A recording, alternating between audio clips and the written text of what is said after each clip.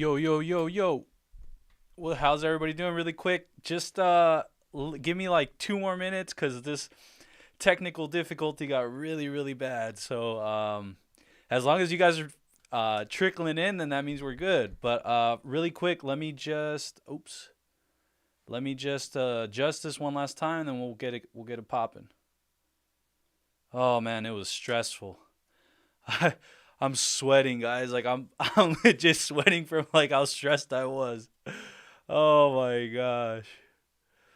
Um, but yeah, so let me know if you guys can hear me. Let me know if you guys can hear me and all is good. Like I said, I'm still right now a little flustered just because of what happened, but yeah, so really quick, let me finish setting up this whole thing and whew, I got a little stressed, guys. I missed y'all. Oh my gosh.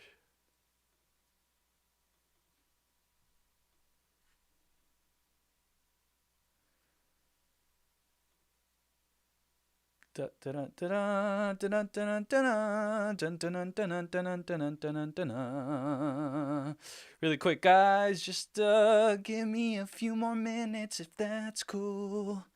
Give me a few more minutes if that's cool with you. Dun dun dun dun dun dun dun dun dun dun dun. All right. Let's see. What else can we do?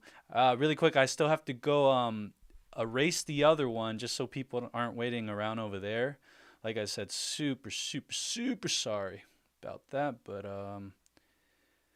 yeah, guys, we're in it. We're in it to win it, yo. Oh my gosh.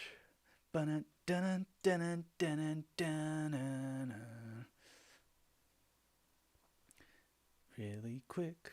Hey, but if if you guys don't know, I'm like sweating. My the table right here is all sweaty right here. In case you guys were wondering, it's super sweaty, man. Uh, I can't wait to start talking about this though. After this whole thing I gotta finish, we gonna get it on. All right, let's see.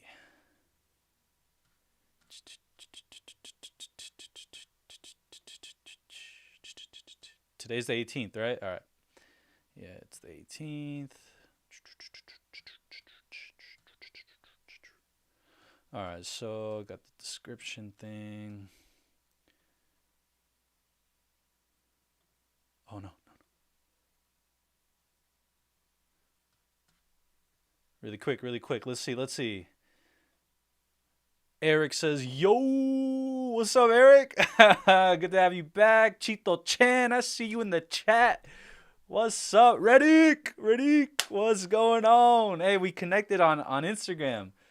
Very, very good. Hey, it would suck if your power went out just like it was over here in Texas. I'm sorry to hear you're in Texas, man. That if for everybody around the world that doesn't know right now, one of our biggest state, Texas, actually it was completely wiped of power because they're on their own power grid, and let me tell you, it was a mess. Watching all the way from California, it was so they got a really bad winter storm. Their water froze, so their pipes, everything, all the water that runs to your house froze, so you can't go to the bathroom in your own toilet, stuff like that. And then their electricity went out. So pretty crazy stuff. Still setting up. Hold on, really quick, really quick, really quick. Almost there. Still got to erase the other one. Almost there though, guys. Almost there.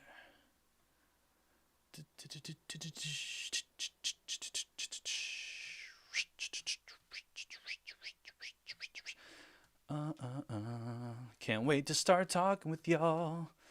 Just give me like. Alright, I think that's good over here. Okay, and then the other one, go ahead and list that.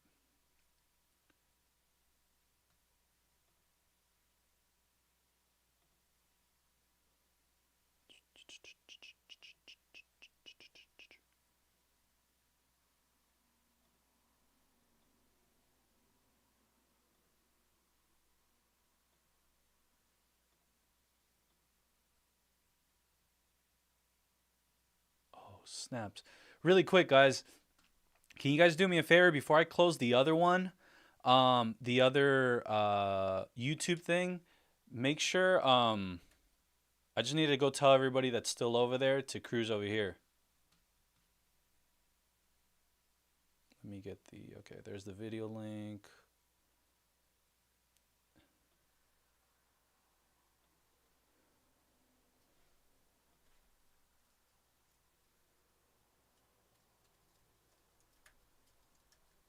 All right, guys, almost done. Just now telling everybody from the other one that's not working to come over to this one. And then after that, I'm going to be able to, everyone go to the new stream. All right. All right, I think.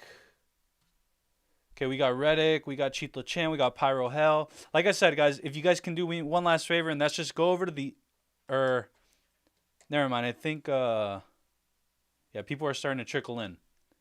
So I think we good, fam. I think we good. All right, what's going on? Holy crap, this is happening. This is happening. This is like the Michael Scott where he's like, where there was a fire alarm and he's going all over the place. All right.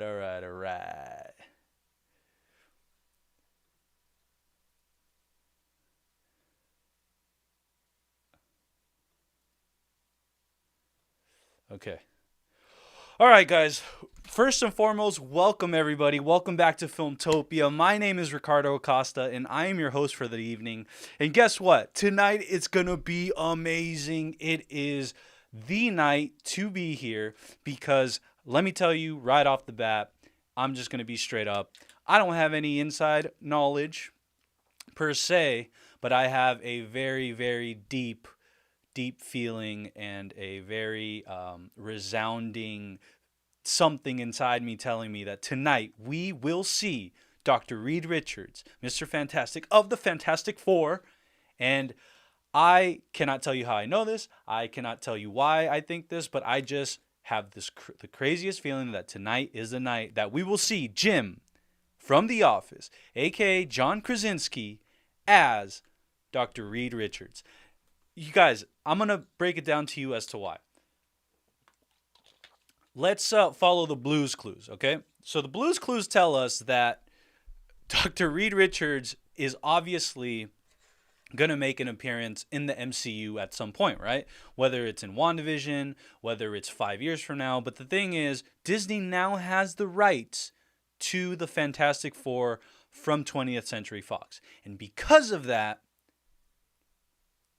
why would you mention an aerospace engineer in WandaVision?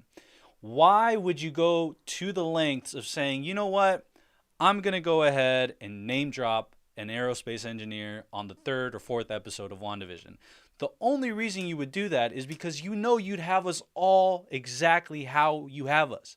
We're all vying to see this because we've been making up our own theories. The community, my fellow Filmtopians are starving for this. And we all want Reid Richards to be John Krasinski from The Office. And the thing is, with Marvel, they have a pretty good track record with giving us what we want. They do everything to, dare I say it, almost perfection. And I will tell you this. If they don't cast Jim, aka John Krasinski, as Dr. Reid Richards, then I think there will be an upheaval because it's the only person that if he was on screen, if we immediately saw him, we don't need an introduction. We don't need anybody to tell us who that is. We will know who that is. If you give us anybody else, we're going to be like, and we're going to ponder and we're going to wonder if this is right and if we like it.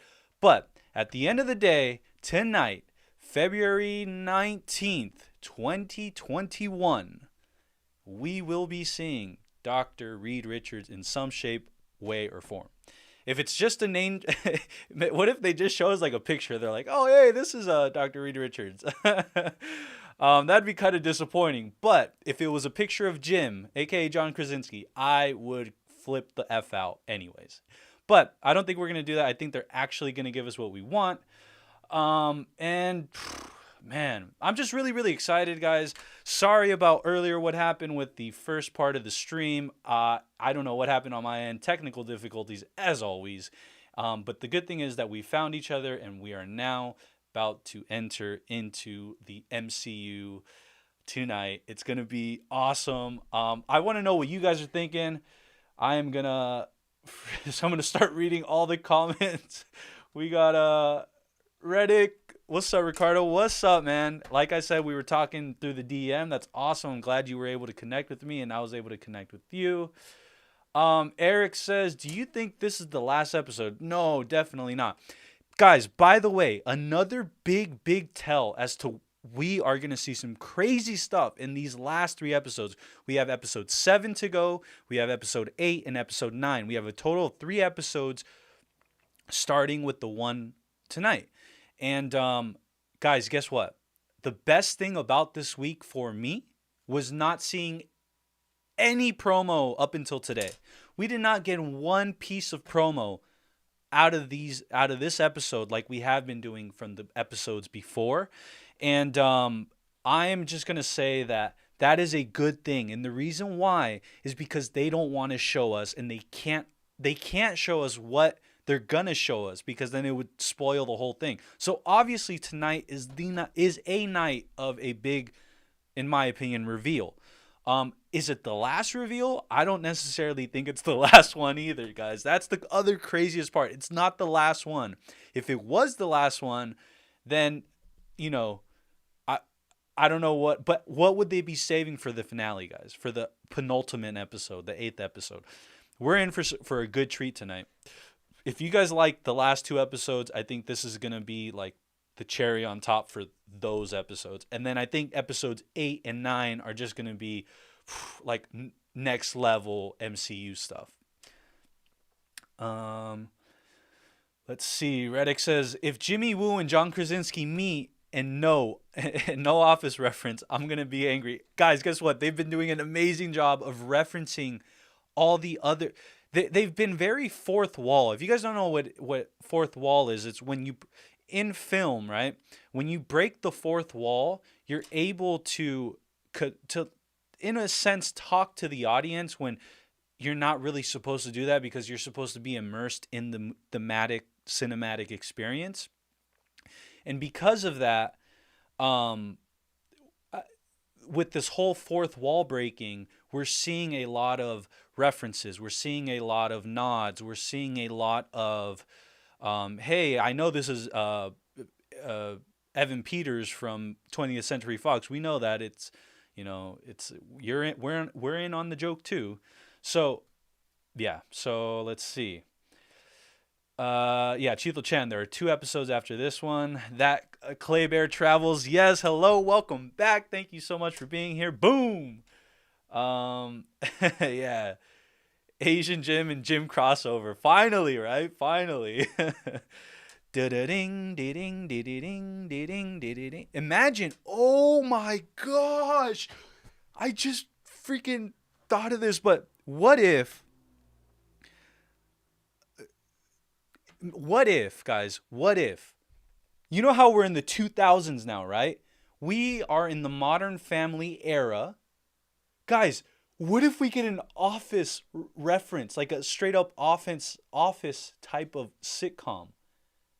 I mean, I know the mockumentaries, you know, for Parks and Rec and kind of like Modern Family, but what if that's how they introduced John Krasinski in Asian Jim, Jimmy Woo? Whoa, that would be crazy. I didn't even think of that till now. Reddick says, you sing well, man. Thank you. I appreciate that. That was, yeah. I'm going to go ahead and, Ocean Kim. Oh, hey, I made it on time for once. Yes, thank you so much, Ocean Kim. We love to have you back. Bob. What's up, Bob? Bob is, if you guys don't know, Bob is basically the day one fan of day one fans. He was, I think, here first, the first time I ever streamed. And, yeah. So always big applauses to Bob. Rosie says, I was stuck on the other page. Yeah, sorry about that. Hopefully everybody was able to transition over here, and we're back. Bob says, congratulations on 100 sobs. We are now lush, bushy bush saplings. Yeah, guys, we made it to 100 subs last week, and that is just, like, it blows my mind. I am beyond grateful, and you guys know that. I think I said grateful and thankful and thank you probably over 200 times last week. But guess what? This week, I'm going to make sure to say it more than 200 times because that's what you guys deserve. You guys deserve as many thank yous as you can get. So tonight, I mean, I guess an arbitrary goal would be let's get up to 200. I don't know how we're going to do it, but we're going to try. Doesn't hurt to try. And last time we got up to 130 likes when the goal was 30, guys. We went 100 over. That's insane. I'm not even gonna put a goal for the likes. Let's just like it up and let's sub it up, and let's get this going, guys. This is crazy. So Stephen Cummings says, so I was saying in the old stream, Sam Elliott, wow, okay, will be the big cameo at the end with all the weirdness last episode with the extra children, loose souls as the OG Ghost Rider. Wow, that'd be... Nah, I don't know if they'd go Ghost Rider. Wow, I don't know, guys. It was so crazy. Oh, man. Pyro Hell says, so happy to see your channel growing. You deserve it. Thank you, Pyro Hell. You have been here since day one as well. Thank you. Jonah Mandel, yo, Filmtopia, go to 20 minutes and 10 seconds in Avengers Assemble Season 3, Episode 25. This is exactly where my Ultron theory stem from. Okay, I'll go check it out. Let me go through these comments, and then I'm going to go check it out right before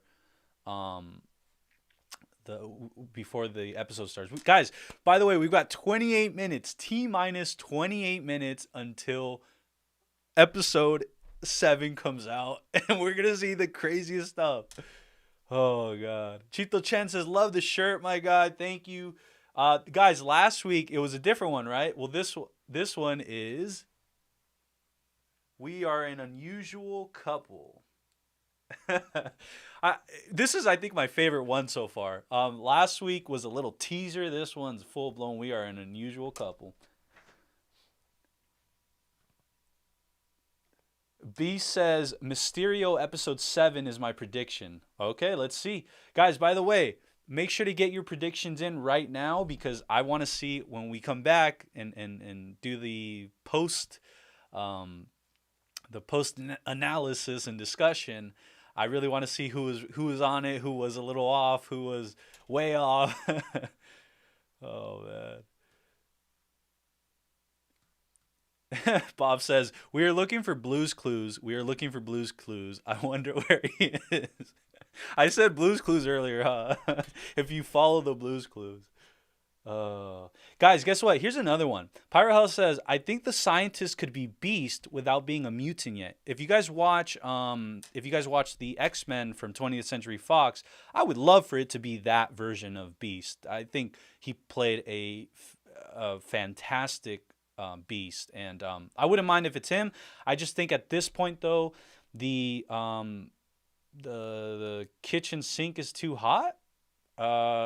What I'm trying to say is, like, at this point the fans and the world are clamoring for Dr. Reed Richards, for it to be Dr. Reed Richards, and then on top of that for it to be John Krasinski. So at this point I think obviously, like, that's a fan thing, right? But here's my other Blue's Clues, guys. Have you guys noticed how John Krasinski has been unorthodoxically quiet? He has no movies on his slate. The last thing he directed was A Quiet Place 2. He's not filming anything right now, nor was he filming anything like a few months ago because of the pandemic. He was doing his Some Good News YouTube channel stuff. So if you follow the Blue's Clues, why wouldn't it be him? It just, I don't know. It seems like it's heading that way. Yo, Black Established 1990, what's going? Yo, my dude, how's my favorite YouTuber doing? Excited for tonight. Thank you. I've never been anybody's favorite anything, so I appreciate that. Thank you so much for being here. Let's see. Too Crispy says, remember Ross had a mutant collar on Wanda at the end of Civil War in the ocean prison? That could come into play, or maybe Deadpool shows up with his collar. Thoughts? I don't know about the Deadpool thing, but guys, I mentioned this a few streams back, and one of my things was, what the heck happens if, like, we're over here expecting like just one, like maybe Magneto, maybe Professor X, maybe Dr. Reed Richards, maybe Tobey Maguire Spider-Man, he comes through like a ripple in space and time and blah, whatever, right? What if we're thinking that? But what if, guys, what the heck if it's like a bunch of these people? It's not just one. What if that's the big thing? So guys, if you guys have not heard, a huge thing that's going around right now. Well, it's not even that it's going around. It's coming out of these actors' mouth, right? It's coming out of press tours. And so the actress that plays Monica Rambeau and the actor that plays Vision have been saying some stuff lately. And here, let me go ahead and show you guys what I'm talking about, because this is something worthy to read. And again, these are all the Blues Clues I'm following. I need you guys to just stick with me and hopefully understand that I'm not making this up. Because that's one thing. I like theorizing, but I don't like misleading anybody or being too crazy. Let's see. Okay, let me see if you guys can see this. Okay, cool. All right, guys, if you guys go into my likes on Filmtopia, the Twitter, so we have, let's see. Okay, so first one here. We have WandaVision star promises Marvel Mysteries massive payoff in coming series finale. So we know that the season finale is being geared to be crazy. Now, what kind of crazy? Is it Tobey Maguire crazy? Is it just Doctor Strange crazy? Is it everybody crazy? We'll find out. Check this out. Okay, Culture Crave says that Paul Bettany on the mystery cameo in WandaVision, right? People seem to think it's Doctor Strange. Truth is, ... meaning he said stuff in between that. There is one character that has not been revealed, and it is very exciting. It's an actor I've longed to work with all my life. Guys, so he's not denying Doctor Strange isn't coming. He's just saying that the mystery cameo we're building up isn't necessarily Doctor Strange. It's not that he won't be a cameo. He's saying the mystery cameo, though, is someone that we've never seen before or it hasn't been revealed. But here's the thing. Following the Blues Clues, who has Paul Bettany not worked with? We know he's worked with Ian McKellen, and that was on the Da Vinci Code. And we know that he also worked with a plethora of other actors that we've already discussed that it can't be it. But guess what? He idolized Al Pacino, the Al Pacino, aka the Godfather, Al Pacino, as one of his favorite, most lauded actors. So you think about it. What if Mephisto is played by Al Pacino? That's a very plausible thing. Do I think that's the case? I don't know. I just do not know yet who this mystery character is. We can maybe guess the actor, but... And the other thing, if you guys know, has he worked with John Krasinski before? Because I don't know if he has. If he hasn't, I mean, that's another contender. But again, I think the Luke Skywalker level cameo... Here, my thing is, I feel like there's multiple cameos that are about to appear, but there's like one special one. And so it's up to us to figure out who that special one is. It's going to be a little disappointing if I say all this and it's only truly one person. Oh, man. Let's see. A lot of WandaVision fans believe that Patrick Stewart will appear in episode 7, and Patrick Stewart is one of the actors that Paul Bettany has not worked with yet. And although Patrick Stewart said that after Logan, the Wolverine last movie Logan, he was not going to return to any form of Dr. or Professor X, Xavier Charles, at all. But you never know, because the power that Kevin Feige wields, trust in Feige, put that in the comments, trust in Feige. We all know that he commands a huge amount of respect in the industry. And because of that, I can see Kevin Feige being able to pull Patrick Stewart out of retirement. So I posed the question to everybody, who is coming and why? I want to know if you guys, I want to know, give me 3 people, and then also if you could only pick one, who's that one? So give me 3 options, but then if you had to pick between those options and it can only be one cameo for the rest of the season, who do you think that is? I'll give you mine. Mine is, and I'm still in belief that it's actually going to be more than 3, but just to be safe, I personally think the 3 are Dr. Reid Richards, played by John Krasinski. I think Patrick Stewart, Professor X. And I think Mephisto will be Al Pacino.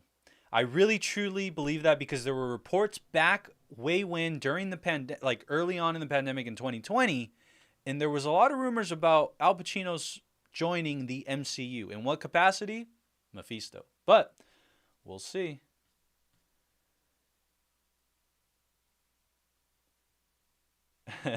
We got Trustin Feige in the chat. Waz, what's up? Welcome back. Welcome back. RHZ Zoom, welcome back. Reddick says Mephisto is Al Pacino. Man, the fuck, that would be crazy. Chito Chet says we're looking for the Blues Clues. We're looking for the Blues Clues. Yes, we are. That's what we do. We are the Blues Clues Nation. Oh God, guys, this is awesome. Hey guys, just really quick, I want to tell you guys, when I did my first stream, I think there was no one in here, right? And then when I did my second stream, Bob trickled in, and Ulysses trickled in, and I think a few more people, Evander Holyfield trickled in, and around this time we would probably have one viewer. But right now, guys, from my side, I see that we're at about 20-ish people. We got 14 likes. This is crazy, guys. We're building a family, just like Professor X built the mutant school. This is what that is. We're building a mutant school for fellow Filmtopians. There was a word last time that someone said, mutopians, and I like that one. That was pretty cool. We got Ulysses saying, I predict that I'm gonna be hyped for episode 7 at the end of this episode. Well, that's a great prediction. B says, this is a great stream. Thank you for it. No, again, thank y'all for it. Without y'all, this would be nothing. Guys, by the way, I don't know if you guys have noticed, but did you guys check these out? Did you guys check these out? So, guess what? I'm just so into WandaVision right now that I just needed to express myself via these Funko Pops. I think they're really, really cool. This is my first Funko Pop collection that I'm gonna actually try to build. But what I want visually for us as fellow, as Filmtopia, my goal is for us to be able to fill the whole room or wherever studio, I end up building and all these things, that we're able to with each show start building a collection of these, and so yeah, so I'm really, really excited about that. And by the way, I don't know if you guys know this, but because you guys are here pre the episode starts, I really want to be able to I want to let you guys in on it first. I'm not sure how I'm going to do it, but remind me after the post analysis thing that we do. But you see this one? This one, guys? Okay. This one, I want to give it away. I want to give it away to one of the amazing fellow Filmtopians here at Filmtopia. And I don't know how yet, but I want to do that. And I want to be able to connect with y'all and do this more often. And also, maybe as well, one of these or one of these. Or one of these. So, I don't know how I'm going to do it yet. But we're gonna figure it out, and then we're going to go ahead and try to give it away to one of you. So, if you guys have any good ideas for that, let me know. All I know is in other things, they usually say, oh, make sure you like and subscribe, and you leave a comment, and blah, blah, blah, and you'll be entered into a raffle. I could say that, but I want to see if there's a better way to do this. So, we'll get back to the comments. Let's see. Oh, man. All right. Let's see. All right. Bob said, trust in Feige. Pyro Hell says, by what Paul Bettany said, the only possibilities are either Fassbender or James McAvoy. He has worked with everybody, even Hugh Jackman. Yes. But the only one that I don't think he's worked with, though, that you might have left out was Patrick Stewart. Again, that's the knowledge that I have. Hopefully, actually on this one, hopefully I'm right in order to put him with. That'd be cool. If I saw him with both versions of Magneto and Professor X, I'd be totally cool with that. Reddick says Tobey Maguire, John Krasinski, and Al Pacino. I like the Tobey Maguire one. That was like my fourth one. I really do think that there's a possibility that at the end of this, like the real season finale, like the crazy part, we could see like a rip in space and time and seeing Tobey Maguire walk out and just like look all beat up and be like, what the heck am I doing here? So I don't know. We'll see. Because we're hearing a lot of reports of him being in Spider-Man 3. It's hard to judge if Mephisto is going to be put in due to China. I would love it, but who knows? Jonah, that is a great point. Guys, so if you guys didn't know, China is a market that Disney, the company Disney, Walt Disney, is actively and always trying to get into. But China has their own set of regulations and censorship that it creates a bit of creative, I don't know how to explain it, but just basically it can skew how a creator creates their stuff. Now, I hope Marvel isn't going to do that and they're just going to go ahead and do what's best for the story. But a devil-like character would not fly in a market like over there. So I don't know about that, but Jonah does make a good point. And I think that's what he's referring to. Noel said, Nightmare, Mephisto, Magneto. I like those. B says, another possibility is Justin Hammer from Iron Man 2 for episode 7. The only thing is, like, I don't think it's not big enough. It's not big enough. Cheeto Chan says, hey, are you going to have the episode playing on the stream or are we going to have to watch it on our Disney Plus app? So I unfortunately cannot actually live stream like the actual footage. I basically what I do is let me show you guys. So what I do is I put it up like just like how it looks like right there, and then I sit here and I watch on my screen the Disney Plus episode, but you guys at least get to see my facial reactions because I also put a timer on there. Here, as a matter of fact, it's a good idea. So I put a stopwatch timer, and let's see. And then basically I put it right here. I start it when I start my Disney Plus thing, and then again, so you're able to see that, oh, okay, he's at minute 27, and he's screaming because he just saw Mephisto. You know what I'm saying? So that's how these work. But I definitely do encourage you guys, go watch it however you watch it. And if you guys want to keep me like on a nearby screen just to see if you guys react the same way, cool. But if not, more than happy to just see you guys go watch it and then come back right after. But I don't stop live streaming. That's the thing. I keep it going through the thing. And I think, guys, our record, by the way, is 5 hours. 5 hours of live streaming. So I don't know what's going to happen tonight. I don't know how many subscribers. If you're not already subscribed, make sure to subscribe and make sure to like and make sure to tell all your friends in case you have fellow Marvel mutants that you want to bring in here and just have a good time so we can all talk about it. And yeah, so let's do this. Okay, so Chito Chan. Josh says, nice pops. Thank you so much. Yes, like I said, this one's going away, guys. This one is going to one of y'all. Don't know how yet, but just stay tuned for this. And again, mention like your ideas for how to do the giveaway. Because again, this channel is our channel, right? It's our thing. Filmtopia is this place where we escape and we have a good time, and let's do it. Jonah says, also, make sure you remember to check out the vid. My 3 are Ultron and another way out of left field called Hawkeye. Okay. Hey, Hawkeye, I could see Hawkeye showing up for sure. He was the last closest person to Wanda. And I can see him coming as like a character that just provides a lot of meta and is a lot of, no action and just a lot of words exchanged with Wanda.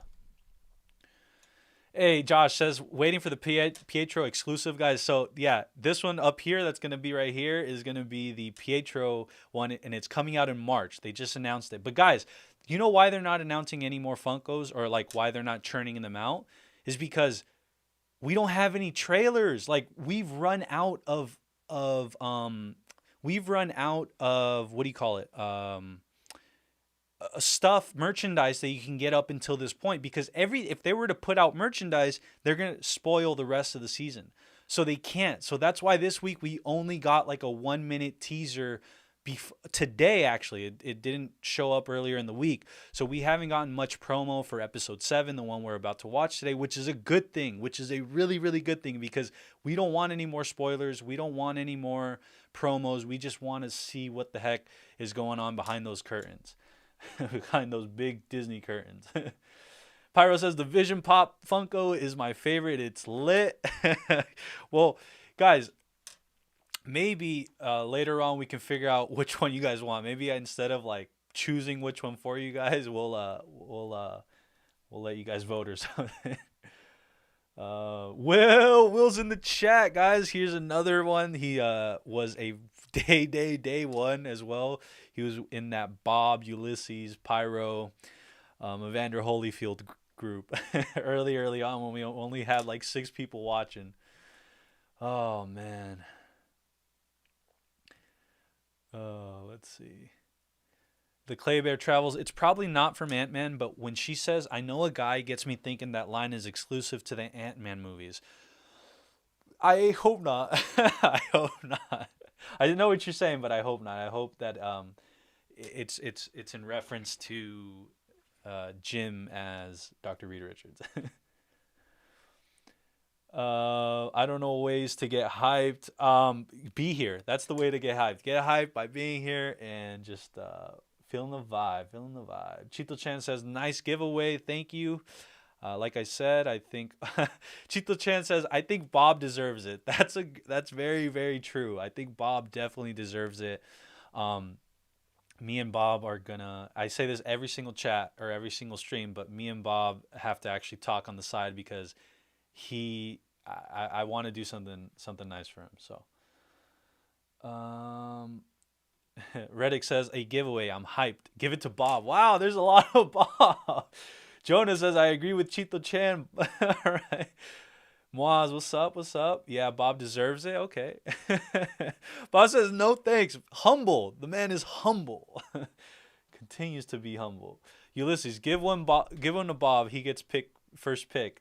like the NFL draft, NBA draft, he is a number 1 first pick. So I'm totally cool with that. And in that case, maybe one just goes straight to Bob and the other one gets raffled or however we're gonna do this.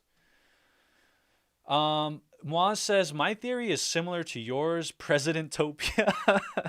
I think that was a good one. That's a funny one. I never heard that. I think it can't be Magneto because that's sort of out of the blue. I think Mephisto might be hinted at the end of this episode. So I think Magneto, though, definitely would not necessarily be out of the blue just because that's comically their father, right? And so I think it could easily make sense. Oops. Let's see. And you're saying if it's Pacino, then it is? Yeah. Bob says, no thanks. I don't want to pop. It's all good, Bob. No pressure. Moaz says, Tobey Maguire at the end of the show in a post-credit scene is possible. Yeah, guys, we have not seen one post-credit scene outside episode 4, or was it episode 5? The one where Evan Peters finally shows up, and they kind of slipped in a post-credit trailer because she began to roll credits herself. Remember? She's like, no, Vision, we're done here. Good night. And then she began to roll the credits, and then Vision was like, yo, wait a minute. So you can technically say Evan Peters, Quicksilver, Pietro coming back was a post-credit scene. Let me know if you agree with me, but that's the way I look at it. B says, I could see Hank McCoy coming in. Yep, same. I think it's Nightmare and Mephisto. We'll see. Bob says... Rosie, I think it will be an English actor, probably Patrick Stewart. So I hope so. I love Patrick Stewart, and I think he would bring a lot of levity.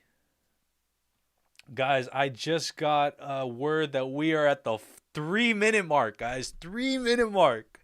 3-minute mark. I don't know who's still in here, but wow, you guys are blowing up the chat for real. Wow. I'm so first, I'm just going to spend these last few minutes just telling you guys thank you. I really appreciate you guys being here. Like I said, this is just super fun, and I cannot wait to get this going. Guys, you realize we're not going to ever experience this again.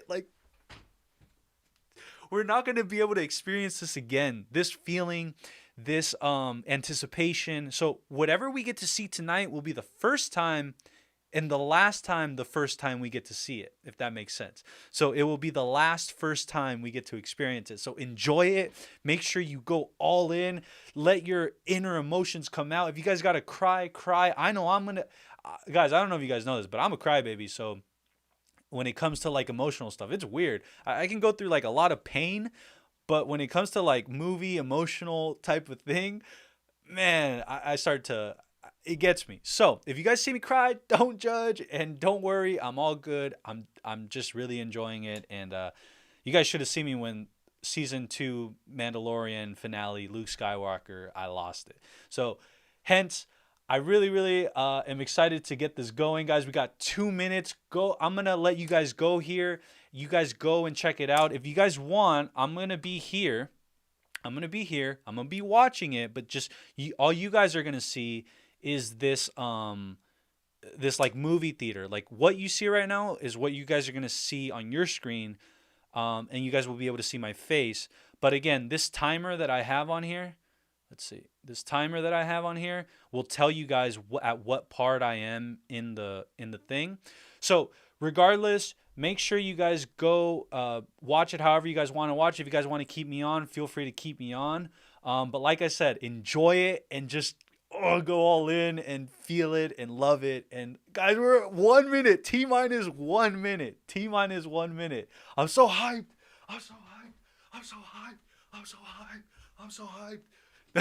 Legit, I'm freaking hyped. I don't know what's gonna happen, but let's do this. I will catch you guys back. If you guys aren't subscribed, make sure to subscribe just so you guys can get notified or to come back. Don't forget me. Don't forget your fellow Filmtopians. And when we get back, we'll figure out what the deal is with these Funko Pops and shirts and all that good stuff. So, love you guys. fellow Filmtopians, I will see you in a bit. I'm going to load mine up, and I suggest you do the same. But again, if you guys want to hang out, put me on mute or whatever it is, and let's do this. All right, guys, it's on 12 o'clock. 12 o'clock. It's here. It's here. It's here. Yo. All right, guys. I can't believe this is happening. I can't believe this is happening. I can't believe it. I can't believe it. I can't believe it. By the way, guys, who knows how many people are tuning in this week, because there might be a delay. There might be a delay as far as Disney Plus because of the servers. Guys, right now my Disney Plus is not loading. Is anybody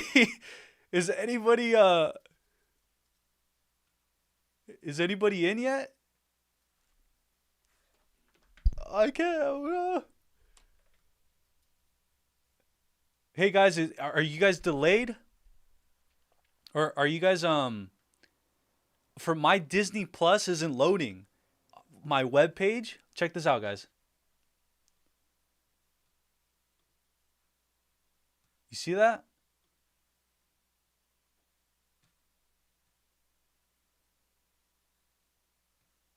Oh man, I wonder what's going on. No. Yeah, Ellie. So Ellie says, Ellie and Rosie are saying that they can't get in either. Well, yeah, same here, guys. That's what mine looks like. Ellie Jackson, Rosie 1. You guys are saying you guys can't get in? Yeah, so here's what so this happened a few episodes back, and it also happened in the season finale for The Mandalorian. Guys, we overloaded the servers. They're freaking out themselves right now. They're pulling a Filmtopia from earlier when I couldn't get my stream to work. Oh, man. Yeah, Edwin says overload. Yep. Edwin says too many people on the server. Yeah, I totally agree. Guys. Yeah, okay. Noel says delays. Josh M says, I'll wait. Ulysses says, same. Oh, Josh said he was in. Here, I'm going to refresh mine one more time. Yeah, guys, nothing. Nothing yet.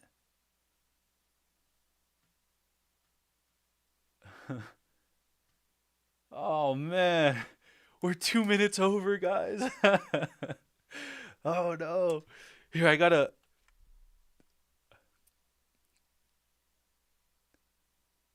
I'm going to text a friend of mine. Just to make sure, guys, because...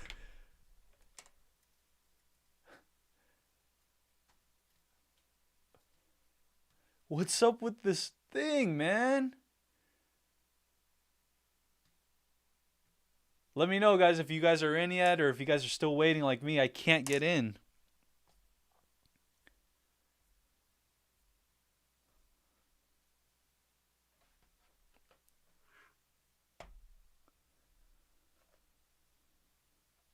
Holy crap, guys. I can't get in. Okay, Josh says he's on Xbox One, the app, and he's on Xbox One via the Disney Plus app, and he's in New York, and he's in. Okay, Ellie Jackson says she's in. Okay, I'm gonna refresh one more time. No, guys, I can't. So on my iPad, I can get in. Let's see really quick. I'm just gonna close my thing. Ellie Jackson says to refresh my screen. Oh, Good Boy says Mephisto's blocking your shit. Oh my gosh, that's a good one. Come on, mine is still down. Rosie says, I have the black screen as well. Nolan says Disney is down. Dang it. Bobby Bob says Blue Marvel. And Moaz says he doesn't want the truth to come out. Mephisto does not want us in there, guys. From the city of Filmtopia. Oh, man. Anasha says, OMG, mine is down too. I'm sorry to hear that. I am... Oh, my gosh. So it's not just me. Wanda Maximoff is in the chat. She says, hi, Tommy. Oh, my God. Guys, what is going on? Are you guys still down? I'm still down. I can't get in. So if I'm on my iPad, it seems to be letting me. Okay, so on my iPad, it's loading, but on my desktop, it's not. Yeah, having trouble. Guys, we overloaded the system, yo. Yo, we did it. We overloaded Disney. What is wrong with us? We just want our WandaVision. That's it. We're just an unusual couple. That's all. That's all. All right. We're just an unusual couple. Oh man. Konar says, this episode of WandaVision is presented by Bruce Buffer. If you guys don't know who Bruce Buffer is, he's the famous person that used to call all the big boxing matches, and he used to talk like this. Tixie says, it's still down for me. It's still down for me too, guys. Still down for me too. Yeah, Nasha, iPhone and TV stuck on the Disney logo. Same here. I'm basically refreshing everywhere. I'm refreshing on iPad. I'm refreshing on. I gotta call my buddy.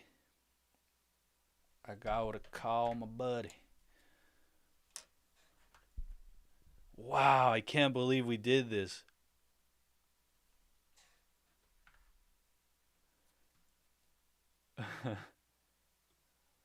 Mod says we need mods. Yeah, I'm trying to figure all that out. I want to get mods too. Ellie Jackson says, "Wow, come on, Disney, come on." I say the same thing. Dang, everybody, guys. All right, so just so you guys see what's going on, my screen looks like this. It doesn't allow me to do anything. It's just black, and then on my iPad, it's basically just the ring of the ring of death. Like it just continues to like swirl and swirl and swirl and swirl.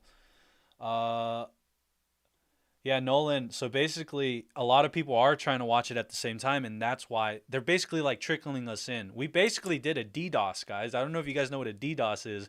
But it's when you overload a server on purpose to slow the network down. We pulled a Digimon. If you guys know what that is, put it in the chat. Digimon. If you guys know what I'm talking about, slowing down the network. Oh man.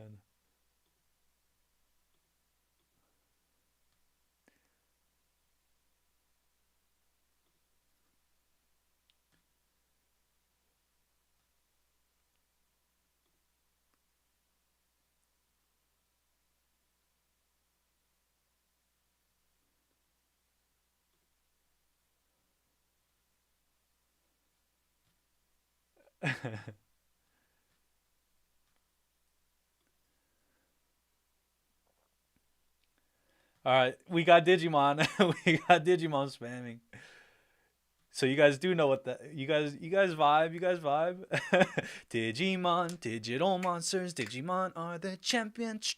Digimon, digital monsters, Digimon are the champions. Change in a digital champion do save the digital world. Digimon, digital monsters. Guys, I don't know who's in here, but everybody that's in here, welcome, welcome, welcome. My name is Ricardo Acosta, and I am basically trying to get freaking Disney Plus to start working. It's obviously not working. Oh my gosh, it logged everybody out, guys.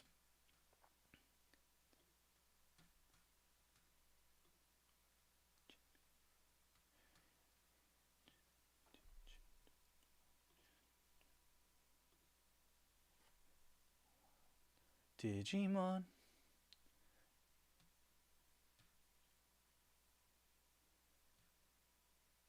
Yeah, so wow. There's a lot of people in here.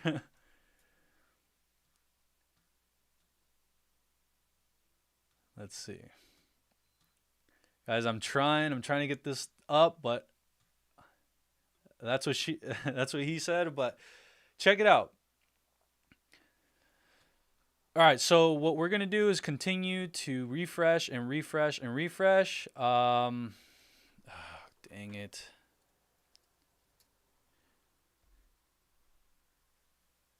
I think it logged everybody out, yo.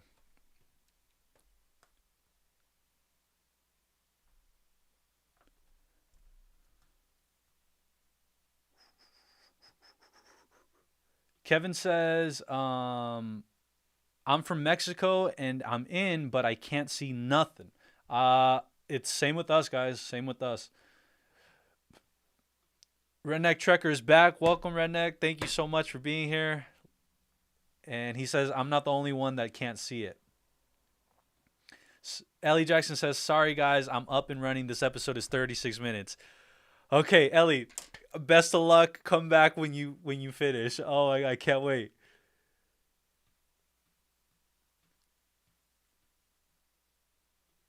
Josh M, yeah, Ellie, still 36. Hate it. And the funny thing, so the episode's 32 minutes because, no, sorry, 30 minutes because there's probably 6 minutes worth of credits. Yeah, Trekker, we definitely did get sucked into Wanda's world. Somewhat, who was it? Moaz earlier said that this is Mephisto's handiwork.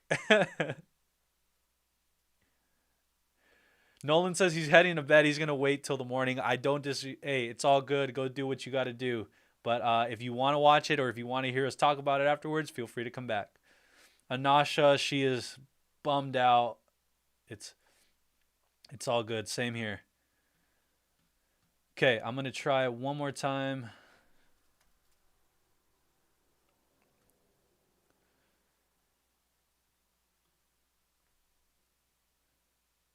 It's making me log back into Disney Plus.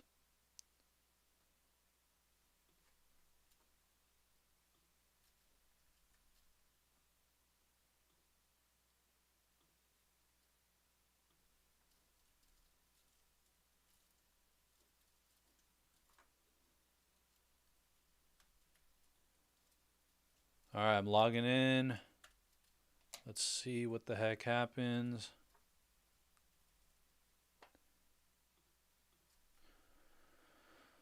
Okay.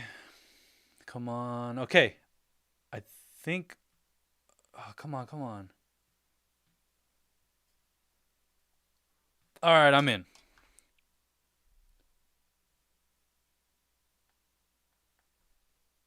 Or at least, I hope.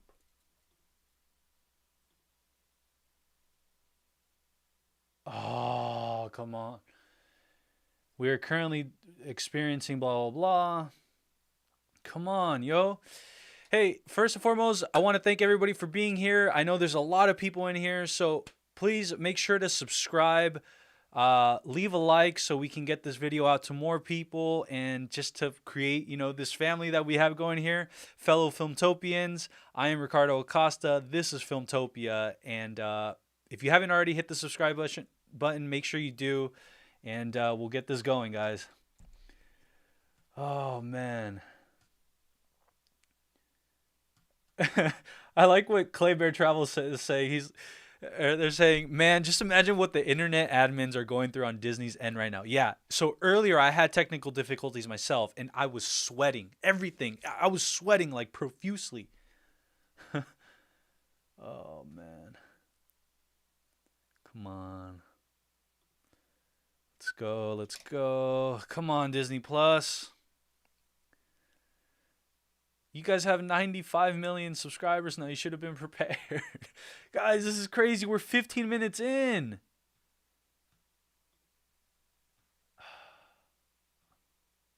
I mean, 15 minutes past the 12 o'clock. Man, we seriously overloaded the thing, and I think that's beautiful. In some weird way, it's beautiful, guys. Um, oh my gosh. Yeah, Bossman says it logged me out, but I can't see the episode. Yeah, I think it's logging a lot of people out to have them. It's weird, guys. However, the computer infrastructure, science, and all that stuff works. There's a lot of protocols being tripped up right now, and so that's why we're probably getting logged out. Oh man. Jax's video says I just got in. Kurema says, hey, buenos dias, buenos dias. Hello, everyone. Jack says it's working. Stephen Cummings says the struggle is real. Without a doubt. Without a doubt, the struggle is real tonight. I cannot believe what the heck is happening right now. This is not fair. We just want to watch our WandaVision. And, oh, wait. Did I get in? Come on. Come on. Ah. Dang it, guys.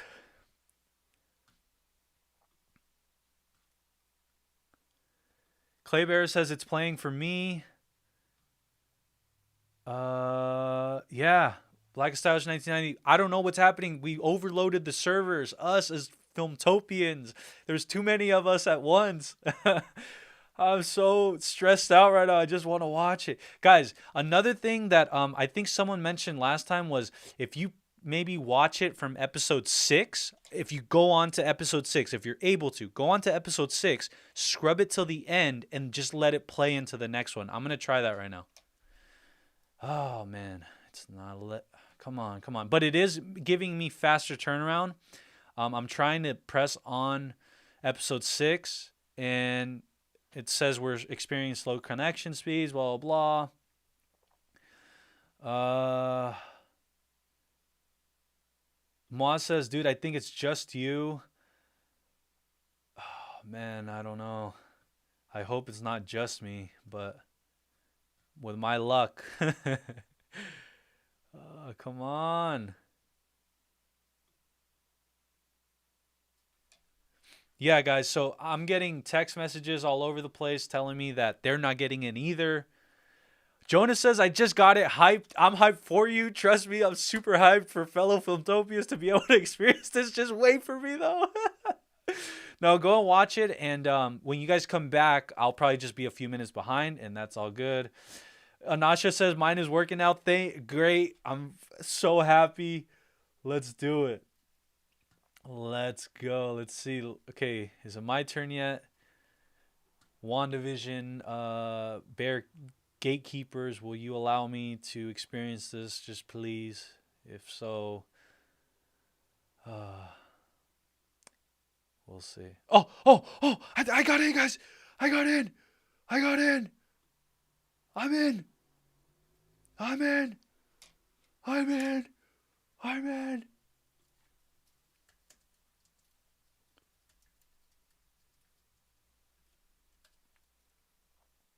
All right, guys, I'm in. I'm going to start. So, all right, I'm going to start the timer. And all right, it's the previously. Oh, gosh. We're in, guys. We're in.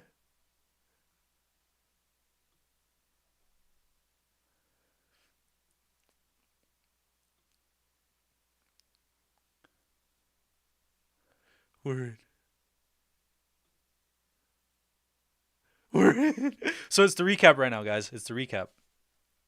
I'm at 34 seconds in, 36 seconds in.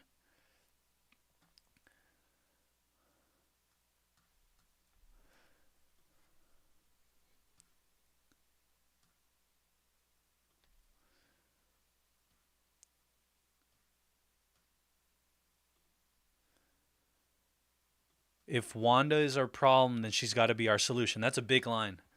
I didn't really catch that one from last time. Oh. Oh my gosh. I love this. Oh, I'm in. The Marvel intro, yo. This is what I live for. I live for this stuff.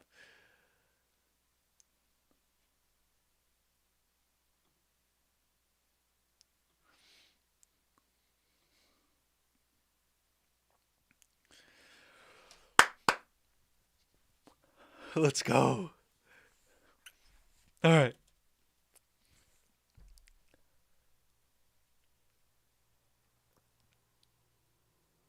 Modern Family. This is the teaser we got today. We've all been there. I think that's the episode's name. We've all been there. This is hilarious.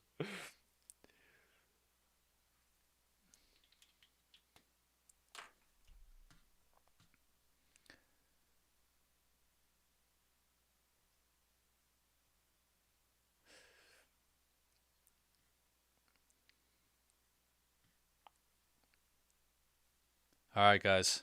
Let's enjoy this. Remember, to enjoy this is our first time being able to watch this. Let's do it.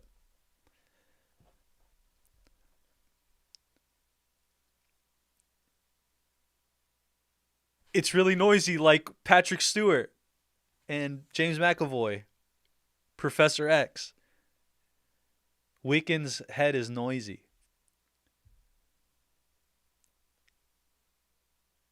A quarantine style staycation, guys. They just added this then. Wanda, Wanda, Wanda.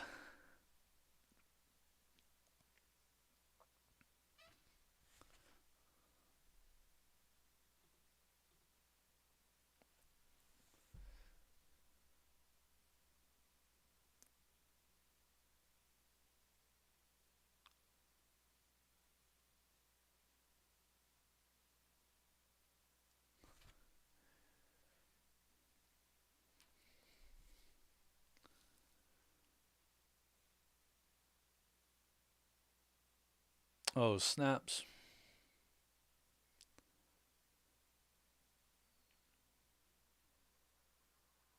Missing? Who's missing? You guys see that? Westview.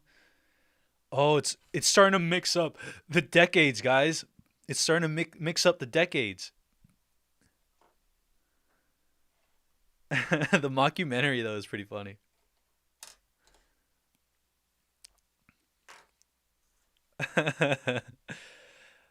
Oh, The Office! The Office, guys! The Office! What theme song? This is a play on the Office theme song, because it's like mockumentary style, obviously the 2000s, but this is a play off the oh, yo, oh, oh, oh, do do do do do do do do do do.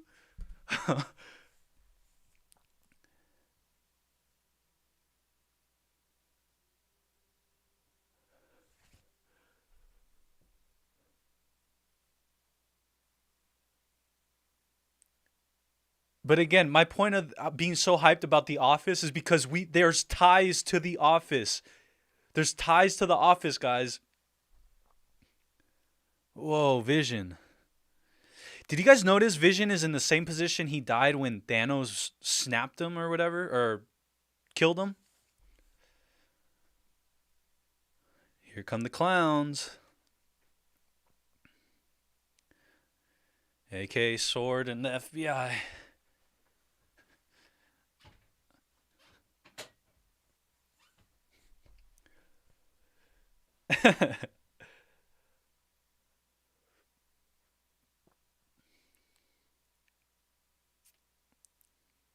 Oh, hello.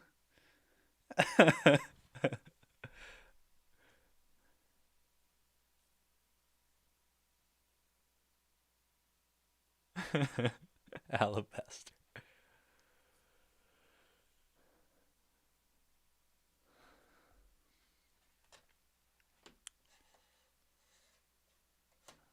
Oh snap! He be cheating.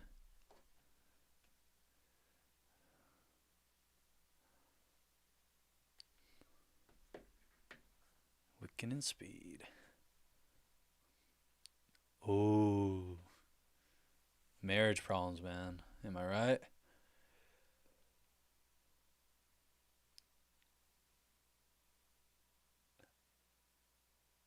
Oh, okay. Uh-oh.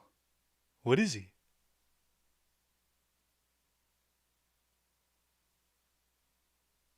I love Elizabeth Olsen. Just had to say it.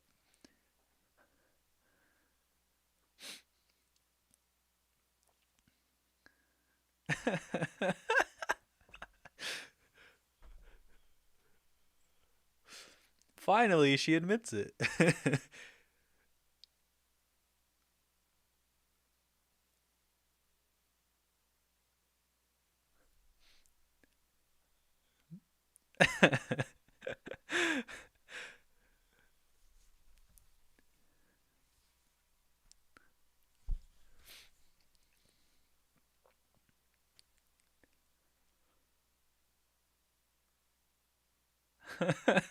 Inherited tough skin. Oh my god. What?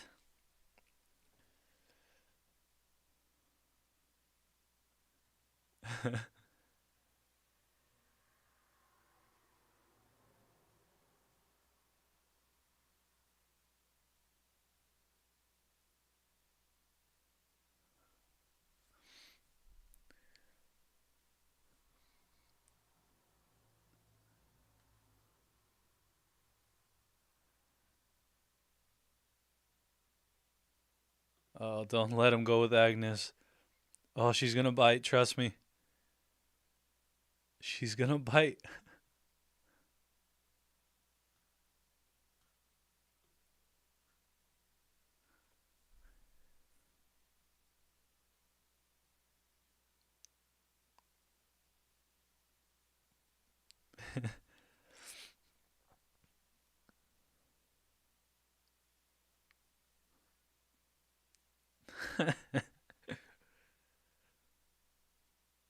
She's got alone time.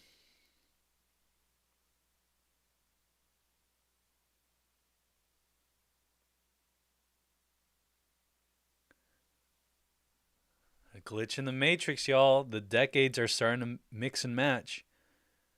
Yep. Decades starting to mix and match. Whoa, she's losing it. You're not fine, Wanda. I'm sorry, but you're not. I mean,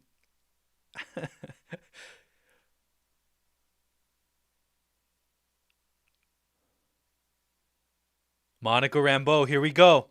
Here we go. Jimmy Woo.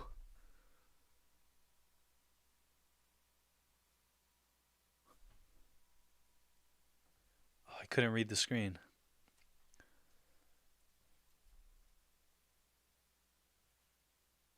Oh.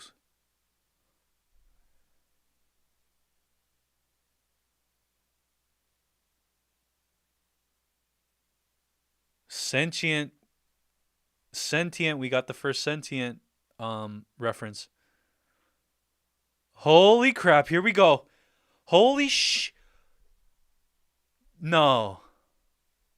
Oh my god. Are you serious? I don't I don't know what I'm going to do, guys. I'm getting the chills. I'm going to lose it.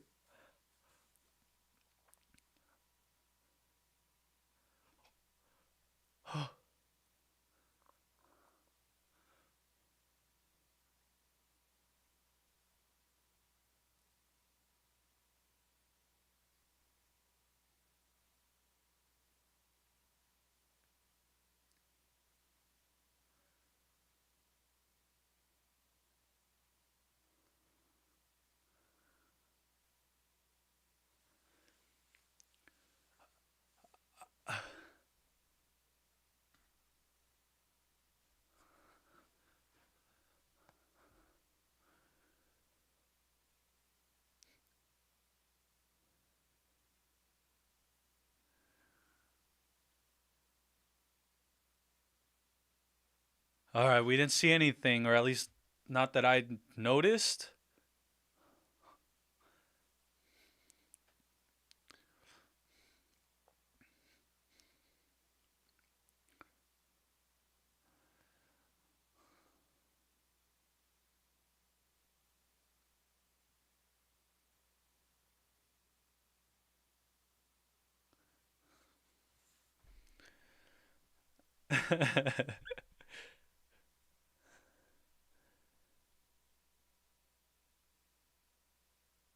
Oh, snaps.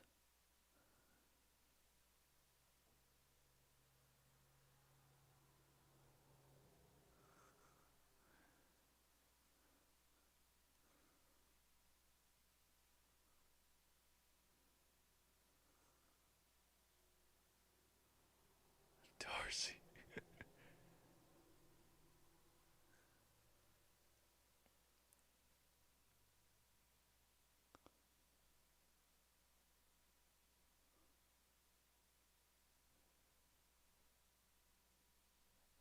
If anyone's trickling in right now, I'm at 12 minutes into the episode, so just letting you guys know. 12 minutes and 36 seconds.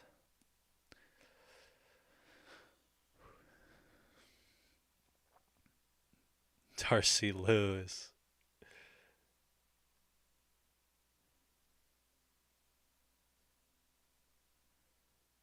Oh, I thought I need answers, yo. They need to answer stuff.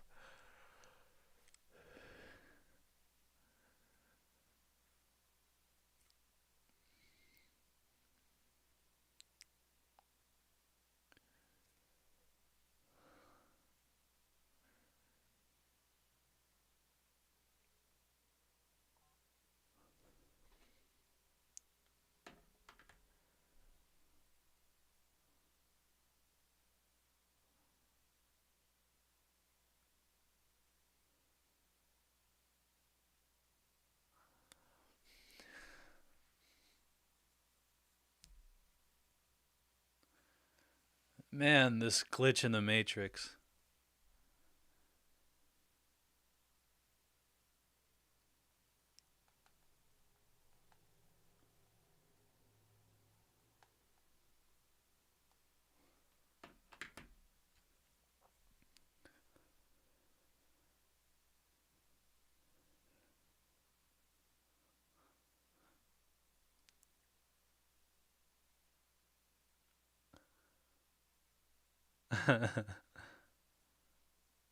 Here's our commercial, our weekly commercial.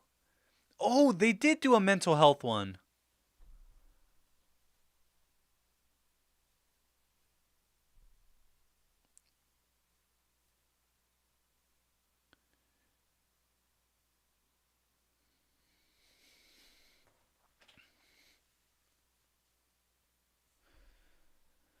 Same actors.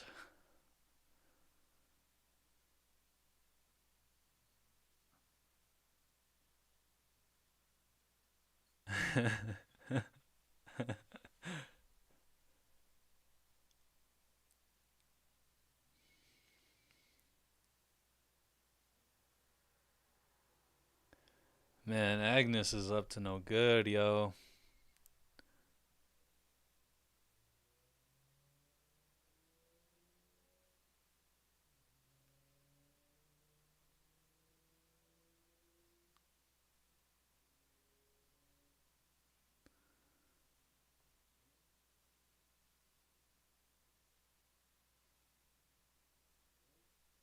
Oh, man. He can see inside.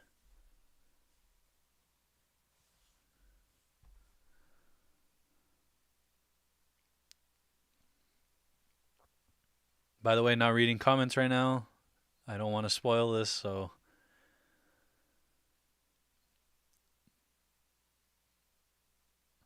I'll get to the comments after. 16 minutes in right now.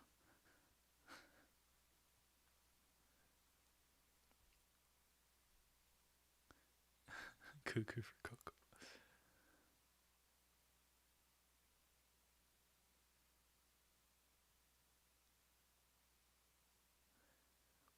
Wait, was that the aerospace engineer then?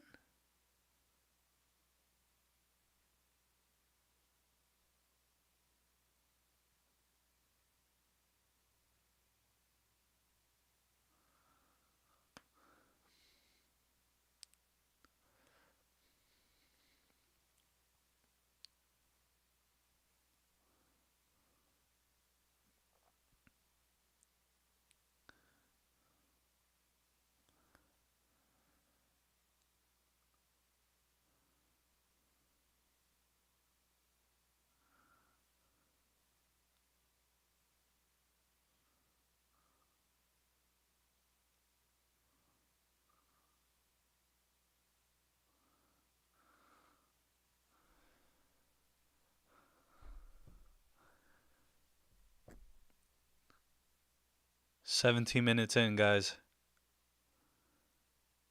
She's about to enter with the space rover.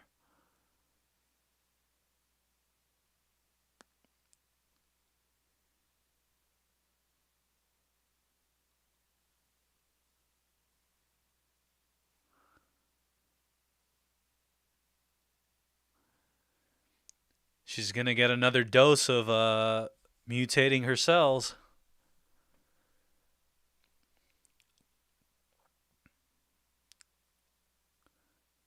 Oh, snaps. The truck is stuck.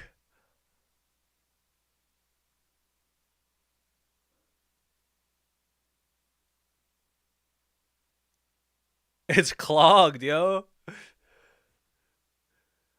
Oh, show. Spin her out. I don't like it. No.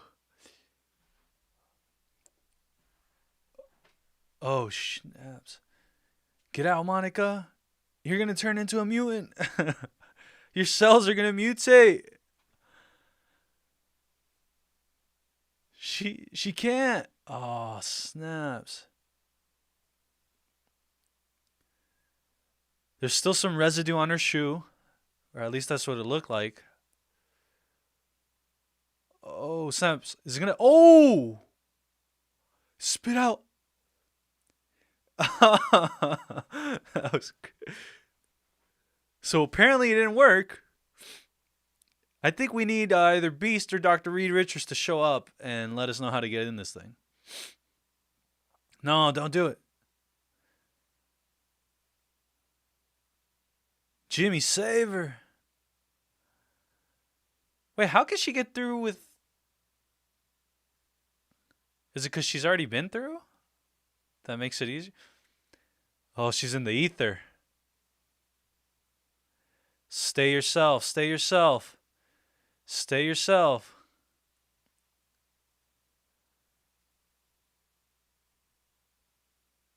Oh, snaps. Look at that. 5 versions of her. 6 versions. Or I don't know, 5. Baby, 70s, her right now.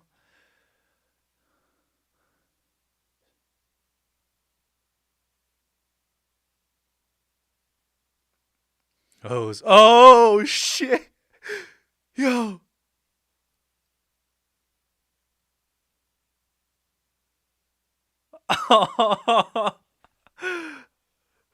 Yo, she a beast. Oh my god.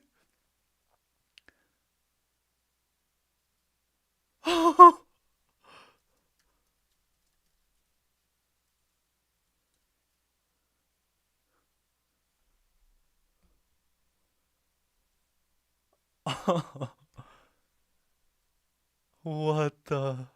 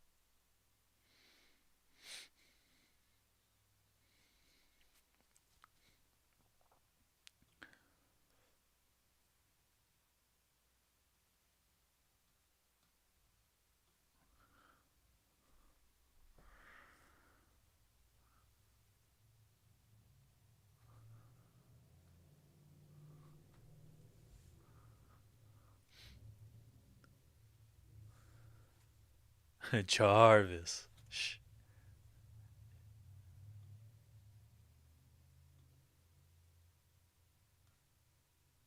Correcto. We don't know. We're trying to figure that out.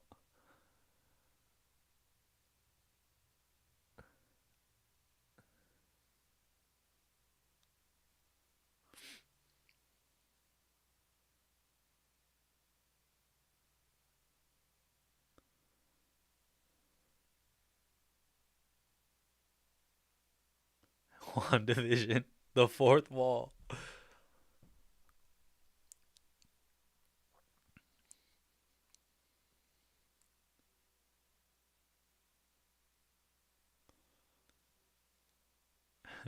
If you've ever been to Universal Studios, this is a lot there for Desperate Housewives.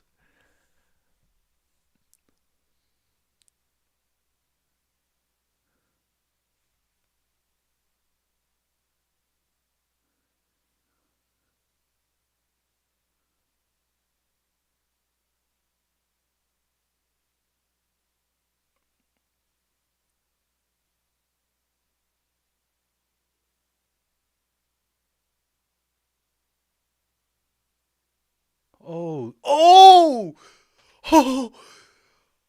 Photon spectrum has arrived. Oh,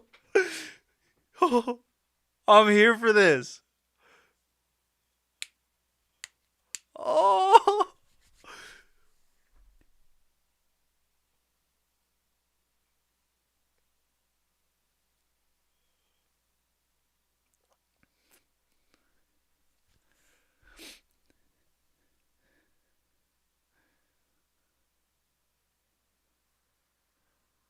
ooh.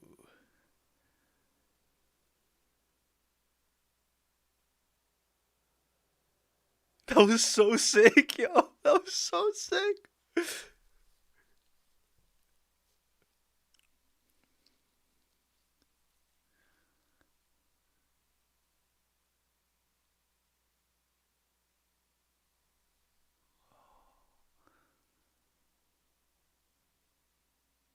Got the chills, yo.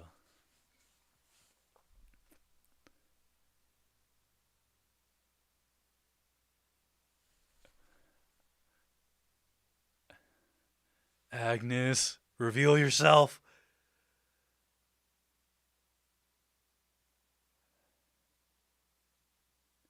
Wanda's not the one doing it. She thinks she is, but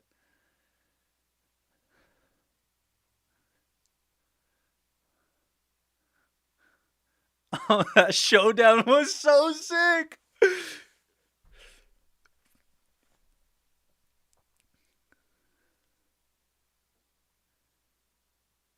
My gosh.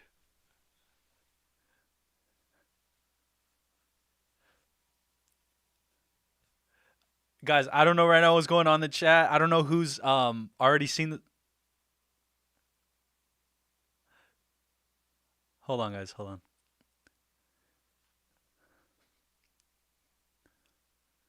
on. Watching Vision do this like mockumentary is funny.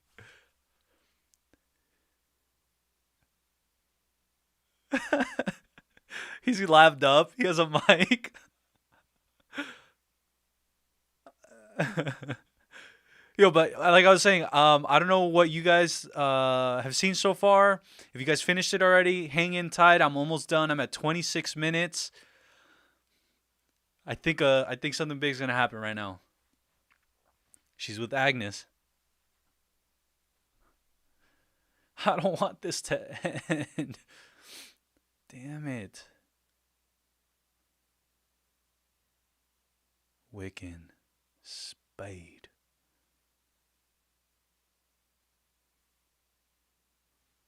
Oh, snaps, guys.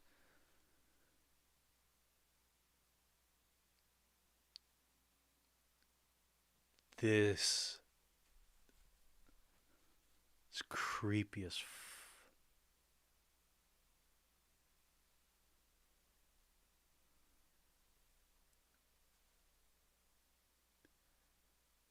She ate them.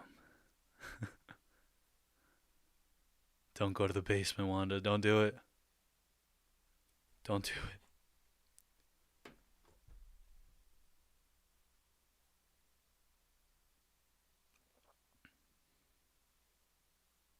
Yo, they are hitting these horror tropes perfectly, guys.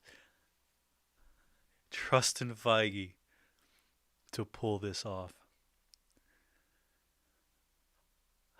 Please don't end. Oh, I know it's ending soon, but please don't end. Oh my God, the rot. Holy sh...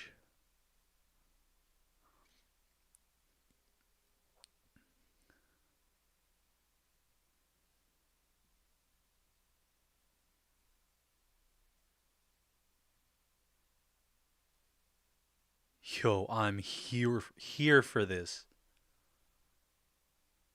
Please don't end. Agatha Harkness for sure.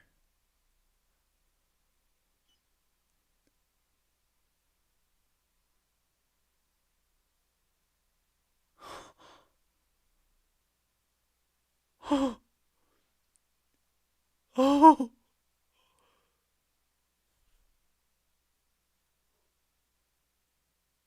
Oh, dear, guys. Oh, Agatha. Don't end. Please.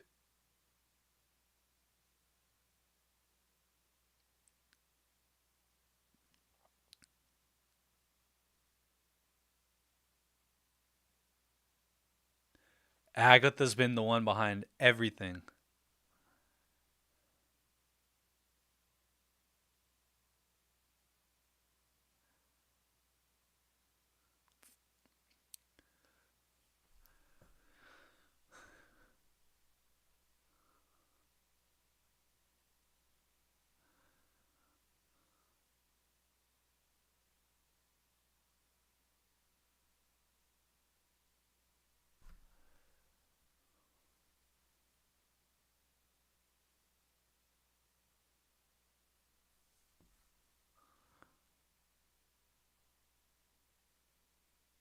Freaking Agatha, man. She killed Sparky. No. Oh, it's over, guys. What the hell just happened?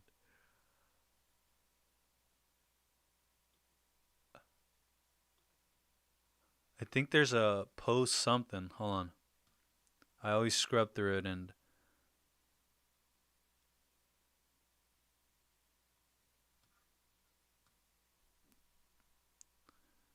Okay, Captain Rambeau.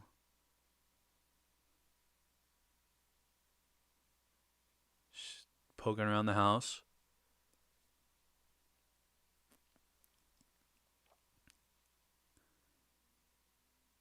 Oh, snaps, yo. What the...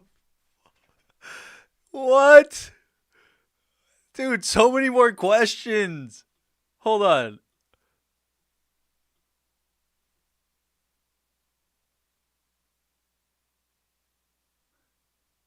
Snooper's gone snoop. Okay, what the mother loving what? What the just happened, yo? What the... All right, guys, really quick. Let me group my thoughts. Let me get a thing of water, and we are about to get into this. Holy cannoli, I am here. First and foremost, what are you guys thinking right now? I don't even know what to think. I'm completely like, this did not, it's not gonna go the way you think it will. It didn't go the way I thought it did at all. Yo, okay, so check this out, guys. First and foremost, that was an interesting episode because Oh my god. It was a very interesting episode. It went completely in a different direction than what I thought. It went in a totally um, different direction that I thought it would, and I keep saying that, but that's because I'm just grouping my thoughts right now, y'all. I welcome everybody. If you're new to Filmtopia, welcome.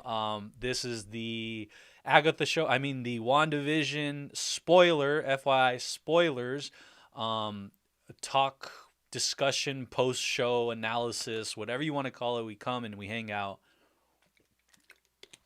and I did not expect any of that to happen. So I need to figure out what the heck happened to John Krasinski and Dr. Reid Richards. Can someone confirm for me that the aerospace engineer was that military agent? Because if that was it, I was fairly disappointed with that. Just because I don't know who that was. If you guys can name who that was, if she's from anywhere or the comics, or if she's someone that has a bigger role in all of this, then totally let me know. But as far as, having Dr. Reid Richards show up, that did not happen. So I'm going to start running through these comments, see what you guys are thinking, because Joshua Lewis says, I want John Krasinski saying... Bob says she can break the fourth effing wall. Agnes and Deadpool confirmed. JK. So if you guys noticed, I talked about this earlier in the pre-show. I talked about how Marvel, or at least WandaVision, is breaking that fourth wall. Something that Deadpool does. Something that, Malcolm in the Middle does. Where you talk directly to the audience and where you acknowledge things that maybe can conflict with canon and stuff, but it's all in jest and it's all, kind of comedic. You see it a lot with Deadpool. I mean, that's the best comparison. For example, like when Ryan Reynolds starred in X-Men Wolverine Origins, and he made fun of his Green Lantern performance, all these things. Anyways, so long story short, Agnes was able to do that, or did do that for this one. Agnes is confirmed. Agatha Harkness. That wasn't a big surprise. And as of right now, I am very, just a little flabbergasted at the fact that we didn't, the episode went in a different direction. But I will tell you this, Captain Rambeau becoming, what's her name? They refer to her as is a spectrum photon, right? Let me know Captain Rambeau, her alias, but oh my god, that face down, that face off with Wanda was amazing. When she came down and she was like, whoop, whoop, and she came down perfect, and the purple stuff, magic is it's just so sick. I thought that was the coolest part of the episode by far. I was very, very excited to see that, and I think the method in which they gave her powers was pretty well done. I think for the common viewer, it's not going to be but what I mean by common viewer is the one that's doesn't have much background. The way she got her powers makes sense to a lot of us, but to a lot of other people it doesn't. But basically, keep in mind she's gone through that wall twice, and we have confirmation that it changed her blood count, her cells, the cells in her blood, and it started mutating, her insides. So the third time she went in, it just completely, she had the in a way the immune system to get through it this time, and she developed her powers. So I hear photon a lot, and I also have seen her reference to spectrum, and then also as so for the sake of today. We'll call her Photon. But that was Office. That was awesome. Hey guys, by the way, what'd you guys think of the Office intro? The Office intro was pretty cool. And that's where I think my expectations just levitated to a point where they were so high that it was going to be very devastating and disappointing if we didn't get like a Jimmy Woo or a John Krasinski sort of like, nod to them, because they're the ones that have been in the Office before, the show. And I'll say this. I did think that, again, maybe we let ourselves get carried away, but I did really truly think that John Krasinski was going to show up as Dr. Reed Richards. For the aerospace engineer to be no one was fairly disappointing. Again, if she is someone, let me know, but I didn't see who she was, to be honest. Jair Torres, welcome back. So pretty much every ad so far is related to the Infinity Stones. That's a theory. That's a working theory for sure. But there have been a lot of theories in the past where the Infinity Stones were kind of paralleled with certain things going on in the MCU. Let's see. Artie Aron, thank you. Welcome back. Well done on growing your channel. Thank you. Again, it's all you guys. I'm just here having fun with y'all. Yeah, you guys have a lot of... I saw the chat popping off for sure. Like, you guys were going hard. And I didn't want to spoil anything, so I had to retract a little and not peek. But now that it's all over, yeah, let's get it going. But I do want to say that if you guys haven't seen it already, make sure you go back and check it out. But there was a post-credit scene, finally, like a more official one, and just go check it out. It had Quicksilver or Evan Peters. Basically, we don't know who he is at this point. We do not know, but he caught he caught Captain Rambeau snooping around Agatha Harkness's place, or was it Wanda's? Either way, one of their houses. She opened up the basement where all the magic stuff was going on downstairs, and she got ran up on by Evan Peters. Again, I'm going to refer to him as Evan Peters because we don't know who he is. We don't know if he's Quicksilver. We don't know if he's just Agatha Harkness's like mind controls test subject. Who knows? We do not know who or what he's doing in there. And so, again, guys, this was another episode where basically, there's there's even more questions. I thought this episode was going to be able to answer a lot of questions, to be able to set up a lot of like action sequences in episodes 8 and episodes 9. But apparently they're still building up to whatever they're building up to. And again, the answers we got tonight was Agnes is Agatha Harkness, the witch. We got to find out that what else, guys? I'm at a loss for words, because again, there weren't many things answered. There was just more questions built on top of each other, such as, is the aerospace engineer, was that the aerospace engineer, the woman military personnel person, and was what's Vision, like basically all the Vision's questions we kind of already like knew, so it's not like he was asking questions for us in order for us to like get the answers.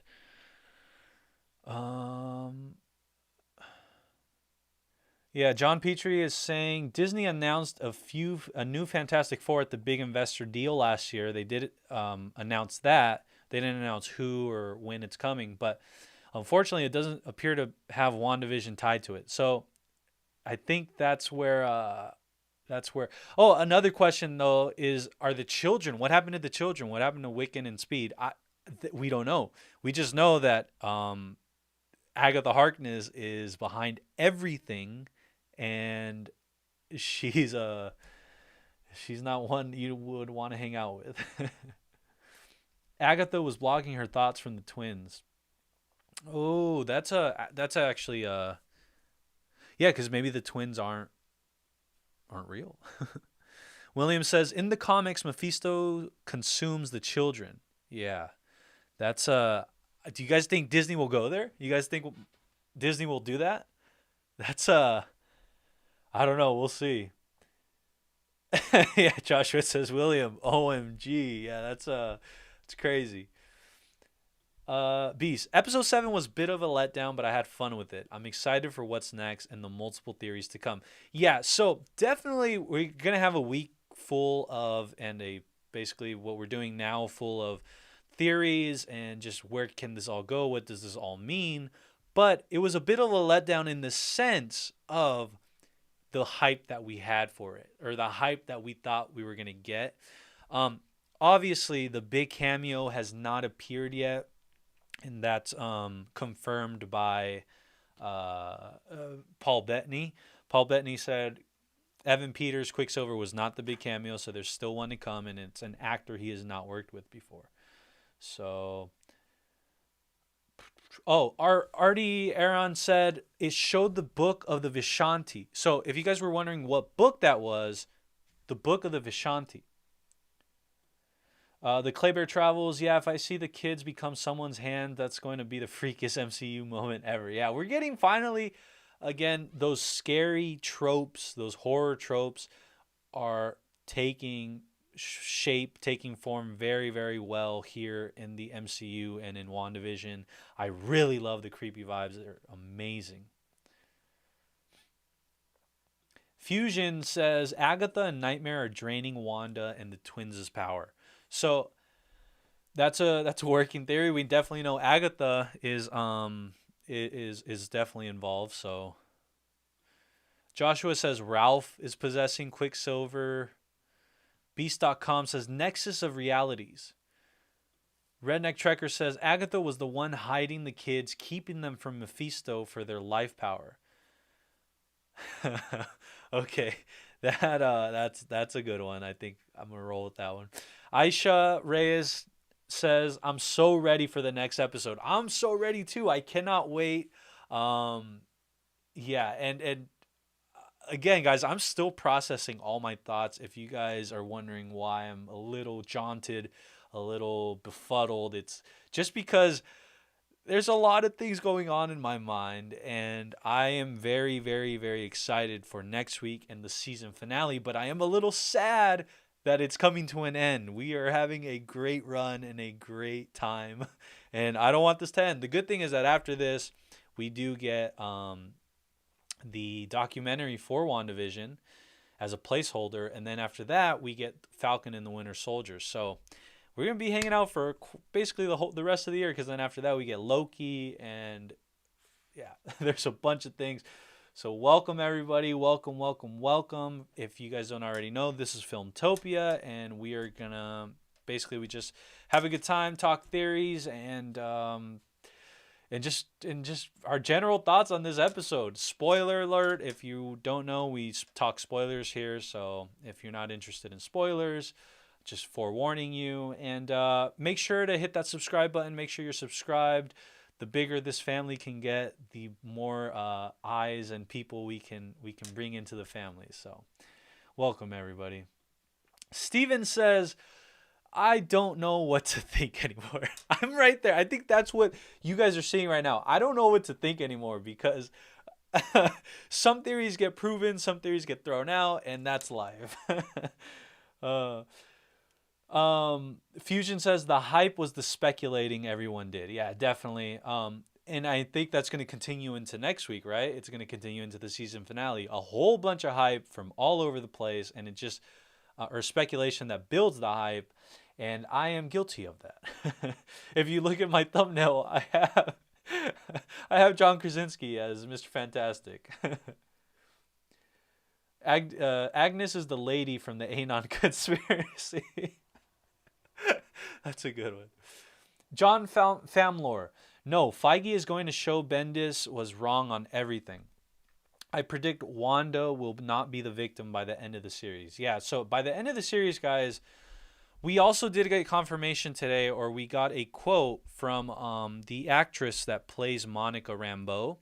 We actually got a quote from her saying that the season finale will be one of great, will be a great finale, but it will be a sad finale.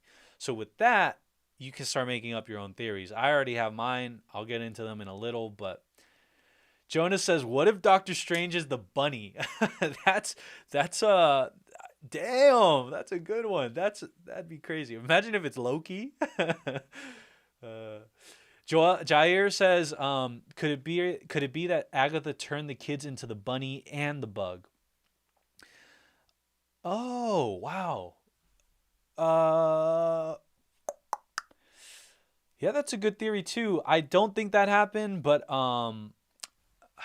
you know, one theory someone said earlier, and they said, what if Agatha is just blocking Wanda from being able to see the kids? And what I got from that though is, what if she's just blocking her creation, her embodiment of those kids, and we kind of basically find out, and that's maybe the season finale where her kids aren't real, and that would open up, I believe, House of M, right? That's how House of M, or there's a certain comic line where she finds out her kids are nothing but thin air and it was all a lie, and she just completely went bananas.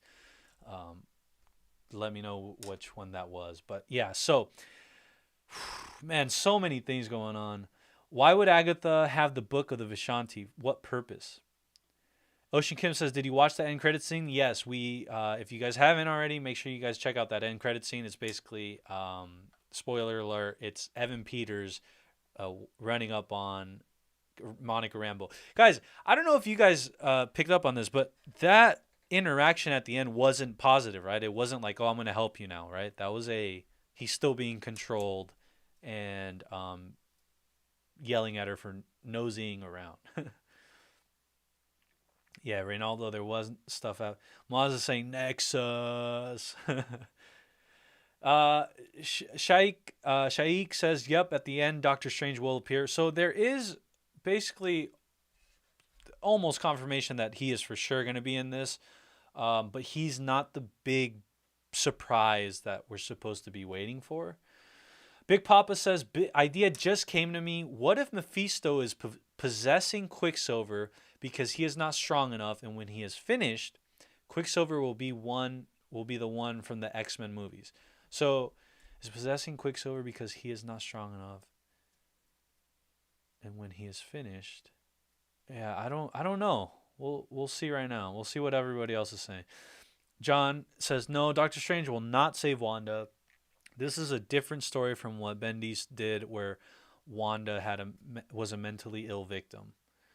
Yeah, Zaku, I liked when Monica Rambeau officially got her powers. I thought it was, especially her confrontation with Wanda, I thought that was like my favorite part of the episode by far, when, you know, Wanda's bullying Monica, and Monica gets lifted up in the air, and then she gets thrown to the ground, but then she does the Thor, you know, when she hits the ground. I thought that was sick. Oh man.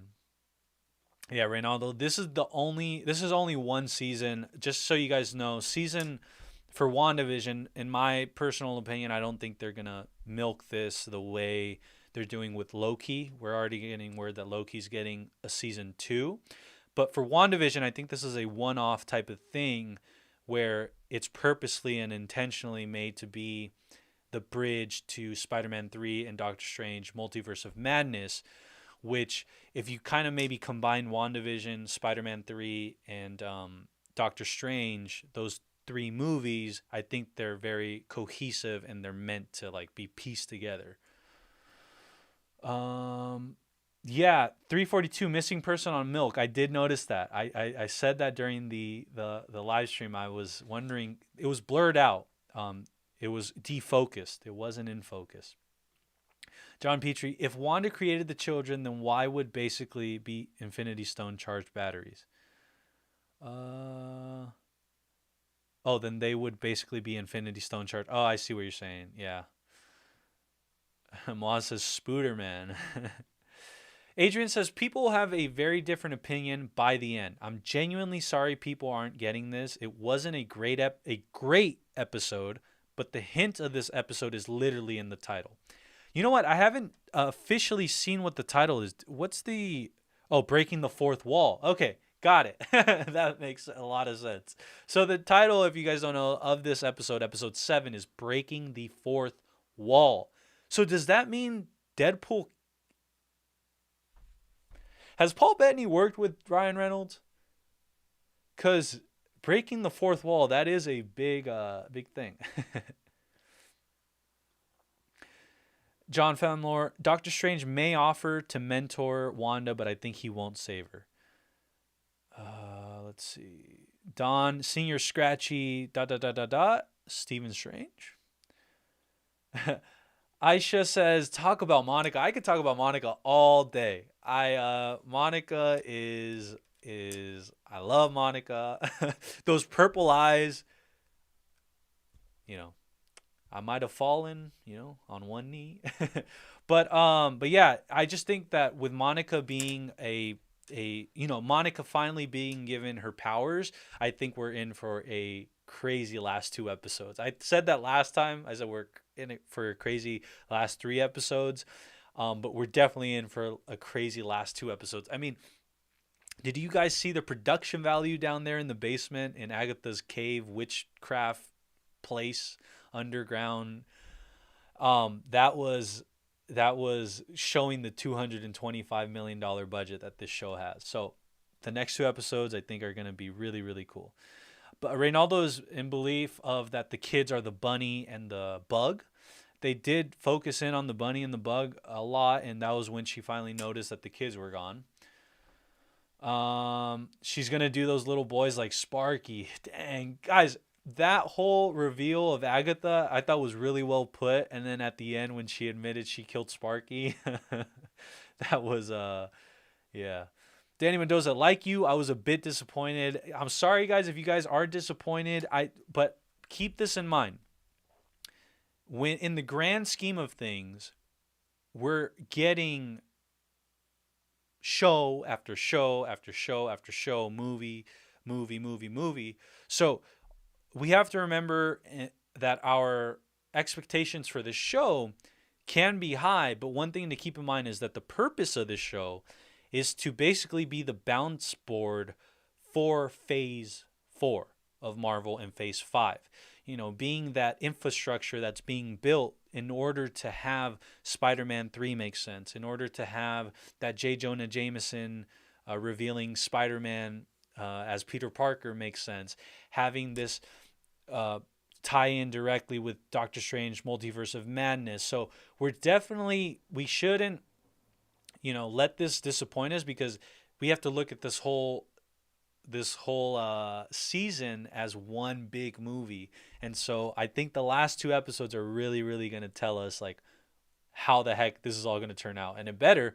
And like I said, we are getting like word from these actual actors. This isn't like report. These are quotes from them, because when they do their press tour, they have, tidbits to tell their interviewers. And Monica, the actress that plays Monica, said that we are in for a great but very sad finale. And so I'll let you Ocean Kim says, I can't believe I was right. My knowledge on comics was useful for once. I'm telling you, you guys need to help me boost up my comic repertoire, my comic knowledge. If you guys have any recommendations of what to read, all the things to read, I am totally down, but you guys need to put them in the chat so I can check them out later. Ashley Tufts says, this may be stupid, but does the bug on the curtain of Agatha's house mean anything? So a lot of people in the chat right now are saying that what if the bunny and the bug are Wiccan and Speed, and that's they got turned into those. Because if you guys notice, or at least from what I remember, Wanda doesn't notice her kids are gone until she like peeps over at the bug and the bunny. So Andrew Cartagena says Wanda's gonna go crazy when Tommy and Billy are gone. Yeah, so I don't know from which one, but I do know that in a certain comic line, Wanda just like goes berserk when she realizes Tommy and Billy are not there. Anasha says OMG. I say OMG to everything. Adrian says, "Hey Ricardo, I was on Nerd Report, but the guys there aren't understanding the point of this episode. Hope some here are getting it. Definitely." So, Adrian, let's definitely get your opinion on the point of like the episode, just so we can help everybody out, catch everybody up to speed. I've given my opinion as far as like what I think this is all doing, but definitely let us know your opinion so we can start brewing some tea. This theory tea. If I eat soap, Wanda, you didn't think you were the only magical girl, and Wanda, you didn't think you were the only magical girl in town, did you? That's my Agatha Harkness impression. Lee Kia says Vision gonna die again. That's a theory. That's a theory. Rihan says Bunny is the missing person. Oh, that could be because the bunny's been in the episode like the whole. I mean, in the season before. This wasn't a. Or wait, was he? I thought the bunny was, but I may be wrong. Yeah, I love that line too. The one I just tried. William says I ain't ready to see Vision die for what, the third time. I know. You think they're gonna go there? You think they're gonna do three Vision deaths? I mean, to me, the only logical thing as a storytelling, because remember, guys, I have different hats. I have a producer hat, I have a filmmaker hat, and I have a fan hat. My filmmaker hat says the most logical thing for good storytelling is to have Vision not continue in the MCU because he's run his once WandaVision's over, there's no real purpose for him in the MC, like moving forward with forward storytelling. It's kind of like bringing Hydra back. Like it just wouldn't. It's run its course. Yeah. Okay. Ashley says we saw the bunny in the second episode, so I am right. They have shown him before. Andrew says I'm not ready for this sad ending, to be honest. Yeah, I don't know, and that's the thing is like I don't know what to consider a sad ending. Like, is it going to be a death? Is it going to be a realization? I don't know yet. Beast, I really thought how the house items were glitching out shows Wanda. It shows Wanda's external struggle. It's an incredible representation. The finale, I feel the hex will break into pieces. So, yeah, if you guys do remember, there was, if you want to call it like a glitch in the Matrix, when they were doing their modern house style of filming, and you notice that things around Wanda were basically glitching back. It was mixing up decades. So, for example, the TV turned into a box TV from the 1950s and 60s, and just plants and everything, the stork.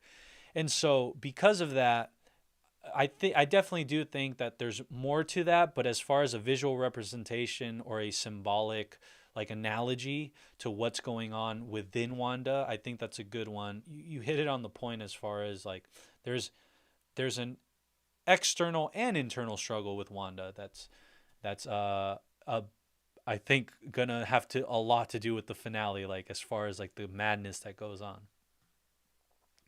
Fusion says the bunny was around before the kids were born. Yeah, okay. John Famlor says it's going to be sad that Vision won't be coming back. That the kids may be shelved as well. Yeah. So here's the only thing though about that thing being with the kids being not real and this that and the fourth. The only thing is now I put on my producer hat. The producer hat tells me we can't get rid of them. We just made a Funko Pop of them. We can't get rid of them. They need to return. They will be a part of the Young Avengers. And so it's kind of hard to see them as a producer leave the show. Just it'd be like if Baby Yoda left, well, permanently left the Mandalorian. It just, as a producer, it doesn't make sense because that's your biggest money maker. That's your biggest draw. So I think those kids probably connect a lot with, kids watching the show. So, they feel that they can have superpowers. So that's my producer hat take on the kids leaving the show or being, written off or whatever. Fusion says there is no missing person. Agent Wu tells Monica that it's not a missing person, it's a missing town. Very true. People are saying that the bunny is Doctor Strange. That's a working theory. William says, I think the kids are real. So I'm in the boat of, I think the kids are going to continue. That's the best way I could put it. I don't necessarily know if they're real. I don't know what to deem them. Just like I don't know what to deem Evan Peters, aka Pietro, aka Quicksilver. I don't know what to call him because I don't know if he is or if he isn't. So I'm going to call him by his government name, and that's Evan Peters. So with the kids, again, Wiccan and Speed, I do not know what they are. I just do think they're going to continue in the MCU. But again, how? Jordan Bassett, welcome back. When the person behind the camera asked a question, I first thought it was Xavier at first. Yeah, so, oh man, there's so many things that I thought were going to happen, but didn't. So, guys, by the way, who is Rambeau now? Like, what alias is she taking on? Is it Photon? Is it, what's the other one she goes by? I can't remember, but what is she going by now? What's her superhero name now? Adrian saying he's not controlled. Yeah. Yeah, Andrew saying that the kids are definitely coming back if they aren't real for a bit. Samuel says Ralph is Mephisto. William says the person behind the camera didn't sound like a woman. I noticed that too. When we heard the person behind the camera, to me it didn't sound like a woman. To me it sounded like someone we had heard before, but I can't put my thumb on it. Yeah, Joshua agrees with William about that. It did not sound like Agatha Harkness when she was like behind the camera breaking that fourth wall. John Famlor, they're probably not going to have Wanda raising kids afterwards. Yeah, I don't know, but like I said, I just think as a producer, it makes the most financial sense to bring back the kids and, input them into the young Avengers that they're creating. Janet says, I think the soldier who helped Monica put on the spacesuit was Ben Grimm. Okay, Ben Grimm. I'm going to have to look that up. Lee KS says, I think they should recast the X-Men. I think that the X-Men that we had prior were, I really liked all of them, every single version we've gotten so far. The only thing that I do hope is if they recast, one thing I do wish is, I wish they'd give the X-Men of old, the 20th Century Fox, a send-off. So have them enter in like a movie or a series, have them there for an episode or for a few minutes, and then create this calamity where they end up leaving again, but we get new versions of them. I think recasting them is appropriate, and I think it's good, but the only thing is I do wish the old Avengers can get a, what do you call it, like a send-off. A send-off, just an acknowledgement, thank you for your service, and we'll move on. John says, so there has to be some version of loss of Wanda and the kids. She has to be somehow separated from them. Yeah. John says, I think we need to let the whole Mephisto thing go. Guys, it's seriously looking like that. It's seriously looking like there's a lot of things that we may have to let go. But I'm not going to let go. I'm going to keep hoping, wishing, and theorizing because it's part of being a fan, right? It's part of being a fan, and that's my... Ulysses says, isn't House of M caused by Wanda's breakdown because of the kids dying? Yeah, there's... Wanda has multiple breakdowns across multiple mediums, and we're witnessing one right now. But again, House of M, as far as confirmation for that, definitely please let Ulysses know. Is that the House of M comic line? Because I get mine confused. Jonah says, Monica, within 1 minute of on-screen superpower, already had a superhero landing, making Deadpool proud. That's a great one. Definitely, guys. I love the superhero landing. I thought it was beautifully done and beautifully introduced. It didn't feel... I loved it, guys. I don't know about you guys, but I know there's a certain part of the internet that doesn't like certain characters and certain people, getting getting powers like this. But you know what? I love it. I love to see it, and I think everybody's doing a great job. And I think, again, Marvel, anything that's in Marvel's hands, and again, trust in Feige. We love Feige here, and Feige knows how to make all this very cohesive and very easy to accept, very welcoming to want to get behind. So I love that. Fusion says, I noticed the missing child on the milk carton. The artwork for the next Spider-Man film has a lot of missing children posters. Well, I haven't seen the artwork for the next Spider-Man film. Ulysses, at William, Agnes changed her voice. I mean, obviously, Agnes can do anything, basically. But it was interesting. I would like to know who those male voices were, if it had any significance. But by the way, guys, this is the hourly. Make sure you guys are subscribed. I would love to have you as a returning guest and returning Filmtopians. I love the vibes we have here. Every single week it goes up, and I cannot believe it. We are at 60 likes, guys, and that's crazy because just a few weeks ago we were getting like 2 or 3 viewers, 2 or 3 likes, and Bob, Ulysses, Will, all my people from day one know that the struggle and the grind has been real. But the beauty is that that's what it is. It's meant to be like that. So when moments like this happen, we can we can really feel good. So this is awesome, guys. Lee Kea says Monica had 2 superhero landings. Oh, wait, which one? Boom. I'm gonna have to go check that out again. I'm willing to watch that over and over and over again. Morgan says, I think Pietro is definitely Ralph. That's possible. William says Ulysses true. Nosy says it was all Agatha. It was all Agatha, bruv. I know my England mates over there. They say, bro, it was all Agatha, bruv. Where's my food, bruv?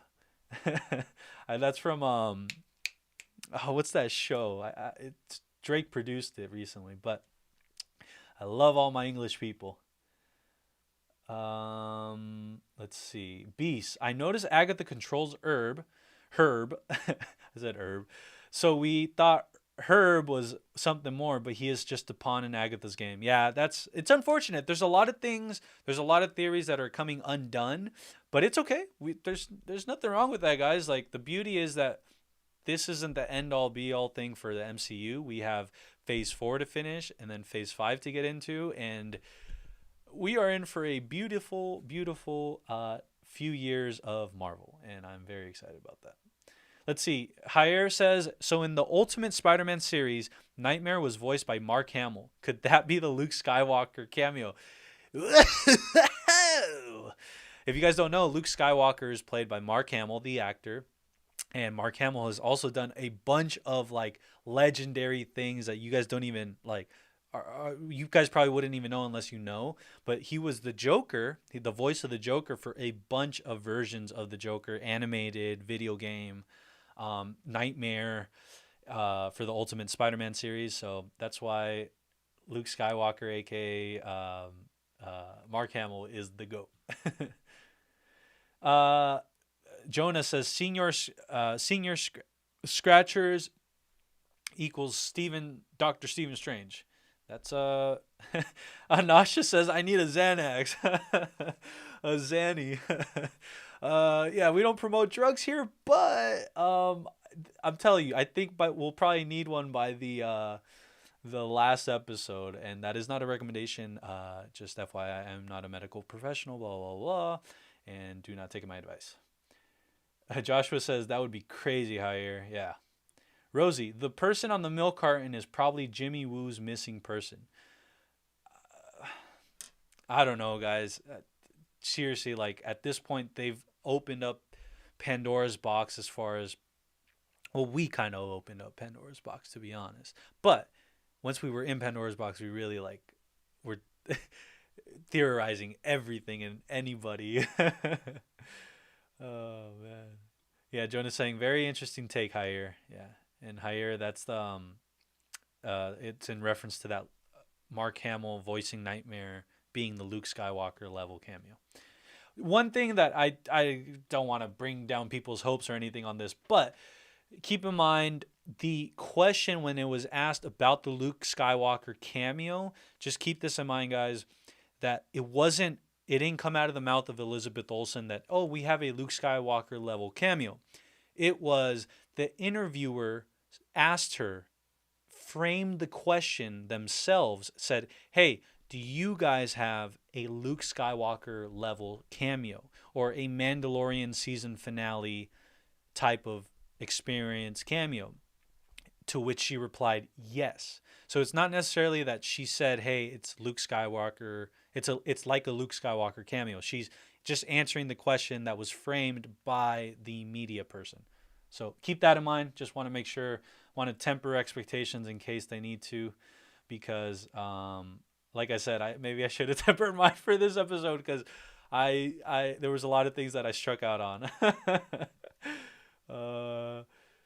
Let's see. Who says, I agree with him. This episode wasn't as exciting compared to the others, but I am really looking forward to finding out who the big reveal is. I'm hoping Reed Richards or Magneto. So I believe here at Filmtopia, there's a bunch of different opinions as far as who we think. I said the big reveal is going to either be Professor X, and this is not in order. Professor X, oh my gosh, I can't remember who I said. Dr. Reed Richards, or who was my third? I can't remember right now, but I had a top 3, and I can't remember right now. Yeah, Jordan's saying, I think we need to stop trying to cram every Marvel character into the show. Our hype will only disappoint us. So, really quick on that. Let me talk about that really quick. So, my recommendation is, I don't think we should ever necessarily temper our expectation or our joy. That's what I'm trying to say. We shouldn't temper our joy or our excitement, for sure. That your emotions, let them run. I told you guys this before the stream, before the episode. I started the episode that to enjoy this and to really let your emotions flow. Don't be scared to hold them back. If you cry like me during, the Luke Skywalker reveal in the Mandalorian season 2 finale, if you get super, super hyped and you jump around and you run around your room and your studio and all these things like I do, let it out. Don't be afraid to let it out, because this is a one-time experience, guys. So really enjoy it. And but yeah, so don't temper your excitement or your happiness, but maybe, yeah, we shouldn't cram every character we can into this show. The beauty about it, though, is that we will be able to finally see all these characters and all these theories and stuff play out in the MCU at some point. It's just maybe not in WandaVision. So, because that's the thing, is the MCU has so many years of life ahead of it that it can do whatever the heck it wants, at whatever pace they want. Anthony Alanis says 100. Lee Kea says, lower your expectations and you'll never be disappointed. Like I said, don't necessarily lower your excitement or your happiness, but definitely question and you know what I'm trying to say. I already said it. B says, I really thought how the house items were glitching out shows Wanda's. Yeah, so we said that. So Trekker says, all goes back to Agatha saying, kids, you just can't control them. Wiccan saw her for what she was too, by the way. Yeah, Wiccan, because guys, Wiccan has, it appeared like some Professor X type powers where he can read and control minds. or at least read. It showed us that he could read people's minds, and he said early on in the episode that his head was so busy, like there were so many things going on in his head, and that's a very Professor X type of thing, where but yeah, Trekker, it all goes back to Agatha saying, kids, you can't control them. Fusion says, I love this episode. Well, awesome. Here, this is for y'all. This is for the people that loved this episode. And quick applause to you guys. I just want to give a big round of applause for y'all for being here right now. On my end, I see we've got 90 people in here. Welcome, everybody. We're at 76 likes. That's crazy. And 7 people disliked. And you know what? It's all good. We learned to get better. And let's go on, man. So thank you, everybody, for being here. This is awesome. Filmtopia welcomes you. You are now officially a Filmtopian, so congratulations. Adrian says, not talking about Deadpool. I'm talking about them lending hints to fan predictions. The Agnes stuff was overly hammy. Adrian says, there's no way that Marvel didn't expect people to guess all of that from episode 1. Yeah. So as far as here's going back to one thing that like I've said throughout our time here is Kevin Feige is the master of misdirection. He's edited trailers, teasers, promotional stuff for a certain movie in order to not spoil, certain things that go on in a movie. Like, for example, like when Captain America's holding Thanos' Infinity Gauntlet, but with only one stone. But it was towards the end of the movie. And if you watch the actual movie, he already has all the stones by that time. And then on top of that, he doesn't let anything slip out of Marvel. There's no hiccups. There's no mess ups. So everything you're actually hearing from all these promotional tours that these actors are doing, so they're able to give their, be interviewed, but they're honestly equipped with answers that they're supposed to be giving. So Vision, aka Paul Bettany, being able to say, "Oh, I've never worked with this actor. I've never worked with this actor. It's a he. It's a he. It's a and then Monica Rambeau's actress name, I can't remember it right now, but she saying how the finale is going to be great, but it's going to be sad. All these things aren't accidents. They're not by permission. They are equipped into the contract or into what they're supposed to do on their press tours. So while they give some stuff that's true, like some opinions that are their own, they're definitely equipped with the right things to say in order to have us guessing and all these things. So yeah, from episode 1, there's no way Marvel didn't expect people to guess all of that from episode 1. So again, Marvel's the king of not misdirection, but really surprising their audience. John Petrie says, did they not say these final episodes would be close to an hour? So apparently that was a rumor. And the reason why, so where it originated from was that initially early on in the show or before the show even debuted, they were saying how this was going to be a 6-hour in total running movie show. So in total, the show is basically 6 hours. So when we got up to this episode 7, we had 3 hours left. So according to the rumor. So because we basically only went up to 3 hours with the first 6 episodes, people were saying, well, then that means the last 3 have to be an hour each. Ulysses saying, just because the rover was sent doesn't mean that the soldier was the engineer. Plus, it didn't work, so it might not have been her. Yeah, that's a great point, guys. Speaking of tempering expectations or blah, blah, blah, this is why you don't necessarily have to temper them. You just have to logically maybe start coming up with other things. So Ulysses is making a great point. Just because that aerospace engineer, or we're assuming that she was an aerospace engineer, the military personnel, the one that equipped them with the rover, just because it wasn't Reed Richards and it wasn't John Krasinski doesn't necessarily mean that, you know, she wasn't maybe our, that Reed Richards and John Krasinski isn't a thing in some other way, shape, or form. Our Artie Aaron says this show has to cater for non-comic readers as well. The hype is done by hardcore comic readers. Yeah. So again, now let me put on the producer hat. When you think of that, you have to make this show palatable for people that aren't diehard comic readers or diehard MCU watchers or diehard, you know, moviegoers like us. You know, that's what we are. But for someone that's just more interested in a good show on Disney Plus, it has to be palatable for them. So there is this fine line of making it make sense while also, you know, appeasing us, the Filmtopians. Joshua Lewis, I guess the Agnes thing from the beginning, Adrian. Yeah. William saying 100 viewers, man. Oh wow, that's that's crazy. Woo! Yo.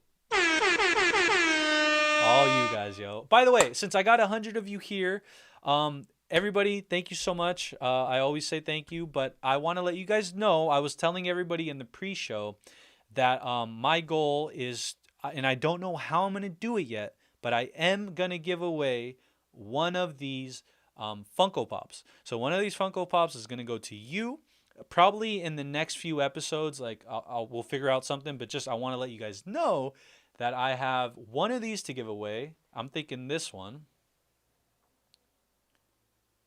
So I'm thinking this one. And also a shirt. So a Wandavision shirt and a Wandavision shirt, or this Wandavision shirt. And obviously not these ones, like not the ones off my back, not the sweaty one, right? But a brand new one, and it's gonna go to one of you Filmtopians. The common YouTuber thing is, make sure if you want to be entered into the raffle, make sure you're subscribed, make sure you give it a like, and make sure you comment down below.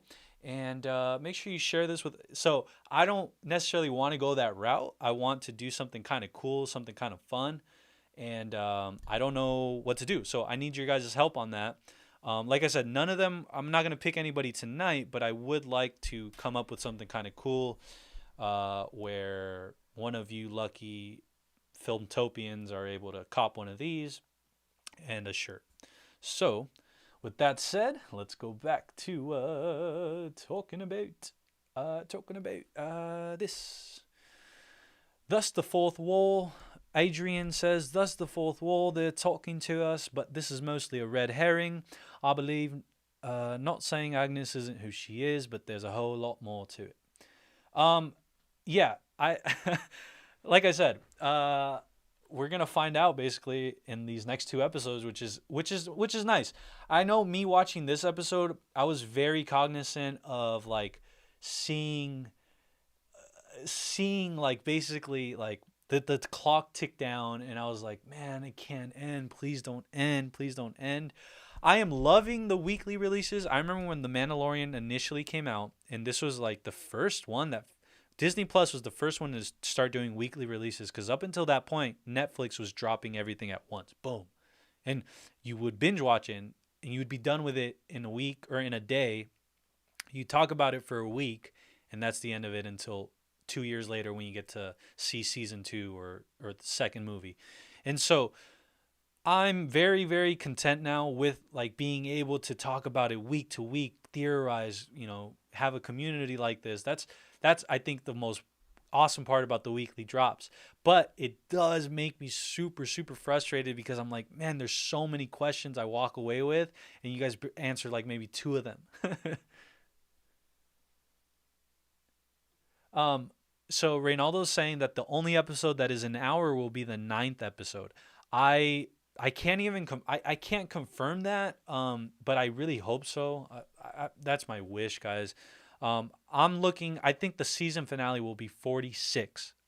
I'm calling it right now. Let me know right now. Season finale. How long do you think it's going to be? I'm calling 46. 46 minutes. Or how about I think it's going to be 46 plus 6 for credits. So that means 52. So a 52-minute episode, but it's in reality 46 because the credits. John Famler, weren't there leaked photos showing Agnes in witches' garbs, probably leaked by Marvel themselves? Yeah, like I said, Marvel's very intentional in everything they do. Leaks are not very common there as far as things they don't want you to see. Adrian saying, to confirm, the fourth wall breaking isn't about the characters talking to us in the show. It's about Marvel talking to the fans. That's a great point, Adrian. So what he's saying is that, again, we've explained the fourth wall. Fourth wall is like Malcolm in the Middle, Deadpool type of, acknowledging the crowd. But Adrian's saying that look past that, and it's actually Marvel talking to the fans. It's not, yeah. Adrian shouts out Josh Gaming Report. He says, thanks. Lee says the kids were erased in the comics. Yes. Which one again? Let me know. Check out the Comics Explained channel to catch up quick. That's a great thing. By the way, guys, I think I'm super behind in comments, so I'm going to have to rush upwards. I'm going to... Let me see.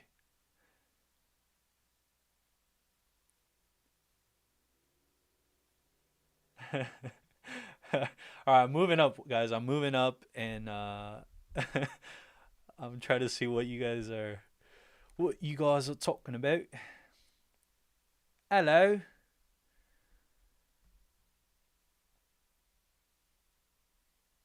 Let's see. Oh, I was so behind. It's crazy, guys. I'm telling you, first week of doing this, first few weeks, I could read every comment. I'd maybe be behind by like 2 just because I'd give my opinion. But now I don't even, it's like you got to pick and choose, and it's like picking between, my favorite. I can't. But I'll arbitrarily start somewhere for you guys right now. Here, how about this? You guys are going to think I did this on purpose, but I did it. It was arbitrary. Andrew King says, I'm new here, but love your energy, man. Consider me subscribed. Good stuff. Thank you, Andrew. I appreciate that. We love to have you here. And like I said, guys, I didn't purposely do that. Adrian saying, regarding the hammy comment, I'm saying that they're aware, thus breaking the fourth wall. Portia says, maybe I need to rewatch the episode again. What are the most important parts to pay attention to? So I definitely think that you need to pay attention to, I mean, it's obvious, but the part with Agatha and Wanda, when Wanda goes over to Agatha's house, I think there's a lot of things that I need to go rewatch there. There's a lot of people saying that the bunny and the bug are Wiccan in speed, that Agatha turned them into that, but that's just speculation. Look at all the surroundings in the basement in her witch layer, and then again also stay for the post-credit scenes, because there is a post-credit scene, and I'll let you see it. Phantom Black says, maybe they will introduce Ghost Rider. I know they don't recognize AOS, but they dealt with the Darkhold. I don't know about that one. So Beast, I have a theory that Agatha has started to regain control of the Hex in a smaller medium form, due to at the end when Agatha starts to mess with Wanda's mind. So I think, here's the thing, guys. I think Agatha has been in control all along. With this new information, right? This new episode, she's been in control all along, and Wanda's never actually been in control. She's merely being used. She's being influenced to control things. She's being influenced to use her immense amount of power, to, for example, to expand the Hex. I feel like that can only be done by Wanda, but in order to achieve that, in order for Agatha to achieve something like expanding or even creating the Hex, she needed to use someone else as a vessel to use their power to do that, and that's what I think is going on. John Petrie, been deliberate misdirection. Of course, Marvel. Of course, Kevin. I'm telling you, Kevin Feige is at his house right now, and he's sitting in his lair, and he's like, look at all these fools. They have no clue what's going on. And if they did, they don't. And if they do, then not. And if they don't, then perhaps they do, but I'll say no anyways. Yeah, Adrian saying for Portia when she asked about what should I look out, there's no particular parts. The entire episode was Marvel saying, we know what you think, and here's what you want to see. The fact that it was all revealed was with such like obviousness. So again, going back to what Adrian was saying, with such obvious exposition proves that there's a lot more to it. So going back to the same thing, Marvel is very intentional with everything they do, every move they make, every marketing thing, every movie, book, all this stuff that's put out there. Kevin Feige, it's vetted through him. And I was saying early on in previous streams that he's making it too easy. It's just too easy. We know that's Agatha Harkness. Like, that's just too easy of like a guess. And same with I was gonna say Darkseid with Mephisto. Even with Mephisto, that just seems way too obvious at this point. There's just a lot of things that are just way too obvious, and so, we're in for like, it's Marvel's acknowledgement to us, like, hey, like, yeah, we know you guys have been we know we've been making it look this way.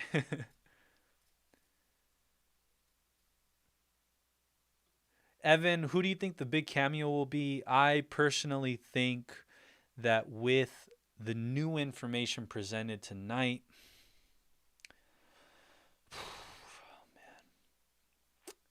man, who do I tie myself to?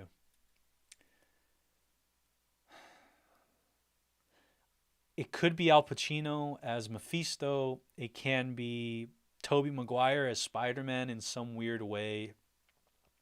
It could be Picard, aka Professor X himself. Could be Magneto, either version.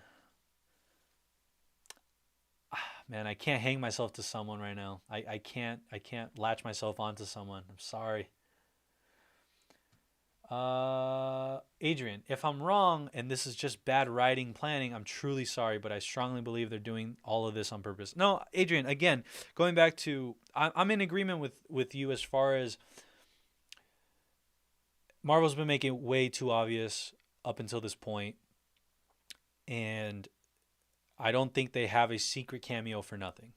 And again, going back to promo, I said this in the pre-show. I said, have you guys noticed how we haven't gotten any real promo? Outside of today, we basically got the first minute of the episode. They released it on Twitter and on YouTube and stuff. But outside of that, we didn't get any images. We didn't get anything.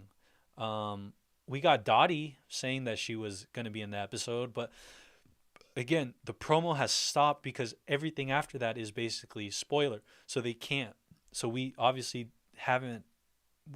There's a lot of spoiler-ridden stuff for the next 2 episodes. So Stephen Cummins is saying Sam Elliott of Ghost Rider to collect the loose souls. Big cameo at the end would be my best guess. That's a good guess, though. AJ said, is there a Ricardo Funko? I don't know. If there's a way to do it, I'm down. I'm down to give myself up to science like that. Like I said, but he's referencing these Funko Pops right here. I'm gonna be giving one away. Not this episode tonight, but definitely for the next ones coming up, and some shirts I have up there. So yeah. Psych123 says, what's your schedule for these WandaVision live streams? Just when the episodes go live? Yep, Psych. I actually, today, I opened it up an hour before the episode actually started, because I wanted to start doing like a pre-game show, right? Like a pre-show. Then I do my watching, whether you guys want to stay or not for that. But then when the episode's over, you guys all come back or are already here, and we talk like we're doing right now. But yes, basically, just know the night it's supposed to come out or a few hours before it's supposed to come out, I will most likely be on here.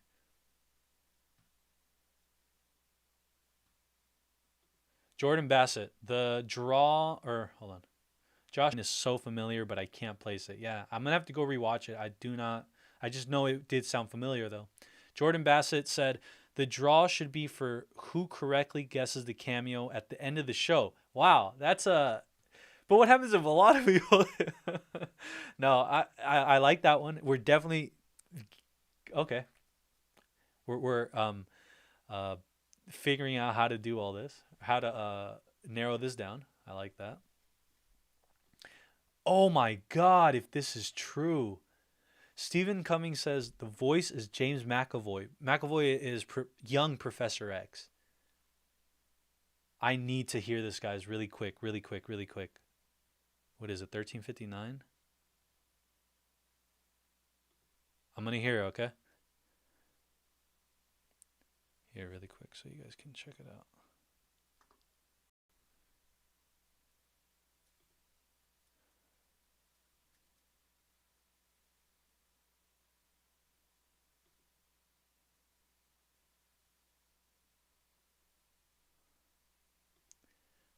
I couldn't pick up who. I couldn't pick up who, guys. I don't think you guys heard it, but because I don't want to get copyrighted, but hold on.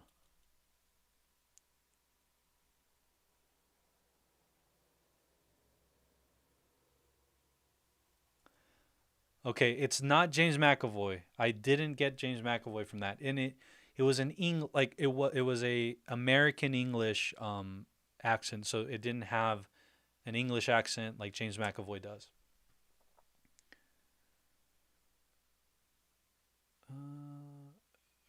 The Clay Bear Travels says could be Darkhold, Necronomicon, or some other book.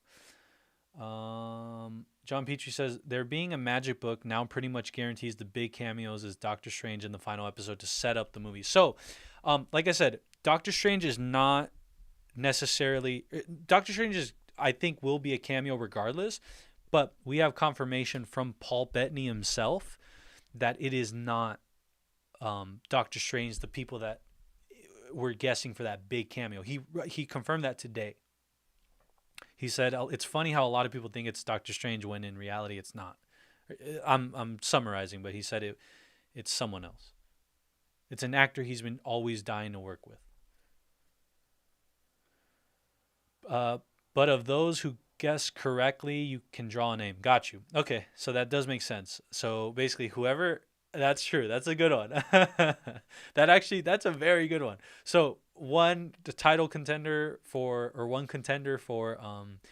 the giveaway is going to be you have to correctly guess the cameo at the end of the season, and then if like multiple people get the same one and they correctly guess it, I'll raffle. I'll do a raffle from that. That's a great idea, actually. Heno Letuf says the bunny and fly, they're the craziest thing in the entire episode for me. Yeah, they're very meta. They're very they were placed there for a very specific reason, and they definitely set the tone for that scene. Fusion says, yeah, someone with the most accurate guesses. Okay. If you watch Split, it's the lady personality. Wow, that's great. That's a great catch. I can't confirm that because I don't remember the lady off the top of my head right now. But like I don't disavow you. I'm not saying you're wrong. Agent says at Fusion, the last two episodes combined will be around 1 hour and 45 minutes to 2 hours long. I predict 40 minutes for episode 8 and over an hour for episode 9. I love that. Yeah, Joshua is asking, hey, Stephen Cummings, is that true about the James McAvoy split personality lady voice? The Fly is Mephisto. Everything's Mephisto. I'm Mephisto.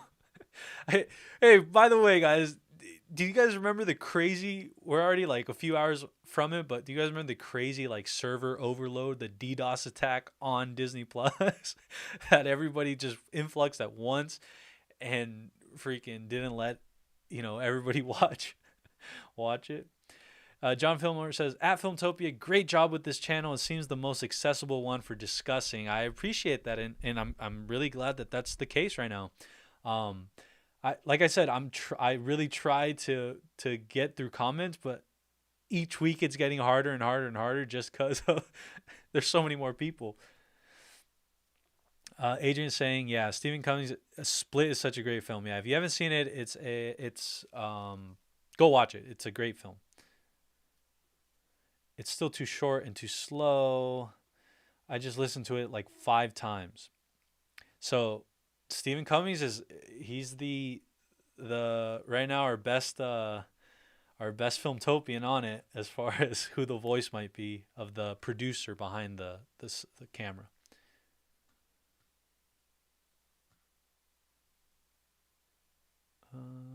Darkhold was like Necronomicon 2, but Darkhold was already in Agents of S.H.I.E.L.D. and it looks completely different. So, Beast. Darcy will play a much bigger role than we think, calling it. Okay. I think so too. I think also she mentioned something this week about her having a bigger role in the MCU. I don't remember if it was in WandaVision or if it's going to continue in different shows, but she definitely did mention something like that.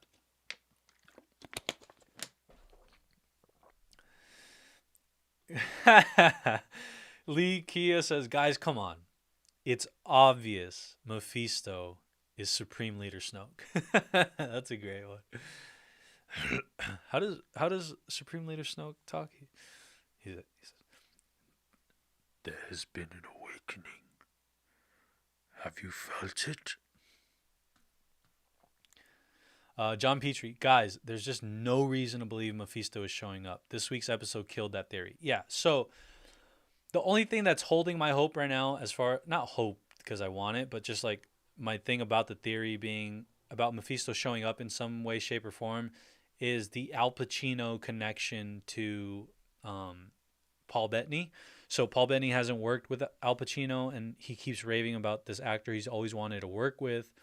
And then on top of that, there were rumors early on in the production of WandaVision that Al Pacino was somehow involved. I don't know. That's what I've heard, and that's just my only connection left with that, but we'll see. So Joshua's saying it doesn't sound like the lady personality from Split. That's his take on that, Steven. Jordan Bassett, you forgot about the post-credit scene for the final episode runtime. True. Very true. So I said 46 minutes. So maybe add 30 seconds worth of... So 46, which is actually 52. So 52, we'll call it 53. 53 is the whole for the last episode.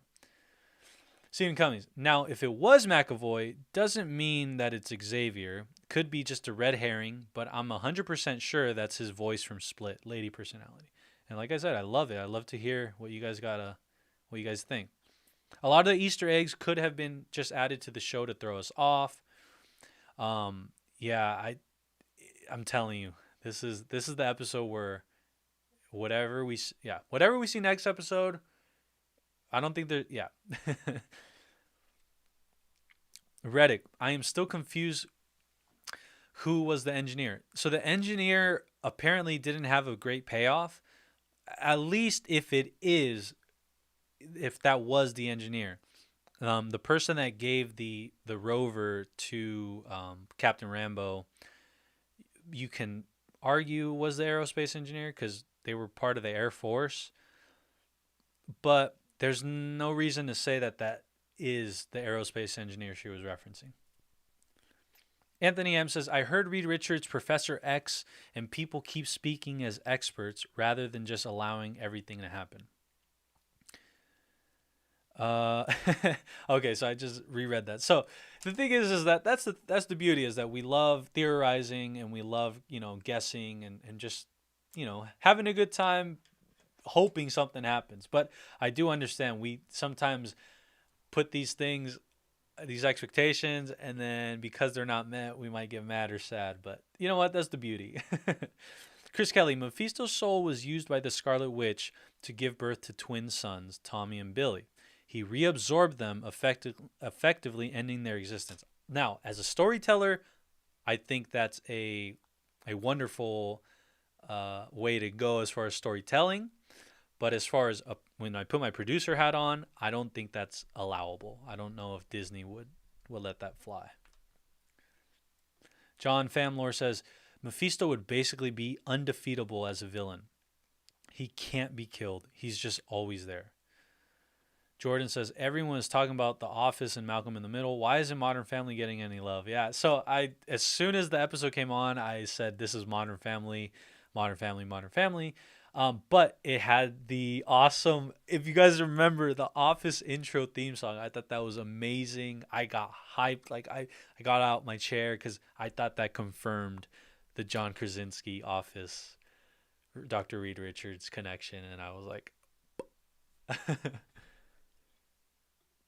also, you can't really relate at all to Mephisto as opposed to the movie Thanos. Yeah, so Mephisto is a very, again, from a producerial capacity, again, with the markets you could enter this movie or this stuff into, it's a harder thing to market for sure.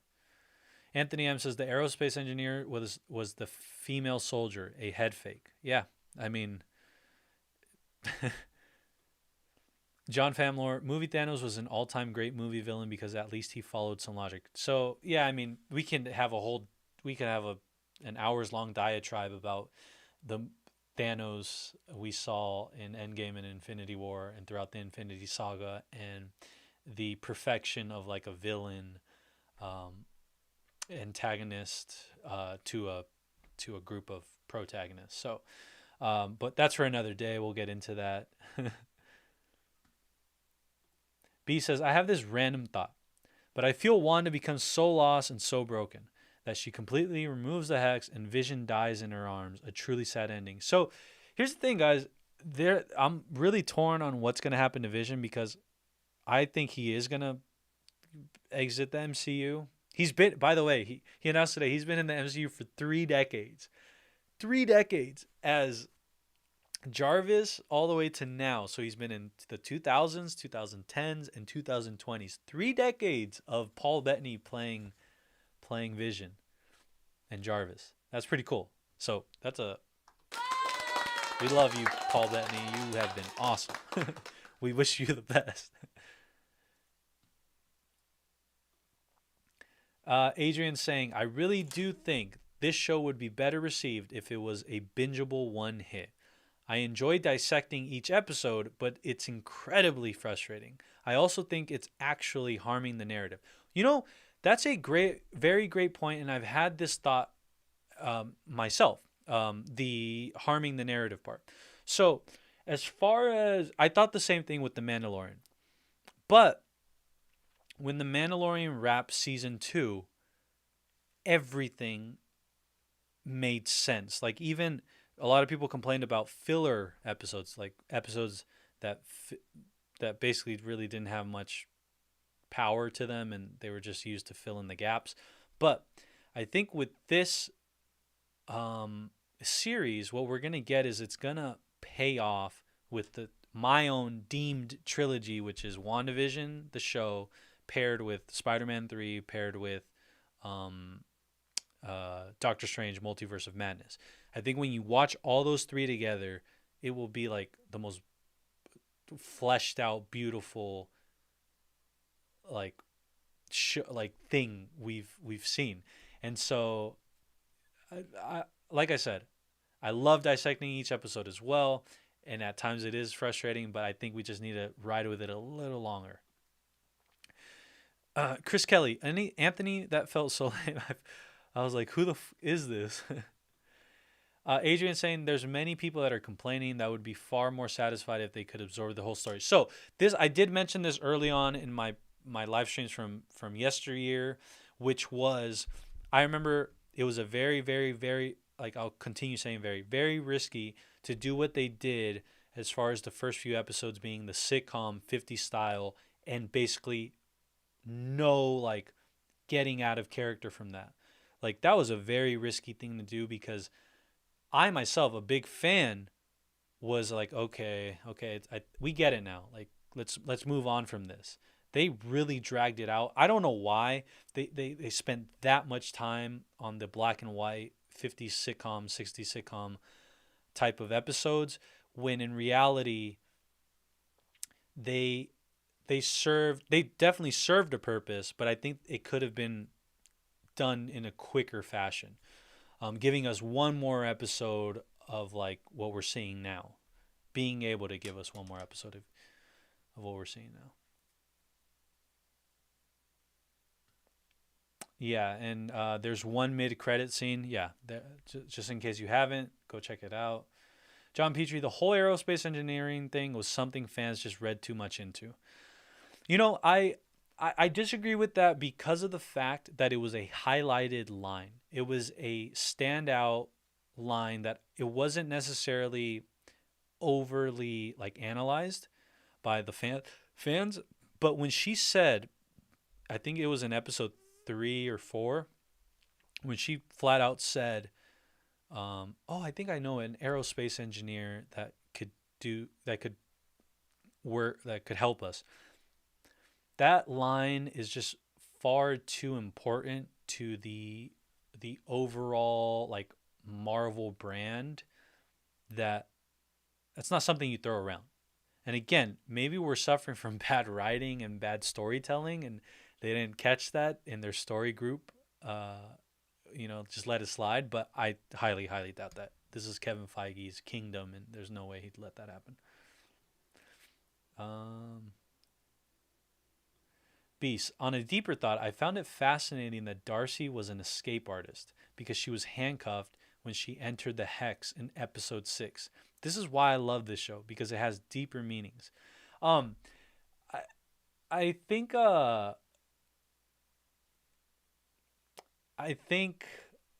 yeah, I need to go rewatch the Darcy part. I was still just hyped to get into the episode because it took me forever. It took me like 20 minutes.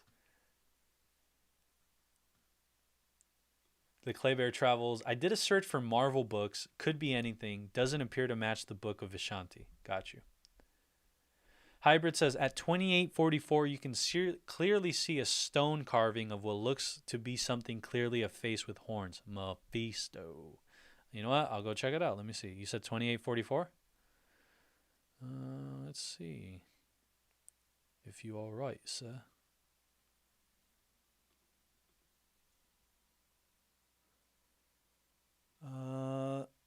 For me, the screen's too dark. Oh, I do see it. Okay. Yeah. That's true. But then again, when it's involved in witchcraft, I mean, you could have, there's a lot of devil connections there. But again, who knows if they're going to actually go down that path of doing that. All right, guys, it's one of those things where I'm going to have to like catch up to the comments. I always I get at the end and I start reading and then I fall behind a lot. So then I have to like really catch up. So that's what I'm doing right now. Sorry about that.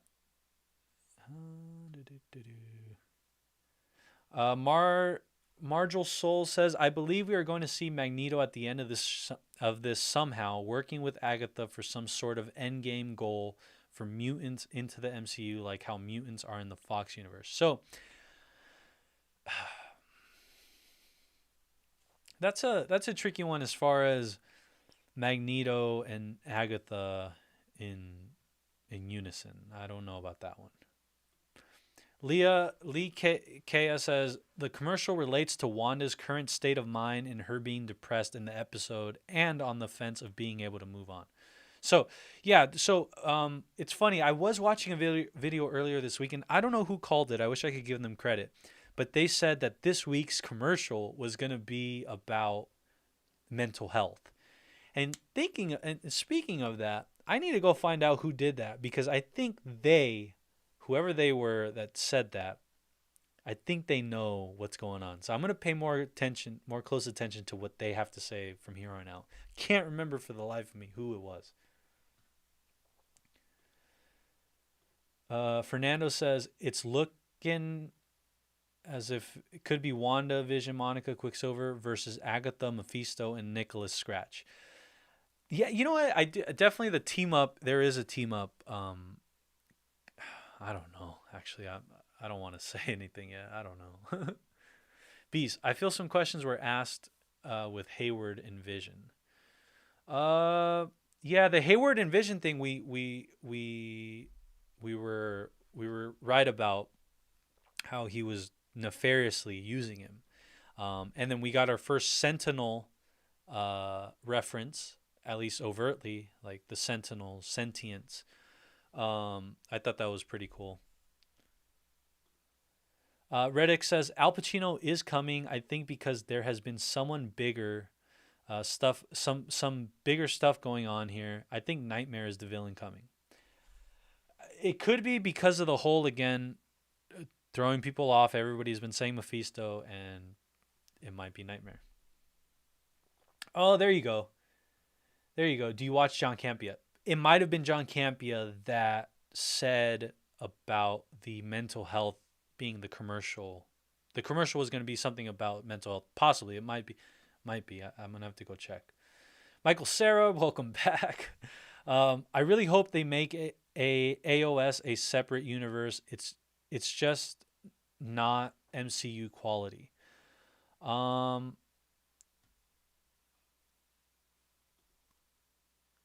Sorry guys, I heard something. John Famler, not long ago, having Johnny Depp as the big cameo would have been possible.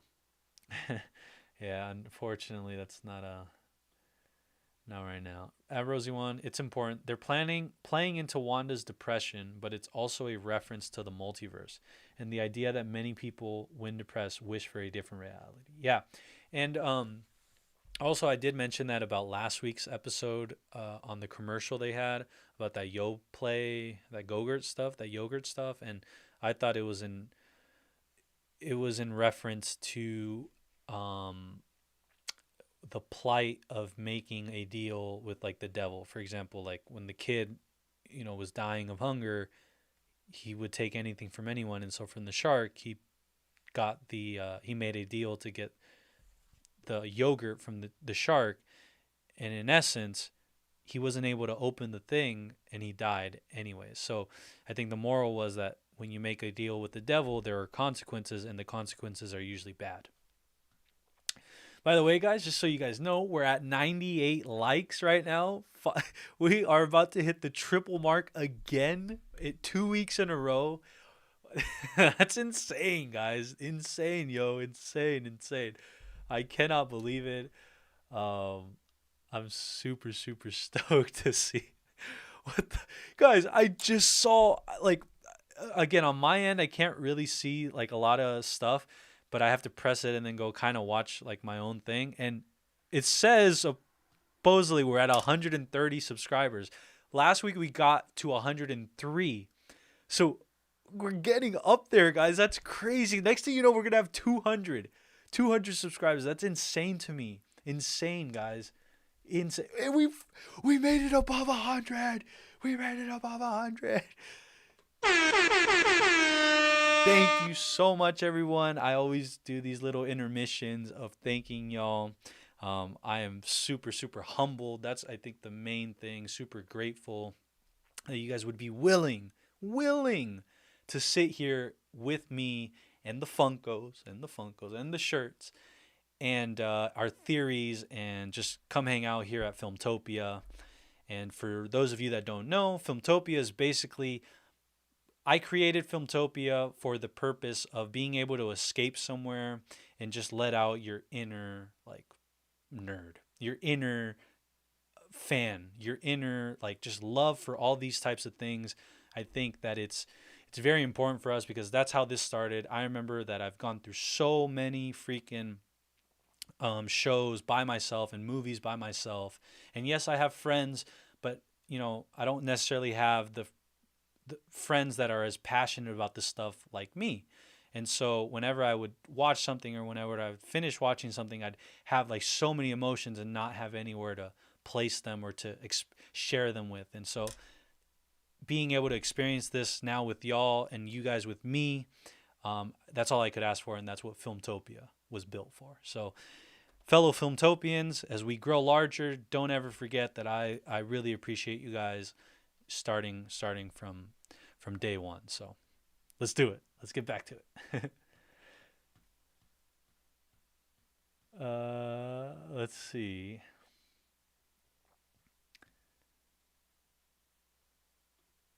Jacob McDonald, welcome back. I'm here. I literally just got an 18-hour just got off an 18-hour shift. I need to watch WandaVision. Go watch it, and then come back. I guarantee you will still be here. So welcome back. John, heck, from the comics, you can have the two-gun kid appear in older form as a former Avenger and have almost anyone play him. I'm not too sure with that one, or I'm not familiar with it. I'm going to have to check that out. John Petrie, Bettany denying the Doctor Strange rumor is what makes me believe it's Doctor Strange. But it's not that. So here's the thing about the Doctor Strange comment. It's not that he's disavowing that Doctor Strange is going to show up. He's just saying that as far as it being the big cameo, it's not Doctor Strange. And that I do believe. I think that's a purposeful egg from Kevin Feige saying, you can say this and make sure you say this.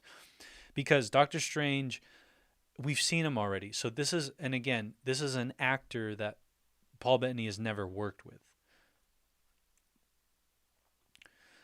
B says, Evan Peters is being controlled by Agatha, but how did Agatha convince Wanda that he was the real Pietro? Has Agatha been controlling her mind all this time? It seems so.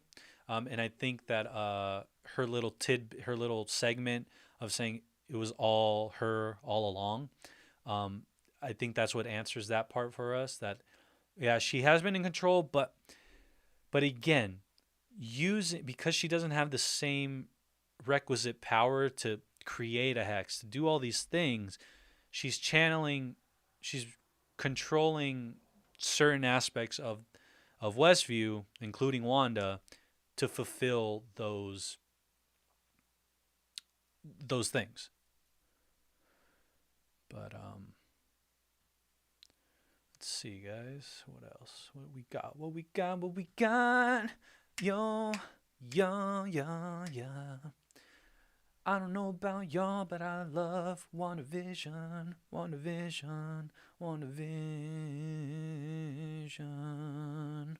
Earlier, I made a Digimon reference, and I started singing the Digimon song, and I really want to sing it again. Digimon, digital monsters, Digimon are the champions. All right. So Joshua Lewis is saying, I hope Nightmare shows up. I hope someone shows up. That's all I care about. And Nathan's saying, I think Evan Peters is Nightmare. So Evan Peters, I'm really confused as to why they're using Evan Peters. I think that's my biggest thing, is why use Evan Peters when... I don't know. That's the thing, is like Evan Peters coming back meant so many different things. And for them to choose to go down the route of just having him end up being Mephisto or Nightmare or just a pawn by Agatha just seems like not great use of being able to like explain other things. For example, if Evan Peters would have came back as just, if he would have been casted as a completely different character, not naming Quicksilver, then we could just look at him as like a new character being introduced into the MCU. Yes, we know he played Quicksilver over there, but you just forget about that. But because they chose to make him Quicksilver in this universe, have us question for weeks what the heck, who he is, that just seems like too much of a cop-out for him to end up just being Mephisto or Nightmare.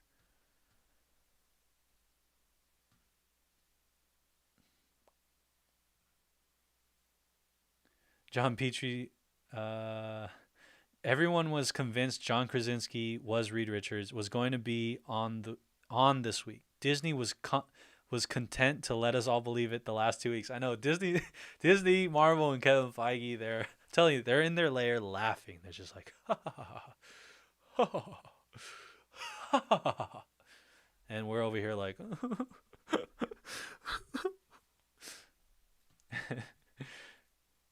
Adrian got the hot takes today. I love it. John Petrie not saying Mephisto isn't a possibility, but A, he's too obvious, and B, I'm doubtful Disney will go demonic unless they change the character dramatically.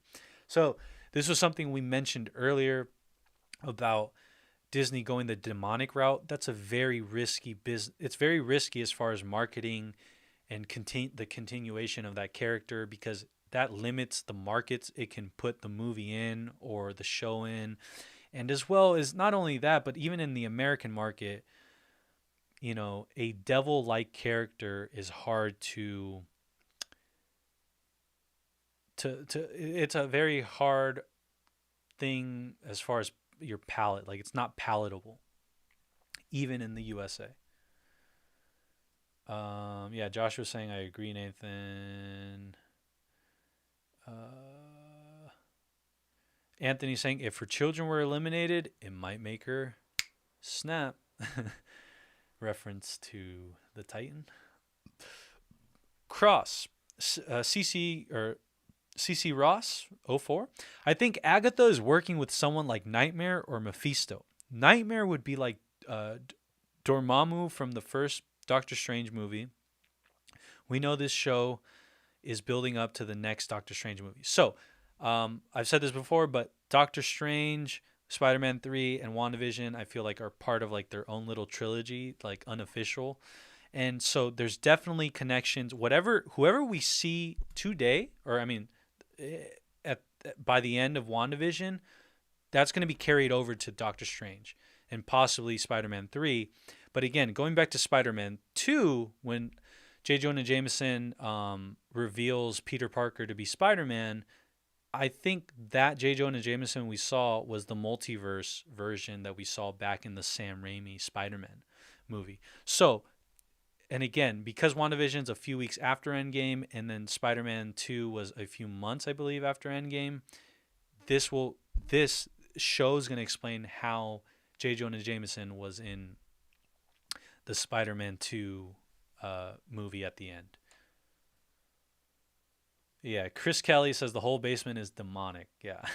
Yeah, because going back to like witchery, witchcraft, and demon-like things go hand in hand. And by the way, just in case, wipe yourself off. Stay away. Adrian's saying, you know what? Krasinski is not going to be in the show 100%. Look like that. So, but here's the thing, though. Just for anybody wishing or hoping or whatever you want to call it, I do not believe that we have to be sad that John Krasinski isn't going to play Reed Richards. I think he is. I think that's already done. Possibly shooting right now in some way, shape, or form, in something. But we don't have to necessarily feel bad about him not being Reed Richards. Just I don't think he will be Reed Richards in this show. He will not show up. Or yeah, it's seeming like that. La la la la la la la la la la. John Petrie, the only role I can see for Mephisto at this point is if he shows up with an offer to Wanda to allow the twins to live, meaning a House of M season 2, not buying it. Yeah, so, yeah, it's getting thinner and thinner and thinner. All our theories are getting thinner and thinner and thinner as we move forward with this show. Very soon we're not going to have any more theories because, again, this is a one-season, one-off thing. I don't foresee a season 2 for this. For Loki, there is a season 2. For Falcon and Winter Soldier, I can see there being a season 2. But for WandaVision, no. This is it, guys. So enjoy it while you can. Anthony, I love seeing Monica become Photon or the new Captain Marvel. Dope. So, guys, that was awesome, man. I loved it when especially when she did her superhero jump onto the, like, when she got blasted into the air and then she did her superhero landing. I was just like, yo, I freaking lost my mind on that one because I loved it. I thought it was beautifully executed. I really want to see like her ascension in the MCU, her power begin to grow and get controlled. Yeah, great casting. I love her. She's awesome. And those purple eyes, man, they do some. They Nathan saying, yeah, Nightmare's pulling all the strings. Agnes is just a minion. Yeah, so I definitely do think Agnes is a minion, if you want to put it that way. She's a minion in some way, shape, or form. She's not the big bad. There is a bigger bad, in my opinion. Josh was saying, I hope so. I don't think it's really Quicksilver. I think it's Nightmare. Yeah, a lot of people are saying that right now, but do you guys think we'll find out this coming episode? Like, when do you guys think we're going to find out? Okay, how about this? When do you guys think we're going to find out the villain? Is it episode 8 or is it going to be in the season finale? I would think as a filmmaker myself, I would introduce it in the 8th episode because the 9th episode doesn't need to waste time fleshing out that character or explaining or all these things. So, because of that, I think episode 8 has to be where we see the villain reveal him or herself or their self.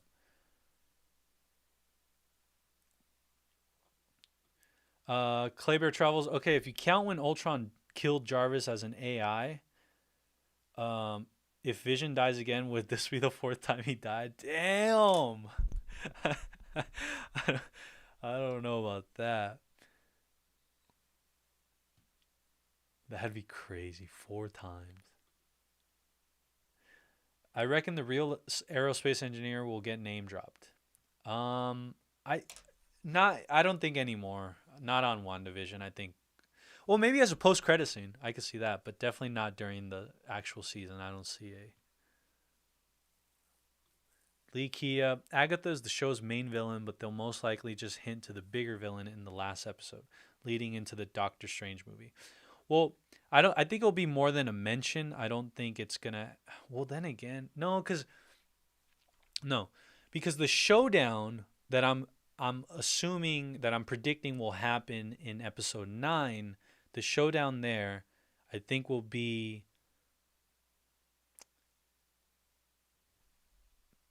It's gonna be more than just Agatha on her side. Well, then again, they do have, yeah, and then on this side you have Vision, Wanda, Rambeau, and then whoever that surprise cameo is either on the good side or the bad side, but I'm assuming the good side. Man, if you guys notice throughout this whole thing, like my theory goes from left to right because I'm telling you, it starts spinning.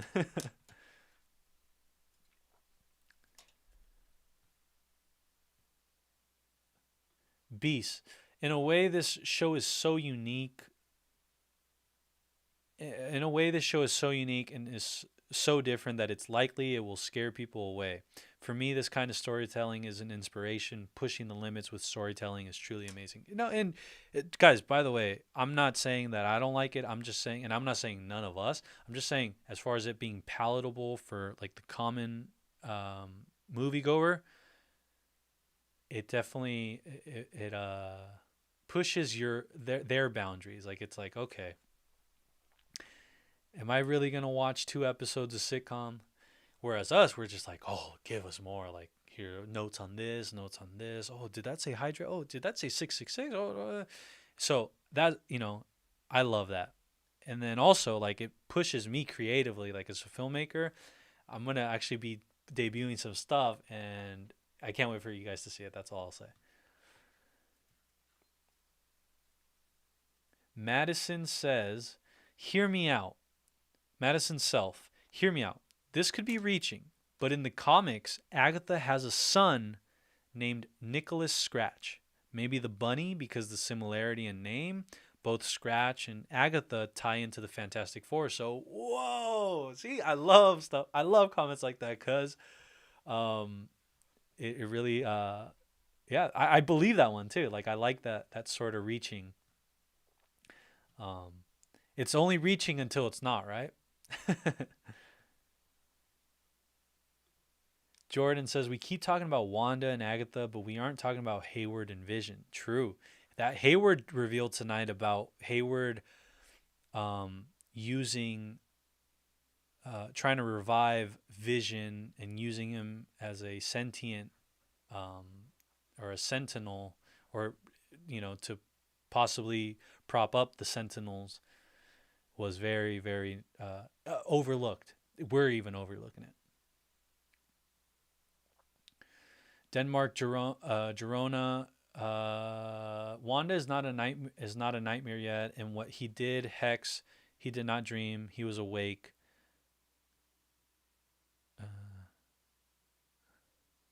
He even went out to the Hex. He was a nightmare in the multiverse of madness while Doctor Strange was traveling.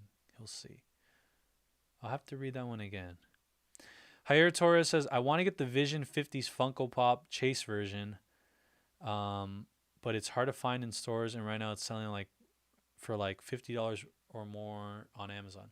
So wait, Vision's 50. Which version?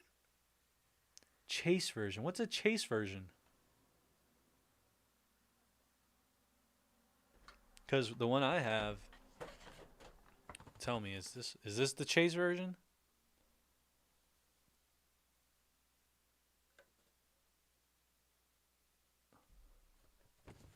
I don't know. Let me know.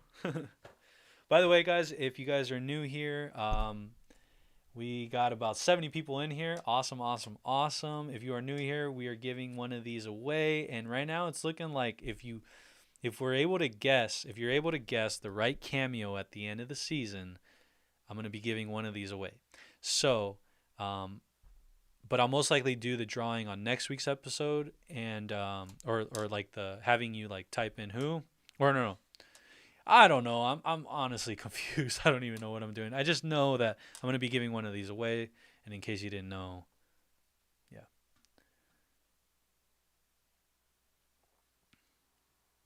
Let's see.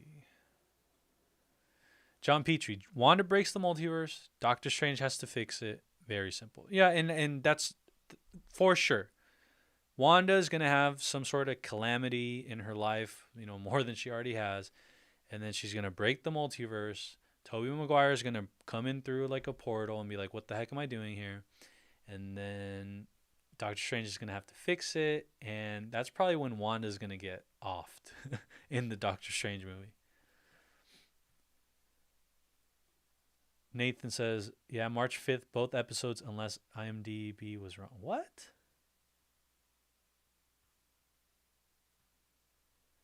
The big FP, yeah. Did the post-credit scene? Yes, we saw it, and we're as confused as you. Let's see, Adrian at Filmtopia, yes. But regarding the binging aspect, Mandalorian did not have expectations or similarities to comics to draw upon. WandaVision has the MCU and comics to compare against, which is what makes the weekly release a little harder to absorb for those in the know. Just my opinion. Okay, and I totally see where you're coming from on that. I think you make a really good point about Mandalorian did not have any expectations. It was free to be what it wanted to be. WandaVision has a lot riding on it and a lot of history behind it and a lot of referencing that can go unnoticed or miss, like not handled well. So I agree. John Petrie, the next Spider-Man uses the multiverse break to do a live action into the Spider-Verse. Again, simple. It's truly dependent on what Sony has allowed, like Sony the studio, because Sony has the rights to Spider-Man. So, and obviously movies like that are like 5 years in advance, but don't forget Kevin Feige doesn't have all say on Spider-Man 3 that's a partnership with Sony. So, are they willing to do the Spider-Verse live action when they have such a successful animated Spider-Verse? I hope so, but I can't say for sure. Dennis Roy, what's up with the Beekeeper? Apparently the Beekeeper didn't turn out to be anything other than a reference to the Beekeepers from the comics. But as far as just like, it was just like a nugget, like I think for us, like comic or movie nerds and stuff. But I don't think the actual person had anything. Joshua Lewis, Jerona, I saw demon-like faces when Wanda was confronting Agatha. Like I said, I'm gonna have to go recheck that out, but I would assume in a lair in a witch's like abode, there'd be yeah.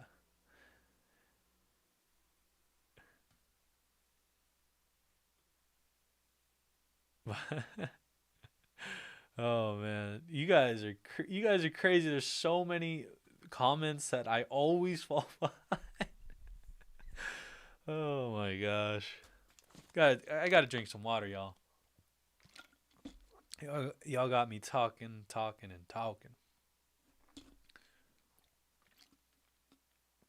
Oh.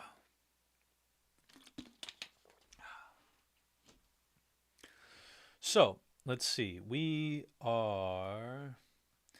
C Cross says it's possible that the female aerospace engineer we saw is actually a diversified version of Susan Storm. Wow. Wow, that's a CC Ross 04, C Cross 04. That is a great. I like that one. Stephen Cummings, Multiverse of Madness, Mephisto being only in non-China markets. Yeah, so again, because they're trying to break into the Chinese market, it's a very risky thing to put Mephisto in this. John Petrie, it was an excuse to get Monica to have walk through the hex wall again. They introduced a big truck to have it fail. It was an excuse to. Oh, I see what you're saying.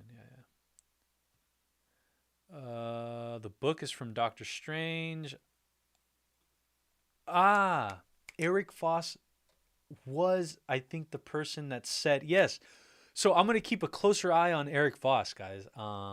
Eric Voss is New Rockstars, and that's true. That's where I got it from. So what I'm referencing though is the part where he called it. He said that the commercial this week was going to be about a mental health.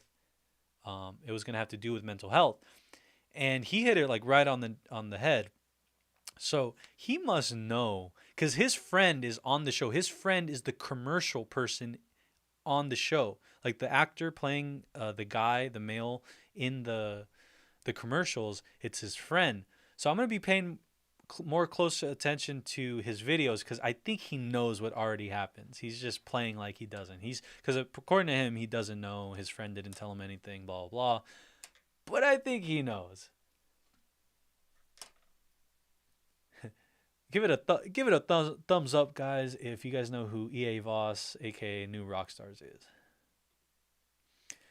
Energetic Nuke, if you want a WandaVision Discord link in my description on my newest video, I will check it out. Energetic Nuke. I am actually right now in the process of setting up my own Discord for you guys, and we're gonna be able to communicate there. I'll be able to even bring in people on this live stream via video or phone, or there's gonna be a lot of cool things. Give it another thumbs up and subscribe if you're not already subscribed.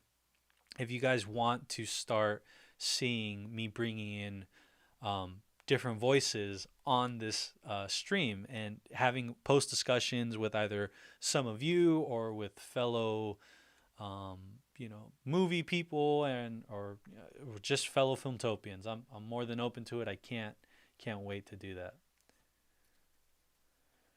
Makai Hoskins says, for me personally, I think that Darcy clearly was not unhexed.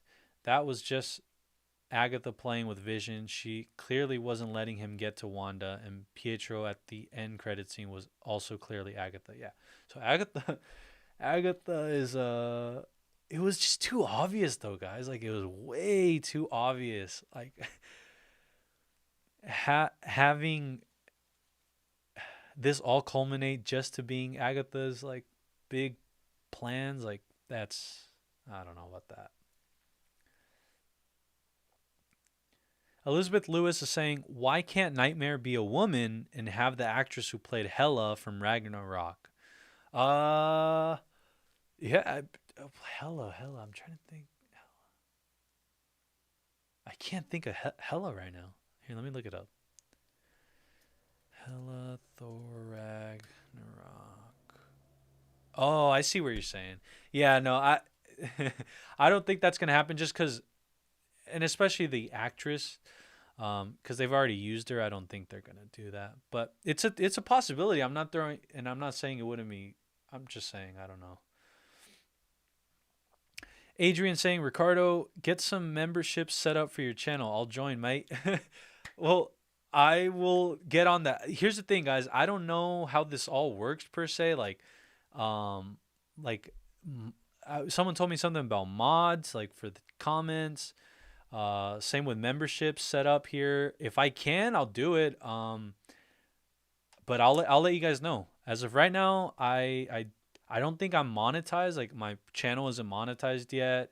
I need to get to, I believe, 1,000 subscribers in order to begin the monetization process. And then also that would allow me to do memberships, like super chats, stuff like that. So in due time, once we get there, we'll be able to do that. But let's see what happens.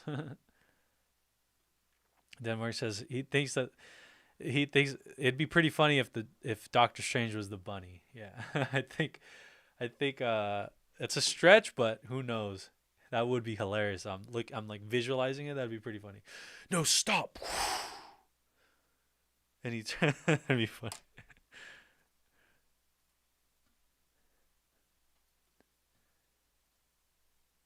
The book is in the basement from Doctor Strange. Adrian saying, lol, come on, Pacino is beyond brilliant, but he's too old to get involved in all of this. I do think I agree with the old part.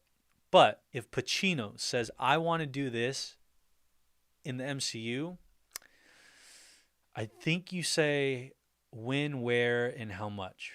You don't even, there's no, it's just like, okay, Pacino is the Godfather. What if Vision, Fernando Bravo says, welcome back, by the way. What if Vision wakes up Pietro and his first words are, where's Charles? Oh, shit. That'd be crazy. Yeah, we didn't get, like I said, we didn't get a send-off from the old X-Men, which sucks. Like, I really want them to come back for that purpose. Beast, Adrian, at Adrian, love your take. Seriously, guys, really quick, I'm gonna do a quick applause. This one goes out to Adrian. Adrian's been on fire today. I really I'm gonna say his full name, Adrian Kwiatkowski. Kwiatkowski. I actually had a professor, I think a PE teacher that was Kwiatkowski. And that's pretty cool, actually. But everybody, yeah, big ups to Adrian, big ups to everybody, Beast. So many people in here today that's been just on fire.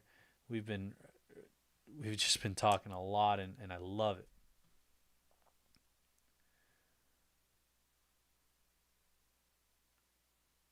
That's awesome, and seeing Adrian get the love he deserves tonight. That's awesome. You guys are awesome. See, that's why I love my fellow Filmtopians, because we're building like such a positive energy and positive community here. The one thing I was worried about doing stuff like this was in this space, there's sectors where there's like a lot of negativity, and like they really like doing like negative news and negative things and think everything's a conspiracy and this, that, and the fourth. But I really wanted to carve out a community like I have with you guys, which seems to be, we're all pretty on the same page, and I really, really enjoy that. And by the looks of it, when you guys do your own sort of like support for one another, which is awesome.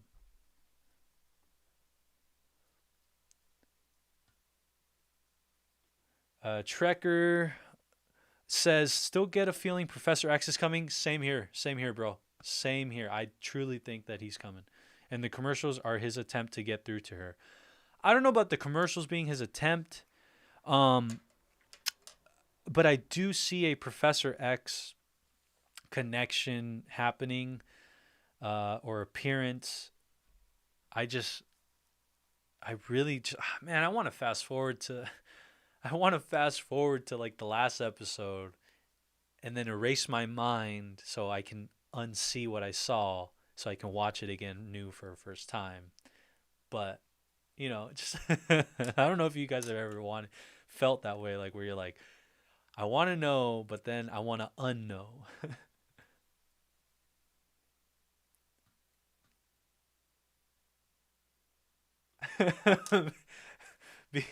V says, I have a theory that Filmtopia will appear in the episode 9 finale. Whoa. You never know. You never know. Here, hold on. You never know. You never know. Will Filmtopia, aka Ricardo Acosta, be in WandaVision episode 9 season finale? Find out next time on Dragon Ball Z. Okay, let's see. Oh, this is a great point for people out there. John Petrie says there's 6 Infinity Stones and there have been 7 commercials, therefore not connected. I like that one because, again, there's been a lot of Infinity Stones like type of theories throughout the years that didn't pan out. I think this is one of them, if anybody's thinking it has anything to do with the Infinity Stones. Plus, we're out of the Infinity Saga. They're trying to move away from that, so... Oh, by the way, Seacross also has some awesome takes. I want to mention that. Makai Hoskins, I completely agree with you on the Darcy Agatha thing. Yeah. Denmark. Hey, I don't know what episode first enter of Quicksilver, the mirror he hands is red. Yeah, so that was something people were speculating back then, was when the first episode that Quicksilver was introduced. Towards the end of the episode, in the mirror, you can see that there's like, I mean, it's subjective, but that his hand was red. I necessarily didn't think that, but again. Adrian says at Filmtopia, I hope you've watched all of Legion. I haven't. I saw a lot of things on the interwebs this week about Legion. I need to catch up on that. Awesome. Okay. You feel like it's right up my alley? Perfect. I trust and I appreciate everybody's like insight here. Let's see. Anthony M, we got you, fam. Let's help you make this channel grow. I like your energy. I appreciate that, Anthony. Thank you so much. Jordan Bassett, I am locking in my official vote for the cameo. Michael Fassbender, Magneto. Jordan, I am going to screenshot that. I'm going to screenshot that, and Jordan says Michael Fassbender, Magneto. That's cool. Like, you guys are locking him in now. That's awesome.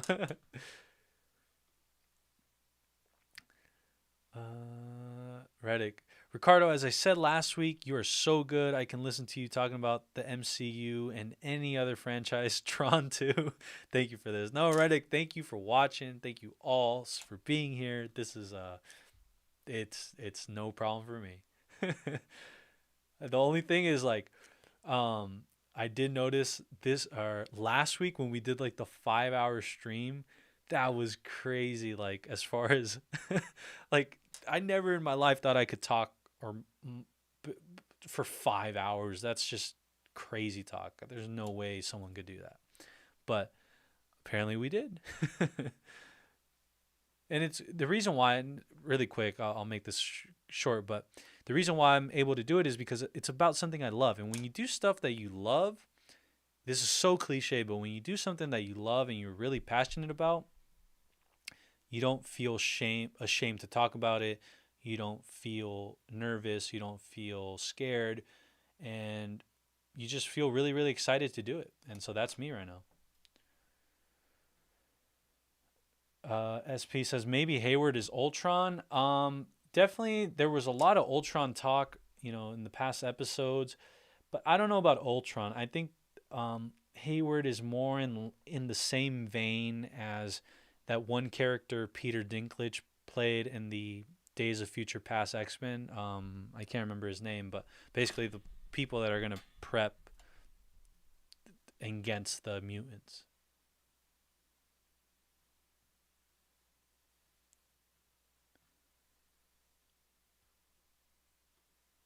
Stephen Cummings says first one Stark Toaster, second one Strucker Watch. Oh, so this is in reference to the commercials. So first one was Stark Toaster, second Stark Strucker Watch, third the soap shaped like Tesseract and the Hydra soap, Lagos paper towel, in reference to Lagos is the city, or Lagos being the city in Africa that Wanda blew up stuff in. And then the kid on the island was last week, and then tonight's. So that's 1, 2, 3, 4, 5, 6. So 6. Jordan Bassett, Quicksilver was sus to me until we saw Agatha controlling him. Yeah. But again, I don't even know if to call him Quicksilver. I don't know what their plot or what their purpose is for him. Evan Peters to me is a giant misdirect by the brilliant Kevin Feige. I can say that all day. The brilliant Kevin Feige. Adrian says, agreed, Ricardo. Strange isn't a big cameo. This is all based on Bettany's comments. But if they're true, it's either an ex-Fox character or someone new altogether. You said it. Take the words right out of my mouth. That's, if anybody wants to know what I'm thinking, there, right there. Adrian is on it. The big cameo could be more character-based rather than actor-based, as in it could be a great actor, but playing a huge character in Marvel lore. The one thing about that part, I think it's the inverse of that. I think it's a great, well, not even inverse. I think it's just a phenomenal actor playing either a small or huge character in Marvel lore.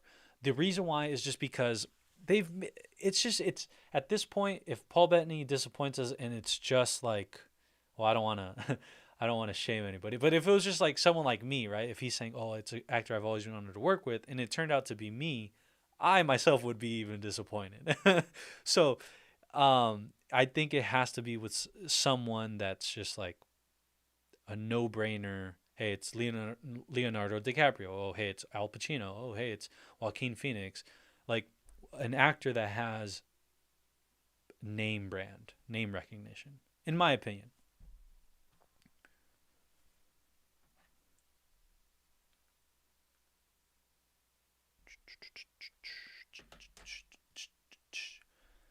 Michael Cera, imagine they just troll us with Evan Peters and he is just a normal person. I'm scared that might happen.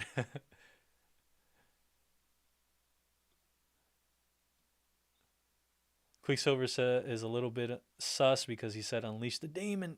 He said something like that last episode, right? Beast, shout out to Beast as well.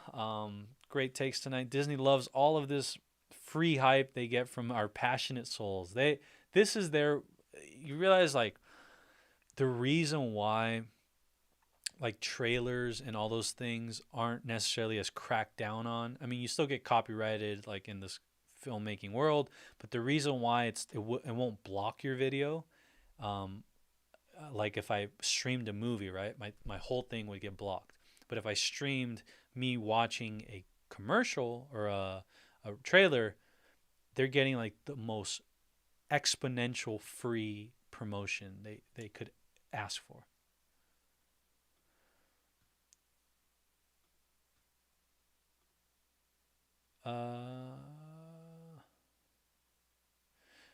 So this is in response to Denmark. Agatha was controlling Pietro, so those words would be coming from Agatha.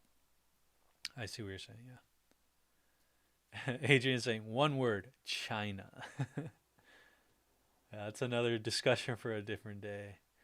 Agatha's purple Infinity Stone. Monica's blue Infinity Stone. Wanda's reality Infinity Stone. Vision is mind Infinity Stone. Doctor Strange, time stone. Yeah, like I said, I really, really, truly believe they are going away from anything to do with the Infinity Stones other than finalizing the Mind Stone that we see on Vision. Outside of that, I don't see why they want to rehash that. Because the reason why I say that though is because it diminishes the Infinity War saga, and it diminishes Infinity War the movie and Endgame the movie. Because then if they just start using it, really commonly and easily from here on out, then it's just going to seem like they weren't as powerful during the Infinity War saga.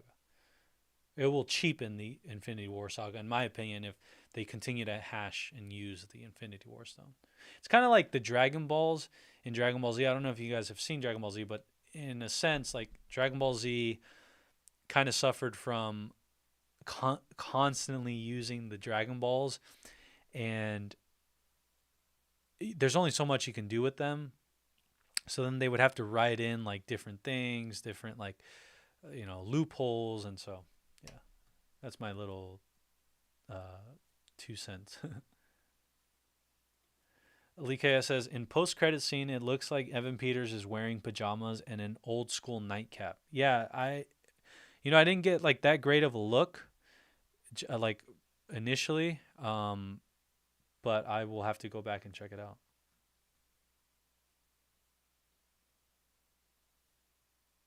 Adrian Krasinski is absolutely possible as Reid, but not yet. That's all I'm saying. I would actually like him better as Multiverse Cap, but that's just my stupid opinion.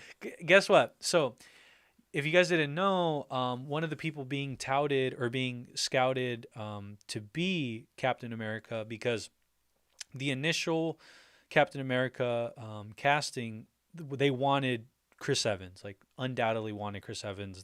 He was the first choice, but he was the one reluctant to do it because he felt he was going to be typecasted into a superhero type role and he'd never be able to recover from that. So he thought about it long and hard, and his family basically convinced him that he needs to do this. He is Cap. But one of the contenders was actually John Krasinski. John Krasinski was actually someone that auditioned and was fitted to be Captain America. So I think that's a very interesting take. As a multiverse Cap, that would be actually freaking sick. I would love that.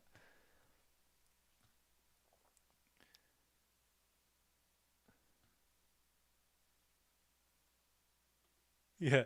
Seacross said, I literally yelled yo with the superhero landing. I think I did too. You guys can actually go back in this and watch my reaction. Um, when I saw, I think I said yo. That's funny. Man, I'm super behind on comments again. That's crazy. The reason why I know that is because right here it says 8. I pulled up Excalibur says 8, and that's because when I asked about what episode do you think the big bad villain will show up in. Seacross, any idea what the cicada was referencing in the living room before Wanda asked where the twins were? So people are saying, and again, I don't know if this is true or what to even think about it yet, but they're saying the cicada and the bunny are actually the twins, Wiccan and Speed, that they were turned into that. But again, I don't know. And John Petrie continues to say that we found out the villain tonight, it's Agnes, and that maybe we shouldn't overly think this. I personally, though, think that I believe that Agnes was too, like, I'm speaking from a perspective that why would Kevin Feige make it seem so obvious throughout the whole season and then just give us this and have this be it? no, I personally think, knowing just how Kevin Feige has operated thus far, he led us to believe, Agatha was Agnes was Agatha, which was true, but I think there's more. There's some stuff that we haven't even conjured up yet that he's like laughing at, that's saying like, wow, these guys haven't figured it out yet. Winston Jacobs says hi there, Winston, welcome. Adrian says, can we all just get an applause for Ricardo for being a channel that listens and doesn't just shut down and disrespect people's opinions? Thanks, Ricardo. It's a rare thing these days. Well, it's, for me, very easy to do because I just think being a good person and being a respectful individual is just common. It's just how I am. That's how I was brought up. So if anything, we'll thank my mom. We'll thank my mom and my family for that. So I appreciate that, and applause for everyone. And a horn. Excalibur saying, this episode left me shook. It left a lot of us shook and other things. John Petrie, Nightmare only made sense as a villain if this was all a dream by Wanda. Is that ruled out? This being a dream? Yeah, I mean, I don't think this is a dream. Winston says, I just subscribed. That's awesome. I am very, very excited for you to see what we have next. Guys, by the way, really quick interjection like I usually do, but this channel is going to be obviously more than live streams, which is not knocking live streams. This is actually the most fun thing to do for me. But I'm also going to be putting onto the channel different types of videos, such as reviews, like what else? Weekly shows. Like I'm going to have a Star Wars show. I'm going to have a superhero show, one where Marvel content, DC content can live on. Like a once a week wrap up, like kind of just talking about that week's news. I think that would be really, really fun. The way I envision it, though, you guys, I think are really, really going to vibe with it. And I'm going to continue to have these live streams because I can't get enough of these live streams. These are the bee's knees.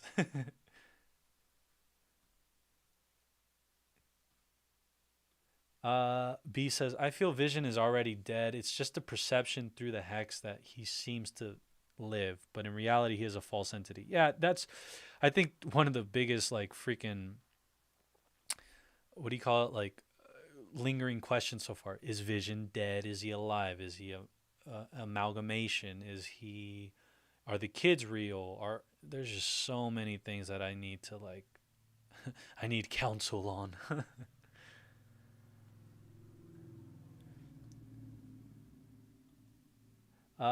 Anyone notice? Jem says, anyone notice that Monica could see deep space radiation? Yeah, she could see supernovas and pulsars in the sky. I always thought her powers were so neat.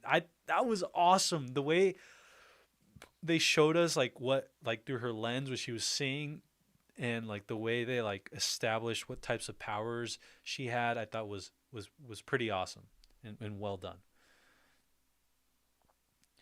William Christmas says the aerospace engineer might be Blue Marvel, the dude who Monica was dating in the comics. Wow. And from what my knowledge is, as far as Blue Marvel is Superman-like, correct? That's what I've heard. I don't know too much, but I've heard that. Fusion M says Mephisto will be revealed as the big bad in Doctor Strange 2, but they are only revealing Agatha and Nightmare in this show. Going back to that Mephisto thing, though, from a producer's perspective, I put my producer hat on. It's hard to see them delve into the antagonist being a full-blown like devil, because marketing, that's a terror, that's a horror for a marketing team. Fernando says, what if Vision wakes up and Pietro in his first words are, where's Charles? Where's Charles, dude?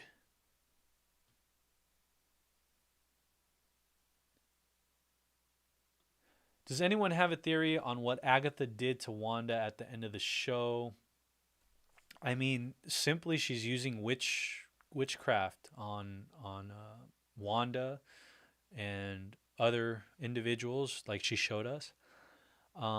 She's obviously not as powerful as Wanda, so hence being able to use the witchcraft that she can to control Wanda or to influence Wanda or whatever. But she's kind of using Wanda for her powers. Adrian's got, I think they're trying to distinguish the difference between characters that are forced out versus characters that force their way in. It's almost like Wanda opens the hex when she's purposely pushing people out or in. That's a good point too. In comic House of M, Agatha praises Mephisto. Man. Yeah, so I think she kind of brainwashed her again, as far as what Agatha was doing to Wanda at the end of the episode. Nathan says, bro, you just blew my mind saying J. Jonah Jameson came from the multiverse tear that will happen in WandaVision and how far from home is months post WandaVision. Yeah, so if you guys didn't hear that, basically WandaVision comes first, Spider-Man Far From Home comes after that, and then Doctor Strange will happen after that. Hence, the tear in the multiverse happens possibly in WandaVision. And that's how, things start getting explained in the future movies. Adrian's saying, yeah, so J. Jonah was the first multiversal reference, in my honest opinion. Remember that WandaVision is taking place before Far From Home, as far as canon goes. So, yeah, I really, really think. Thoughts on Agatha's theme song? I honestly, when I was watching it, or as of right now, I can't remember it or what it even sounded like, but I just know when I was watching it, it was fitting. I thought they did a good job with that compilation. Nathan saying, yeah, I just realized that though, like it never occurred to me he was from the Raimi universe. Yeah. And guys, the Raimi verse is like building itself like crazy. Sam Raimi is directing it. He's got the same composer, Danny Elfman, that just signed on for the movie. The reports are wild about Andrew Garfield and Tobey Maguire and Kirsten Dunst and just a whole bunch of people from his own universe being brought into Doctor Strange 2. I mean, what more do you want? I just thought he was the MCU J. Jonah Jameson and happened to also work for the Daily Bugle. No, yeah. So my opinion is that is the J. Jonah Jameson from Sam Raimi's. So Yash is saying, though, I don't think that is possible because a person just can't start existing in a universe just like that. If he came from a tear, then no one would know him, and definitely he gets on a job. I mean, that's a great point as far as like what if there was a tear, why would someone give him like the Daily Bugle job immediately like that? That's a good point, but I think that I don't know. We'll see about that one. C-Cross is saying, I think Agatha is drawing her power from the Power Stone. That's why her magic was purple. Again, going back to the stones, I think the stones are not going to hold water just because of the fact that, again, they're trying to move on from the stones. Where did Agatha come from, though? That's what we're probably going to find out in next week's episode. I think next week's episode for sure. We're going to find that out. John Petrie, I totally agree. Adrian, I totally agree. Jameson and Far From Home will turn out to be caused by the multiverse break. Yep. Jem saying Nicolas Cage's Ghost Rider is the cameo. Nathan, yes, but it's been in the MCU for months because multiverse will open at the end of WandaVision. So obviously he's been in the MCU for months. Yeah. But again, months, I do understand that part where uh, maybe you would need more than months to be like the head of the Daily Bugle. James, Adrian Kwiatkowski. That makes no sense to me. In, out, what's the difference? Everyone through the barrier should have powers. All the people that got forced in last week should have powers. So I don't necessarily agree with that part, because just because you're pushed in once doesn't necessarily mean you should gain powers. Don't forget, Monica was pushed in and out a total of 3 times, I believe. So that can change your molecular makeup. So Nathan's saying, I strongly believe the Cameo is someone Sony or Fox related. I am in total like agreement with that. I think it's Professor X. But I don't know. We'll see. It changes. I don't know if you've noticed, but throughout this whole live stream, it's changed like from different person to different person to different person. So, oh man, I love it, guys. I love it. Let's see. Stephen Cummings has an interesting one. Teenage Mutant Ninja Turtles are the big cameo reveal. Lol.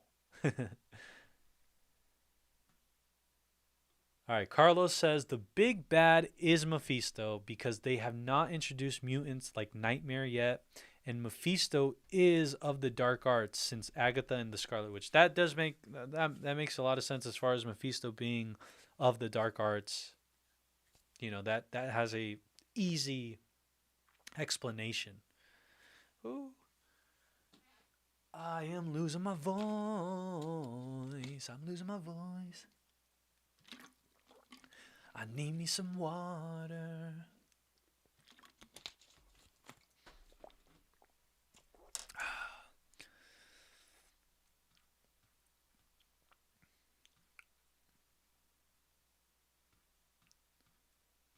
Let's see. Man, I like this one. Or I haven't read it yet, but I think the cameo is going to be Professor X. Charles always reached out to the mutants to try and help them control their powers. Wanda keeps saying she doesn't know how to control her powers. So she says she doesn't know how to control her powers. She's her son Wiccan is displaying very similar capabilities, or as far as like he's saying very close lines to what we've heard in the past with Professor X. So a lot of stars are lining up for that,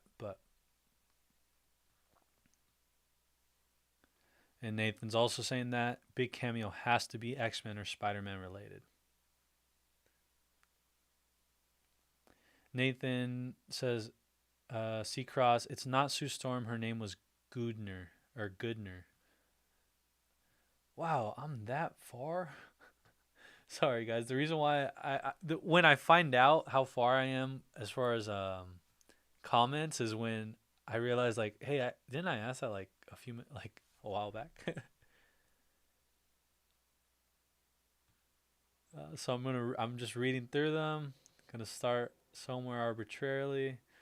So let's see this one. Steven says, this is my last theory. Agatha is trying to use Wanda to remake the Infinity Stones to bring back someone that was snapped away that didn't come back. That's a great theory as far as like the way you put it together. The only caveat for me is I don't think they want to rehash the Infinity Stones. I think the Infinity Stones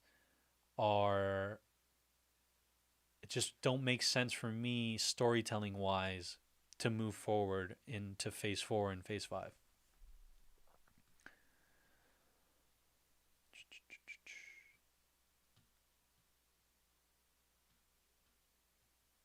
Let's see. And Adrian's actually kind of echoing what I'm saying, which is nice theory, but I genuinely feel the stones are done. They may be referenced, but we're moving on. Yeah, that's the way I feel right now as well.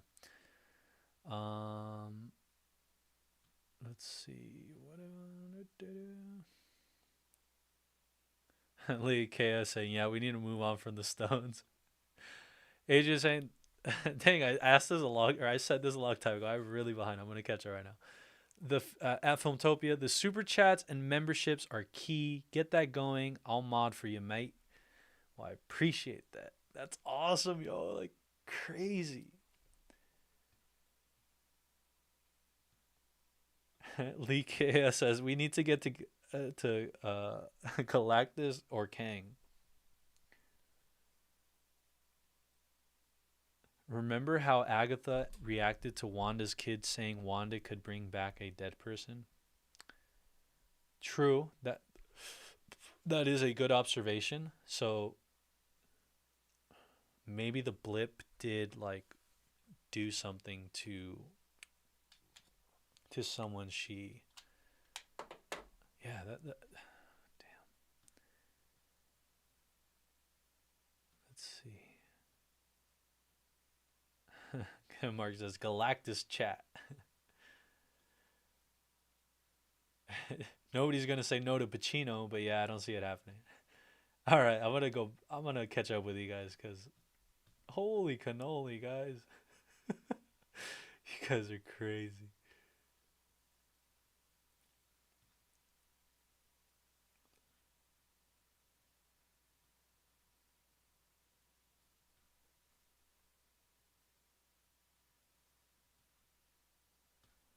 Let's see.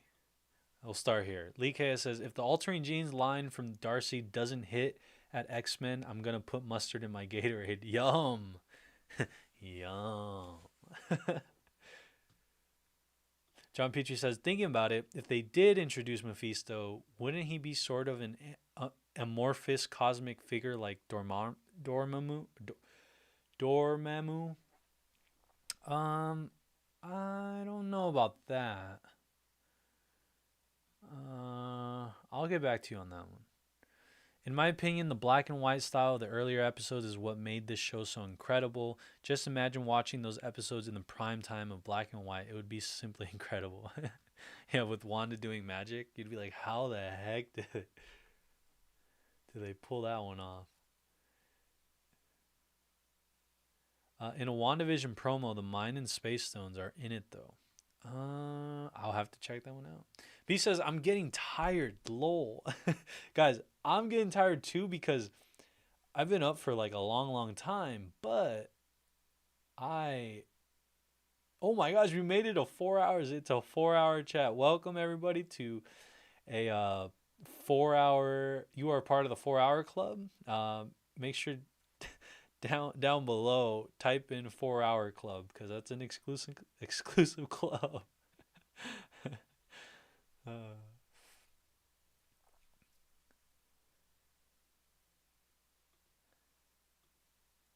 John Petrie, I just can't see Al Pacino showing up in horns, a cape, going, "Whoa, is it hot in here or is it just me?" B says it's 5:30 a.m. where he or she is at. Beast, I could talk about WandaVision forever. It seems Wanda or Agatha has obtained control of my mind and they're filling my head with nothing but theories, and I don't mind it. I think same, brother. C Cross. It's possible that someone Agatha's wanted to bring back is her husband Ralph. She refers to him constantly, but we never see him. It explains her reaction to Wanda bringing someone back to life. Fire takes today. Seacross, fire takes. I love that one. Yeah, because it wasn't when she asked, or when the kids asked if she could bring the dog back to life, and then she asked, you could bring people to life. Well, here's the thing. She's a master liar, right? She's a master of lying. Hence, why should we believe that she was surprised by that? What if she was just what do you call it, antagonizing, or like feeding the flame, fanning the flame? I don't know about that one, but it is a good theory. Agatha Basement, did you notice book and cupboard glowing orange? I did not. I'm gonna have to recheck that.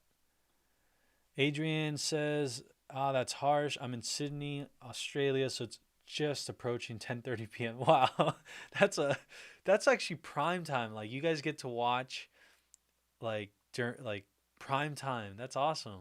We are midnight and into the wee mornings at Filmtopia. I don't know if we have talked about this, but when Monica entered the Hex, it was an incredible, indescribable event. It was very cool. My thoughts. So, I thought it was really, really cool. I really enjoyed seeing them split her apart. I just felt like metaphorically, it was foretelling her, or it was explaining a sort of existential like moment she was having, to where she's letting go of the past, she's not worrying about the future. And I just think when you see her split like that, I just thought that that was a very, very cool symbolic scene, that just like spoke 1,000 words. And again, I may be way off, but just for me, that's what I was getting. Because, with the passing of her mom and her being gone for so long, I just feel that internally she was having a lot of grief and a lot of maturing to do on the fly. Because five years is a long time to like be away, even though for them it just felt like they were sleeping or they took a nap or something. But it was a very telling experience, and it was really visually cool. And then when she got across, and the music, and how the music started playing in conjunction to like her newfound confidence, I thought it was beautiful. And then you get to see through her lens, and then after that, and then just it really crescendoed when she did the superhero Thor and Superman like arrive or stoppage, you know. Seacross, I have so many thoughts on these topics. I can't type it all. That's awesome. Well, that's what we're here for. That's what Filmtopia and these live streams are for. I can't wait to do more of these and more often, not just once a week, but do them more often. Get you guys to be able to bring your theories and get them out, because I know that's the thing. That's why I would hold on to theories and sit on theories forever, and not have no one to tell it to. So. Muhammad says it makes me more nervous episode by episode. Definitely. And I think next week we're going to be biting our nails. How did you feel when Monica's engineer was a random person? If you want to talk about subverting expectations, they definitely did it there. I wasn't too happy with it, just because of the fact that I had built it up so much in my head that it was going to be John Krasinski, Dr. Reed Richards, but no matter. It's all good. I really like where we're going for these next two episodes. And, a lot of our theories aren't panning out, but it's okay, because I don't think we have to be disappointed that they'll never pan out. I think the Marvel Cinematic Universe is so gargantuan that they can fit a lot of things.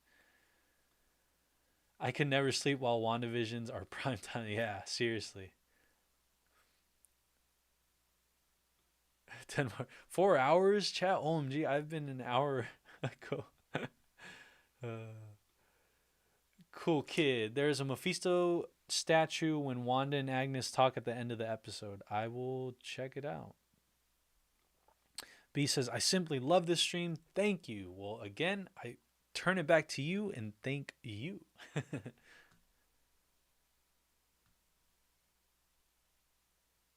Let's see. Stephen Cummings says, you missed the second part of what I was saying. The Infinity Stones were Agatha primary was Agatha primary agenda, but it changed when she found out Wanda can bring back the dead. Yeah, that's actually a better modification for me, because I think if she went in saying, okay, I got to figure out how to get these stones, blah, blah, blah, and then she realizes, wait, Wanda can bring back people to life. That's actually easier. Why don't I just do that? But that wouldn't necessarily like explain why she created this whole hex thing anyways, or why this whole hex thing exists. Shout out, guys. Denmark, Girona, Philippines. That's where Denmark's from. Awesome. Welcome. I've been to the Philippines. It's amazing there. Went to Manila. Seacross says it's 6:30 a.m. here. Wow, so you are East Coast. You guys are awesome to be here hanging out with me. That's insane. And Adrian saying it airs at 7 p.m. It's nice. It must be nice. It really must be nice. I feel that the showdown between Wanda and Vision. You feel that a showdown is going to happen between Wanda and Vision. It's building up that way, right? It has like a few Civil War accent vibes along the way where, you know, they're kind of not on the same page. But I don't think they're going to do that. Cool Kid says, I have school later today and it is 6:30 a.m. for me. Well, I hope you get to school on time and I hope you're not too sleepy, but I appreciate you being here. I wonder where Herb will go from here. Will he become a villain under the rule of Agatha? I think Herb, honestly, was just a... Again, I don't think there's much to him more than what him just being, I guess, a pawn to Agatha's nefarious plans. Bonnie saying, I think Agatha wants Billy and Tommy's soul to resurrect Mephisto and Nightmare. That'd be too much to explain in the last 2 episodes, though. Reddick says, at my place, it's almost 5 p.m. Yeah, if I'm not mistaken, Reddick, right? You are... you said last time you were from India? Is that where you said?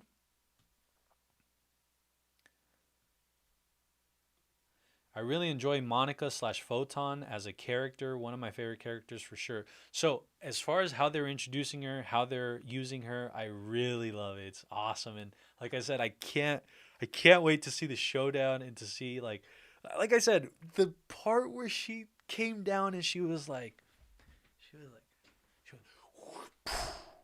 I was just like, yo, that was awesome. That was such a badass moment. Thinking about it.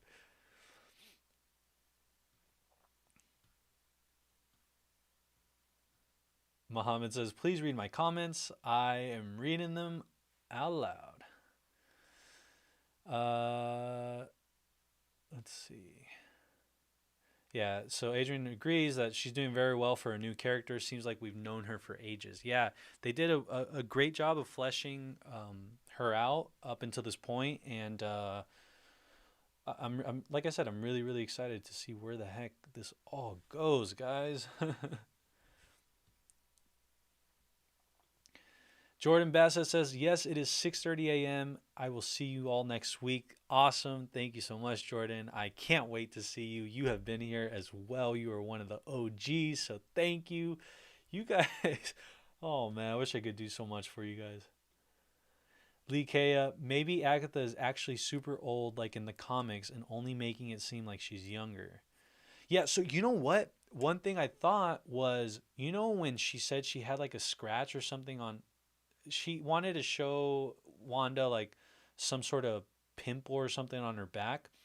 If you guys watch anything to do with like witches and stuff, like any witch movies, what you notice is they have this tendency to like look rotten when they show their true form. So they look older, they look wrinkled, they look like actually rotten in some cases. And so that could have been one of those things where, you know, Agatha's really just like masquerading as like a young whatever, but in reality she's like an old, you know, either wrinkly or rotten, like evil person. Adrian's predicting that the final 2 episodes are going to be epic. Maybe not so much for episode 8, but episode 9 will be like a movie on its own. Oh man, I really, really hope so. Please just, episode 9, give us an hour. Give us a well worth cameo. And please introduce, like, show us the tear in the multiverse. Show us, like, make it all make sense. Begin to make sense. Jed and K, what's up? What's up? What's up? Oh, wow, we're global, guys. Marcus Cray, I'm from Germany. Hello, hello. Welcome. Justin Catano says, I don't think that was the engineer that has yet to be shown. That was just a delivery person who was a friend. Yeah, so we were talking about that earlier, but yeah, the Reed Richards connection, I think they're saving it for outside of the WandaVision series. And yeah, I just there wasn't anything to do with the person that handed her the rover. She may have been an aerospace engineer. I don't want to take that away from her, but I don't think she's the one Monica was referencing. Jordan Bassett said, Ontario, Canada, good night / good morning to everybody. Well, thank you, Jordan. And what's the word? Yeah, I was just going to say cheers, man. Denmark says, love this stream, not boring. Well, I try. Sometimes, it can just because, I maybe get a little tired, but then, I wake myself back up. Nathan Torius, Adrian, I think episode 8 will be flashbacks on Agnes's perspective with small tie-ins into the present with Sword. That's a great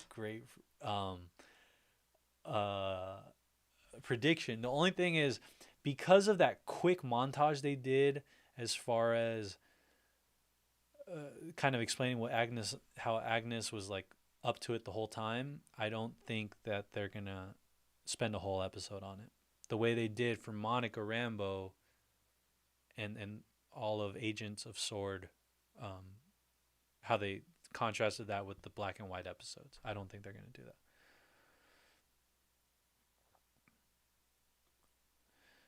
Cross. I wonder if they're going to combine Mephisto and Nightmare into one character so the show / movies can reach more markets / audience. Wow. Yes, I think that's a great observation because, again, if you do it solo dolo, especially with Mephisto, that's a sketchy thing to do as far as markets and audiences. So a way to finagle this would be something like that. Combine Mephisto and Nightmare into one character so the show... I mean, it's risky with, comic book lore and, fanatics like us, but I think we'd understand it if they were to do something like that. Because they've done stuff like that in the past where they haven't stuck, word by word to comic canon. And yep, Jordan is heading out, guys. So random, hey bro, how was your day? My day was good, and it got better as soon as the stream started tonight. I can tell you that. Thank you, random person. I feel one character in WandaVision that is truly underlooked is the mailman. For some reason, I feel he plays somewhat of an important role. Yes. Great. I think, honestly, if you guys want to talk about Kevin Feige, like, really wanting to, like, go left field, I think it's the mailman. If there's anybody out there that can merit someone being... like that would merit being like the person you would never ever expect, it's the mailman. Reddick says, thanks to Ricardo for bringing us all together. It's so cool. That's awesome. Like the fact, like that's my point, is like we're all together. Like we don't have to do this alone. Case in point.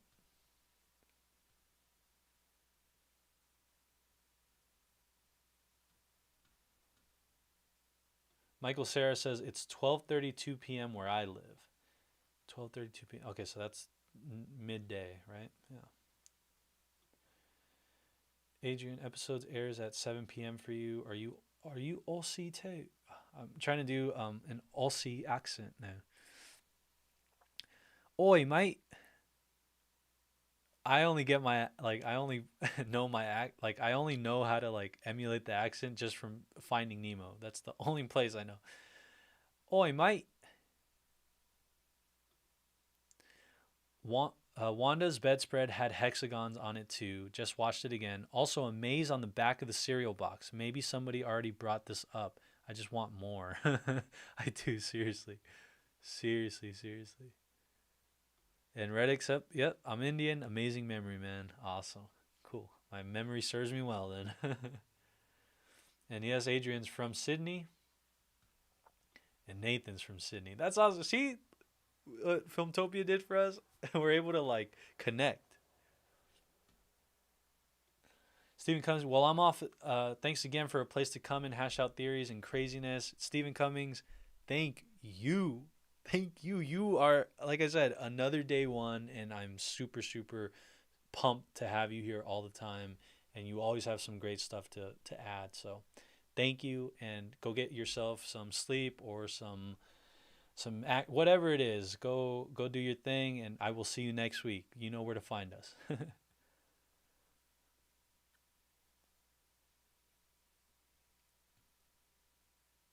C Cross at Justin Catano. That's a fantastic idea and would explain why she was in a military uniform and not a science person uniform like all the other scientists in the MCU. We haven't seen them yet. Yeah. So I think this is in reference to, let's see. Can't remember which one. I don't think that was the engineer. Yeah, okay. So you're talking about that the lady was a delivery person. Okay. Besides WandaVision, what is your other super hype Disney series coming up? Mine is Moon Knight. Oh, wow. Okay, I like this question. So I think the the the series I'm looking forward to the most. Well, Blade's up there for sure. Blade with Mahershala Ali is going to be amazing, and I'm pretty sure they're not doing a movie; they're doing a series. So we're basically getting like a 6 hour, 8 hour movie. Um, After that, I think I'm really, really excited about Moon Knight. I'm excited about, man. I'm just trying to do like what my like super, super top excited ones are. Uh, I'll keep thinking, and I'll run back to that. But what I said Moon Knight and Blade. Jair says, "Do you think Mysterio got his plan claiming that he's wait? Do you think Mysterio got his plan claiming that he's from a different universe from Wanda? Oh yeah, because Far From Home takes place after WandaVision. Man, there's I don't know. Oh my gosh, you guys are on a good one. Yeah, Nathan, yo, Jair, that's a pretty smart plan. Reddick says if Mysterio is gonna be there, it's gonna be awesome. Damn good, man. Um, at Beast, Moon Knight is certainly the most intriguing. I'm looking forward to Loki though, even though he's not my most favorite character. What they're doing with his is very interesting. So and yeah, I don't know if I said Loki, but Loki's another one that I'm looking forward to, just because it delves back into the world of magic. Um, One thing about the the Falcon and Winter Soldier one that's coming up, that one I feel is just way more grounded. It's a spy like I mean I don't think it I don't know if it is, but I'm just saying like it feels more like a spy thriller. Hence, you know, very little magic, and I think that the stuff you can do with magic, such as multiverse stuff, such as like mind control, all these things, I think are a lot more. I'm not gonna say interesting or intriguing, but they're just more like exciting per se. Or no, that's not the word either. They're more. They have more room for like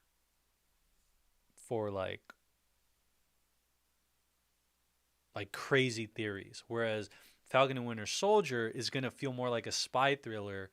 At least that's what I think, and we'll be wondering about who's the killer.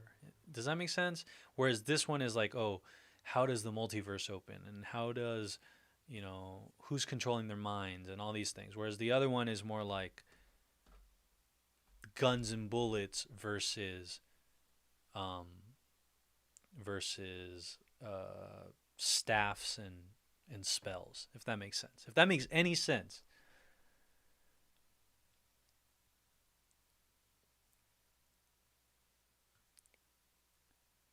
B says, my prediction, Doctor Strange and Al Pacino will show up. I'm on the Al Pacino train, but in reality, I have no idea. That's the same here. I finished all my sentences with, in reality, I have no idea.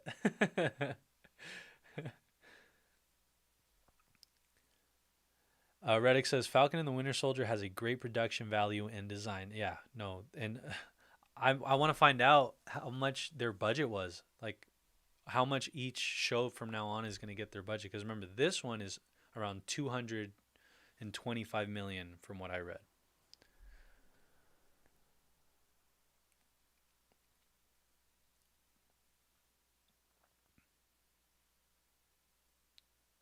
Reddick says Loki has a DB Cooper vibe. I'm talking about the plane robbery. I may be wrong, man. Adrian says Reddick saying it definitely feels like the most cinematic show presented thus far. Denmark Jerome says I'll come back later. No worries, man. We'll catch you.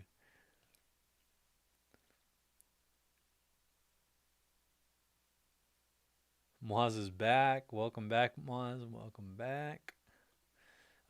Theory. This is from Nathan Notorious. Theory. Agatha used the Darkhold THR book to conjure the multiverse, which is how she got Quicksilver from Fox and is controlling him to manipulate Wanda. Agatha wants to use Wanda to free Nightmare. Wow. That's a good one. Yo, that's a really good one. Using the book, but she will instead open the multiverse. So like a spell gone wrong type of thing. Yeah. So maybe not purposeful. Yeah, that's interesting. Or Agatha, again, because she's trying to use Wanda's powers, so she's influencing Wanda to do certain things. She basically influences. She basically creates chaos for Wanda, and then Wanda just lashes out, and that's how it's done. That's another way. Or she channels a spell from the book, and the way Wanda like uses it slash interprets it slash, reacts to it was just too much. Reddick saying exactly. Justin Catano, the mailman does say I'm just a messenger. Top of the morning to you. I'm just a messenger.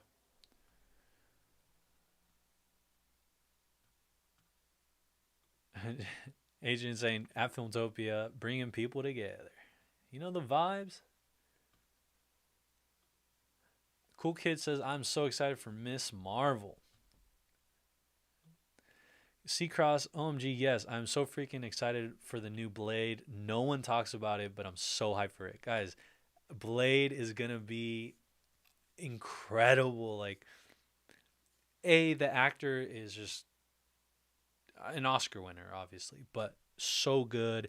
And then, oh my God, I can't wait to see it. Like, imagine a week-to-week thing like this, what we're doing for Blade. Woo! So good, so good.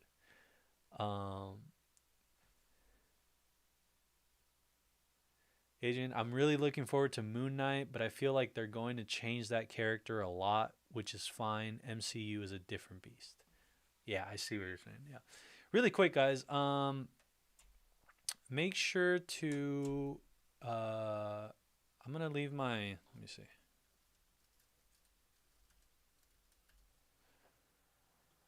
I'm going to leave my social media handle right here. Make sure if you guys get the chance, go and check. I don't really have anything on there, but I'm definitely trying to build the audience there too, just to have more places to interact with y'all. And I really love all this stuff, and maybe if you get the chance, either follow or message, and we'll start connecting. I know a few people I've already connected with, and hopefully that continues to grow. So if you guys get the chance, it's right here. I'll put it up here at MyFilmtopia for basically all my social medias. And again, this is the hourly little self-plug thing, but if you guys aren't already subscribed and you guys are watching, make sure to subscribe and hit that like button. Today we got up to 118 likes. That's insane. And we've been getting a lot of people to subscribe, and I just think that's crazy. Like, I'll always never understand how that happens. Like, never, like, I'm just so humbled by it. I'm just super grateful. So thank you so much. And whether or not you're subscribed, make sure to come back next time for WandaVision as well, and we'll do this. Yeah, I'm getting notifications from people following, so I appreciate that. Thank you so much. Thank you so much, Cassandra. Thank you so much. I appreciate that. I will like I said, we will connect on there, and I am really stoked. This is awesome. Thank you, Vegas, Rob, and Shane. I appreciate that. Beast, I had a thought about how objects, people /people change when entering the hex. How and why do they turn into those particular objects, people? Is it based off of Wanda's imagination of her perfect life? It could be that, but I don't necessarily think that she's conjuring up the blade, like grass blade by grass blade, if that makes sense. So I don't think that the details such as those are being controlled by her. I think it's more of a general type of spell, general type of thing where it says, okay, I'm thinking 50s. So whatever you interpret as 50s, go ahead and kind of make it 50s. That's my personal opinion. Because for her to be intricately involved with every little thing being the way she envisions it, I think I just think I don't think so. I don't think that's happening.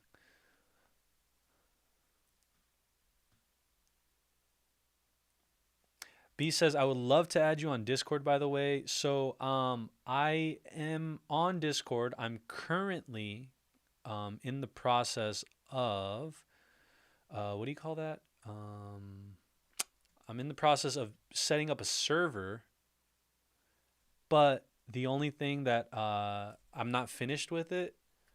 So for now, you guys could add me just personally, and I'll link it right here below. Pulling it up.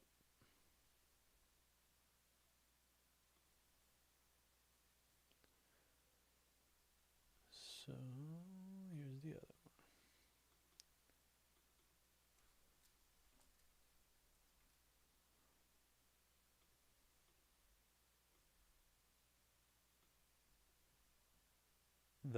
So the second one is for Discord. That's, I think, to personally add me, I believe. So, but if you guys connect with me on there, then I'll be able to send you the server that I'm creating, in a bit, or in the future.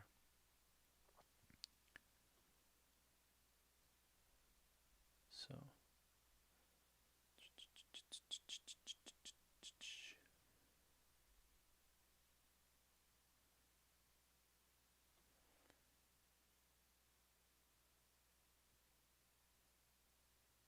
Can someone help? What is the dark book about? Is Nightmare inside there? Will Mephisto be the boss of Nightmare in the future?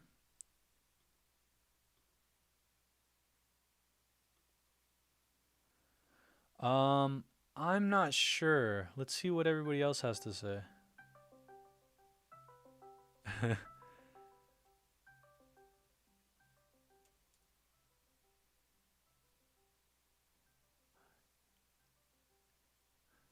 Hold on.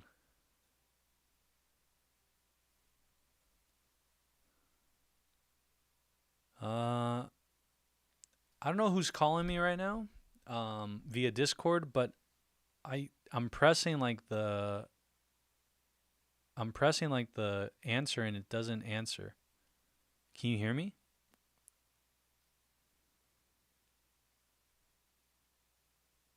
Hold on. Let me close the app really quick and then hold on.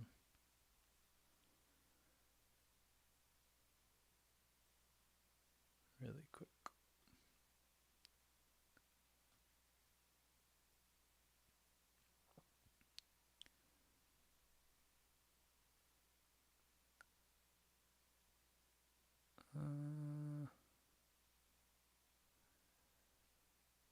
Sorry guys. I got caught up with something.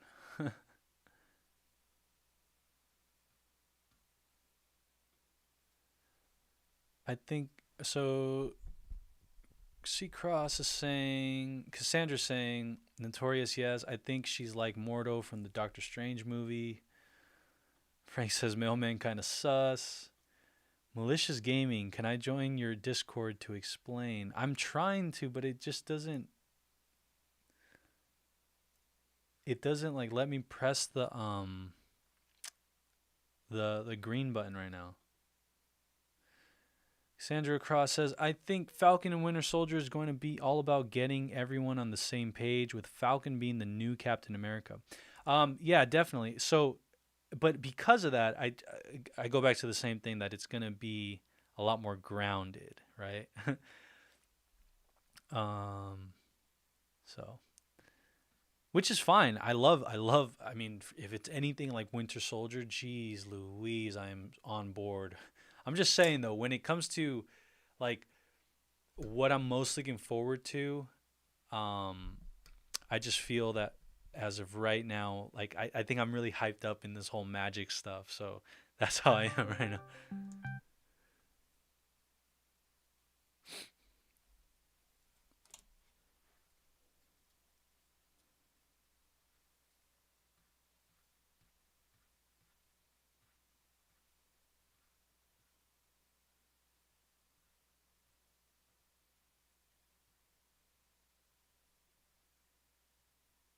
So Reddick is saying Moon Knight is going to have split personalities, so it's going to be amazing combined with Egyptian iconography in Feige, I believe.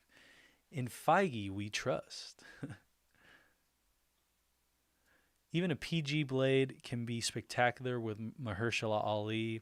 Blood is great and all, but it's not necessary to tell a great story. And I 100% agree right there, because that's the beauty of like getting someone with the range that Mahershala Ali possesses. There's just so many things you can do with the character, and there's so many emotions you can invoke. So super glad that he won that opportunity, because I don't see anybody else playing it. B says subscribed and notifications on, my friend. That's awesome. Lee K, why do you think Agatha chose to reveal herself to Wanda? I think it was. That's a great question, actually. Why do I think that she revealed herself to Wanda? Well, it must be a part of grand grand plan, because they're obviously like, she sees the writing on the wall, as far as like and if she's not controlling this isn't to say she's might already just be controlling this, but she's seen the writing on the wall, as far as like seeing her what do you call it, seeing, how they're in the 2000s already, or in the 2010s. I mean, they're going to catch up to present time. So where do you go from there? Like, the sitcom's about to end, if that makes sense. So I think she has no choice but to reveal herself now, to take what she wants from Wanda, to finish the job, basically. On what social media platform are you referring to connecting to people? Do you have a Filmtopia Discord? So yeah, so it's right here on the screen. I don't have a Discord server yet. I'm working on it right now, but I am, you know, I definitely just want to connect with you guys in whichever way I can, and that's just whether it's what's the most convenient for everybody, and we're gonna find that out as we go along.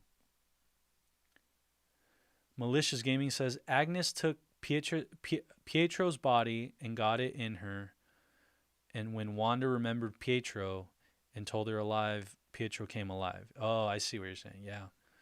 Frank, what if the Stark bomb was just an illusion so that Wanda will be Scarlet Witch in future?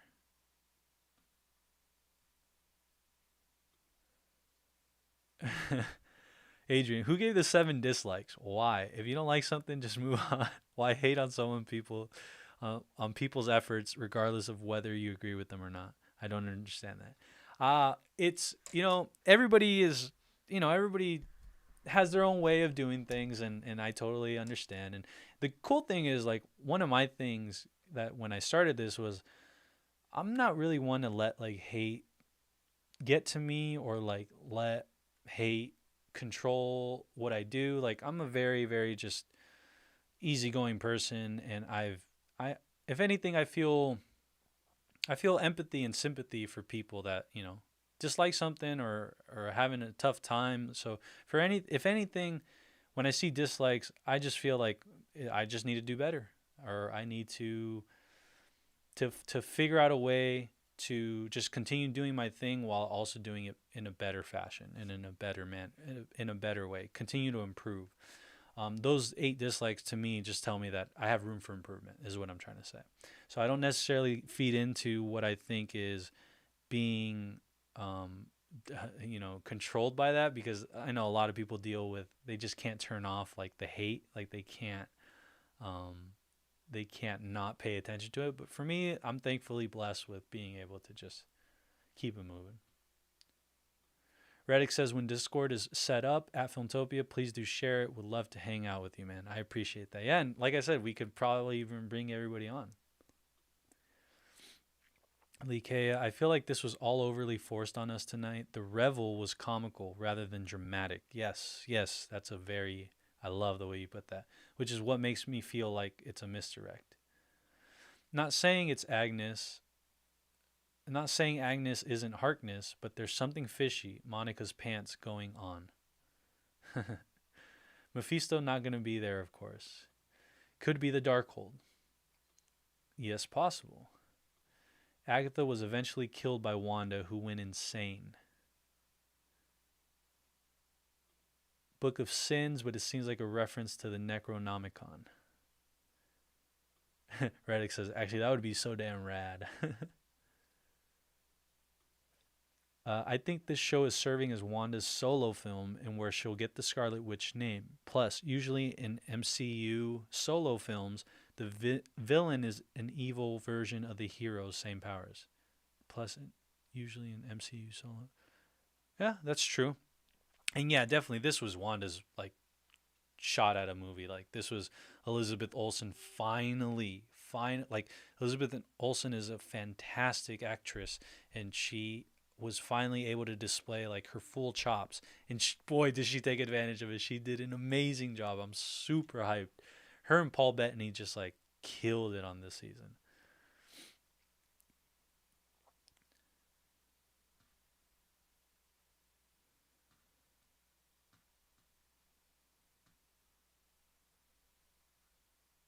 B says the first Blade was awesome. It was. Shout out to Wesley Snipes for that version.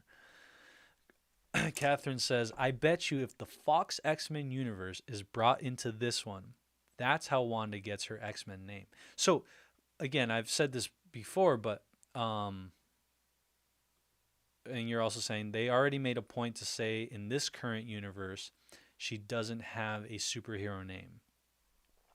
So, because the rights are back, right? The rights now are owned by Disney, whereas before they couldn't say, say that because of the licensing and agreements were in possession of 20th Century Fox.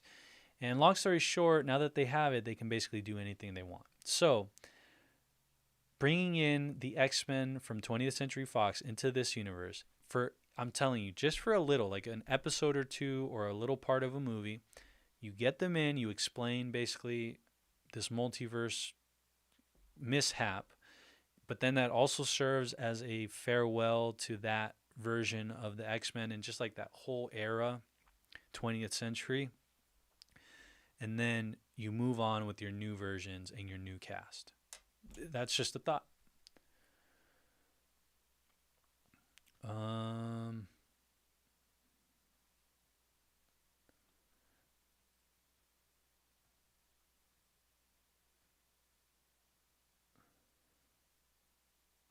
And then Adrian's saying, yes, but not in the way many people think, either via flashback, multiversal reference, or AI. We all know he's in Black Widow, but that will most definitely be a flashback.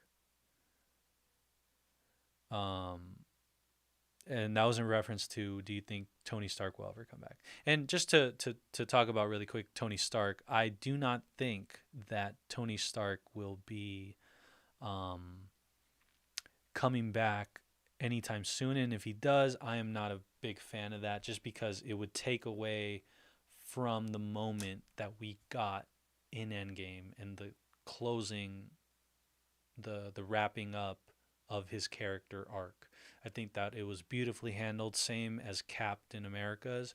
I just think both of their arcs were so beautifully handled, and I wouldn't want to see them sully that or take the levity away from that, those moments we get to see in Endgame. I just wouldn't want to see it so soon. So that's my opinion on that.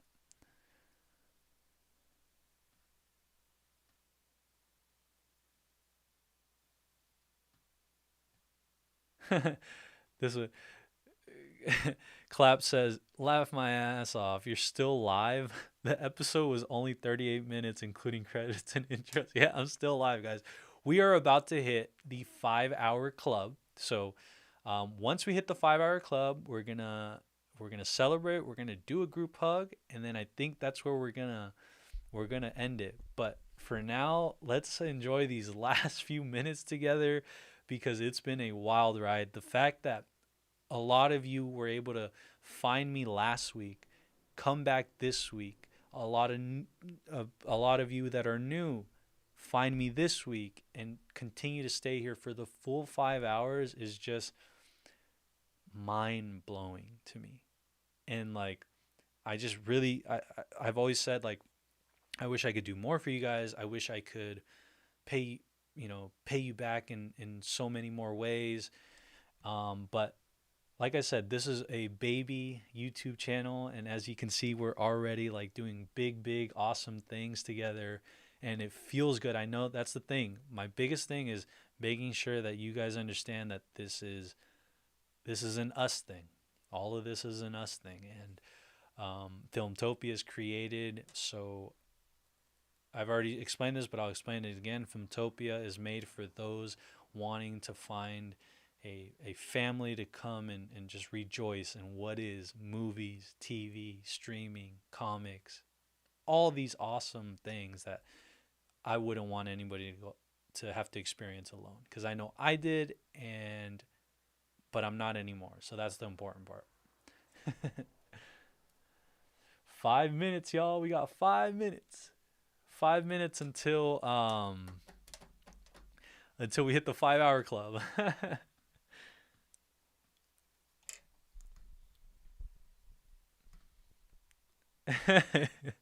Catherine says, in response to Adrian's thing about people disliking the video, she's saying, just Karen's being trolls. I can neither confirm nor deny that. And Lee says, it's the internet, lol, haters gonna hate. Reddick says, love your attitude. This is so awesome. Well, thank you. I always say this too, in each thing, where the other reason why I really enjoy this stuff too, or enjoy, having this as well, is because this is like me. Like what you guys are seeing on your screens right now is how I really am, and I'm not really having to prop up like a false like, oh, like this is just, I'm able to be me, and it's very natural, and that's the beauty. So that makes this even more fun. And again, the reason why I know this is because not only did I notice that, but a bunch of my personal friends said, or not a bunch, but a few of my personal friends said that they noticed that on screen presence is what they see in real life. So yeah. Agent saying Karen's lol.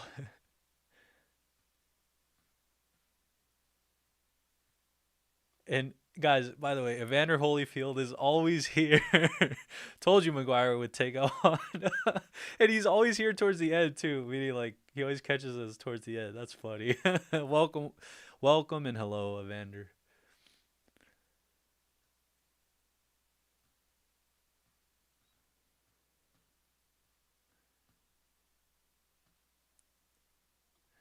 B says, out of all of the Avengers movies, which one is my favorite? So my personal favorite for me has to be, for me, was Infinity War. Because when I saw Infinity War, that was, but see, I just said it. So, okay, if I had to cheat, it'd be Infinity War combined with Endgame, meaning like Infinity War Part 1 and 2.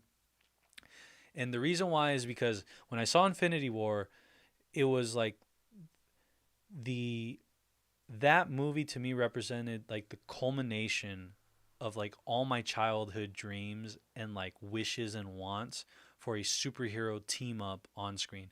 So I don't know if you guys know, but going back to like before the Incredible Hulk came out, never in my wildest did I think that it was possible. That I didn't think Hollywood could do it. Like I thought there was like some financial slash legal thing that you couldn't do that, but I didn't know you could put like different superheroes in one movie. And so since I was so accustomed to just seeing like a Spider-Man solo movie, just little things that were all solo, I never thought like something like the Avengers could happen. Once I saw, once we saw like the 10 years worth of Infinity War saga movies, and it just kept building up, and with Civil War, the Avengers, all these things. But for me, it really just truly hit me like a ton of bricks at Infinity War, where I was sitting in the theater and I was just like, you guys did it. They did it. Like they really did this. They really made a saga that built up over 10 years to culminate here. And then for the reason why I have to combine it with Endgame is because when we see Captain America say assemble,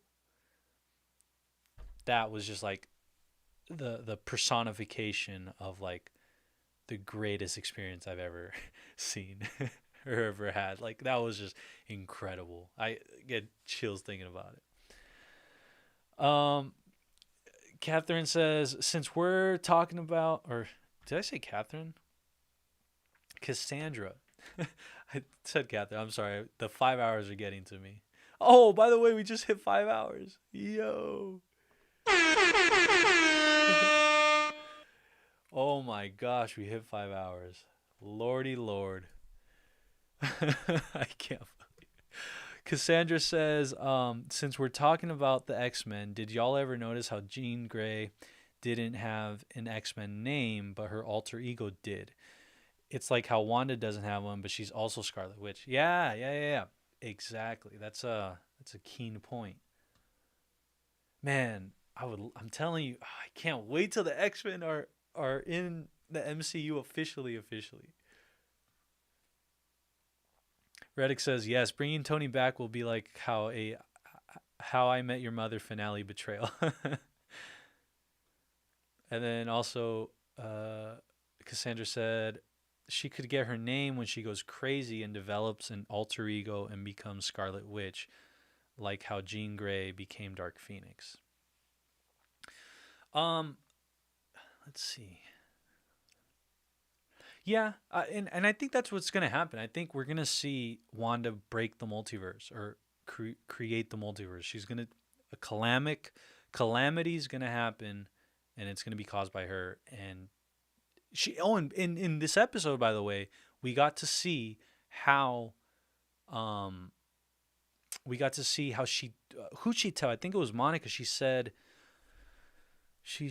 maybe I'm not, maybe I am the villain. That's what she said. She said something along those lines of like where Monica's trying to talk her out of it, and then she's like, "Well, maybe I am the villain." So yeah, she's definitely trying to play. They're trying to make it seem like she's playing into her villainistic path. Love your takes, by the way, Cassandra. You have been awesome. So glad you have joined and you're with us.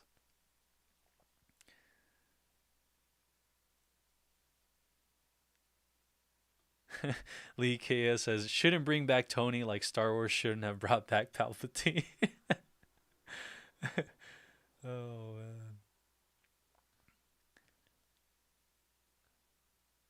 man. You guys are talking about the season finale of How I Met Your Mother. That's funny. Fusion is back while the stream is still going on. Yes, and just because of that, I'm telling you guys are part of the 5 hour club. You guys are witnessing us at the 5th hour. I wish I could make it to 6 tonight, but I think we might save that one for the season finale. I think the season finale, I'm gonna have some like crazy stuff going on. So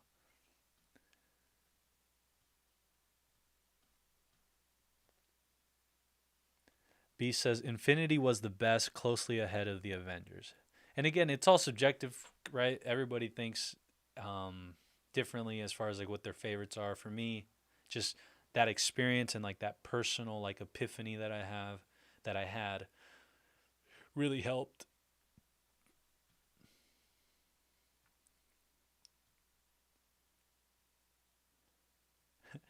Dot says I get the dislikes. It's all the people whose comments you skip. You know what? I don't doubt it. And the only reason I'm telling you, a few weeks ago I never had to skip one comment. This week I have to skip. Like sometimes I have to skip in order to catch up. Reddick says Infinity was the best, man. No matter what happens, better than Endgame though. Just an opinion. Um, Adrian says Infinity War was great because it went against expectations. I do love Endgame for its spectacle though. And like I said, that's why I have to combine them two. Like they just they're like they're each other's yin and yang. So B says one more question before I head out. What is your favorite non-related MCU movie? Wait, non-related MCU. Dropped you a DM on Discord. Would love the server when you get time. Thanks so much, man. Have a great one. Well, Beast, thank you so much. You have been such a great contribution to this community, to this family, to fellow Filmtopians alike. Beast, thank you so much. Seriously, I will definitely respond to you on Discord, and we'll connect there or however you want to connect with me. So, but as far as my favorite non-related MCU movie, uh, what do you mean by non-related? That's the only thing. Like,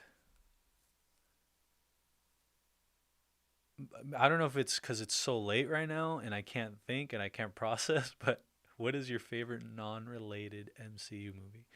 I can't put that sentence together right now. I'm sorry. Once it clicks, I'll let you know.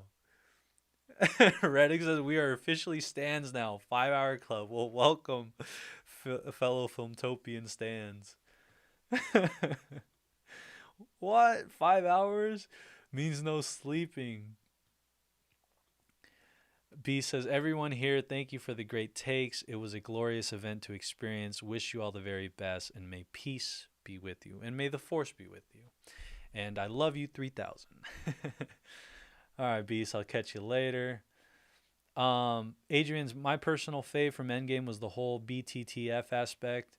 That music from Silvestri is also such a great callback to 80s, 90s cinema. Yeah, that Silvestri score is on another level. I will give you that, good sir.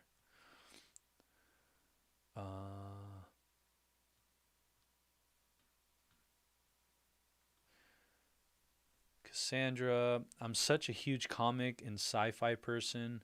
I don't have many people to discuss all this stuff with as in depth as this. So many of my friends are just like, "Yep, I know." So, thank you for being able to relate to that. I all I can say is welcome, and I hope you don't have to go through that anymore now that you found us, found Filmtopia, and like I said, I saw that you were able to connect with me on some of the socials, so I will definitely be reaching out. So whenever you feel that way, you have someone to talk to.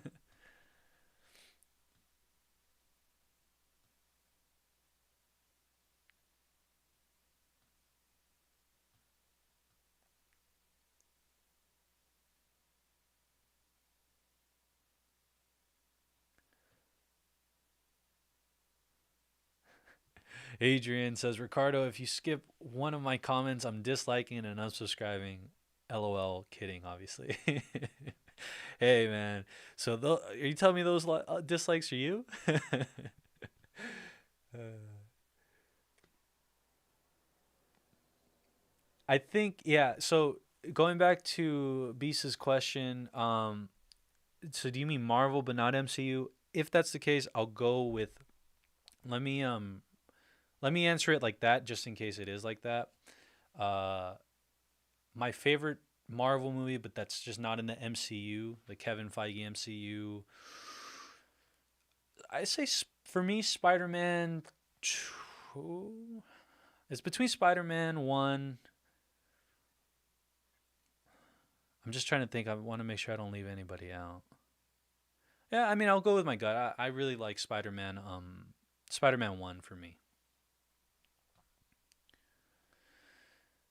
Cassandra says, "Dude, when I was in the theater in Captain America, I screamed, 'Yo, I knew it!' really loud, dude. Oh my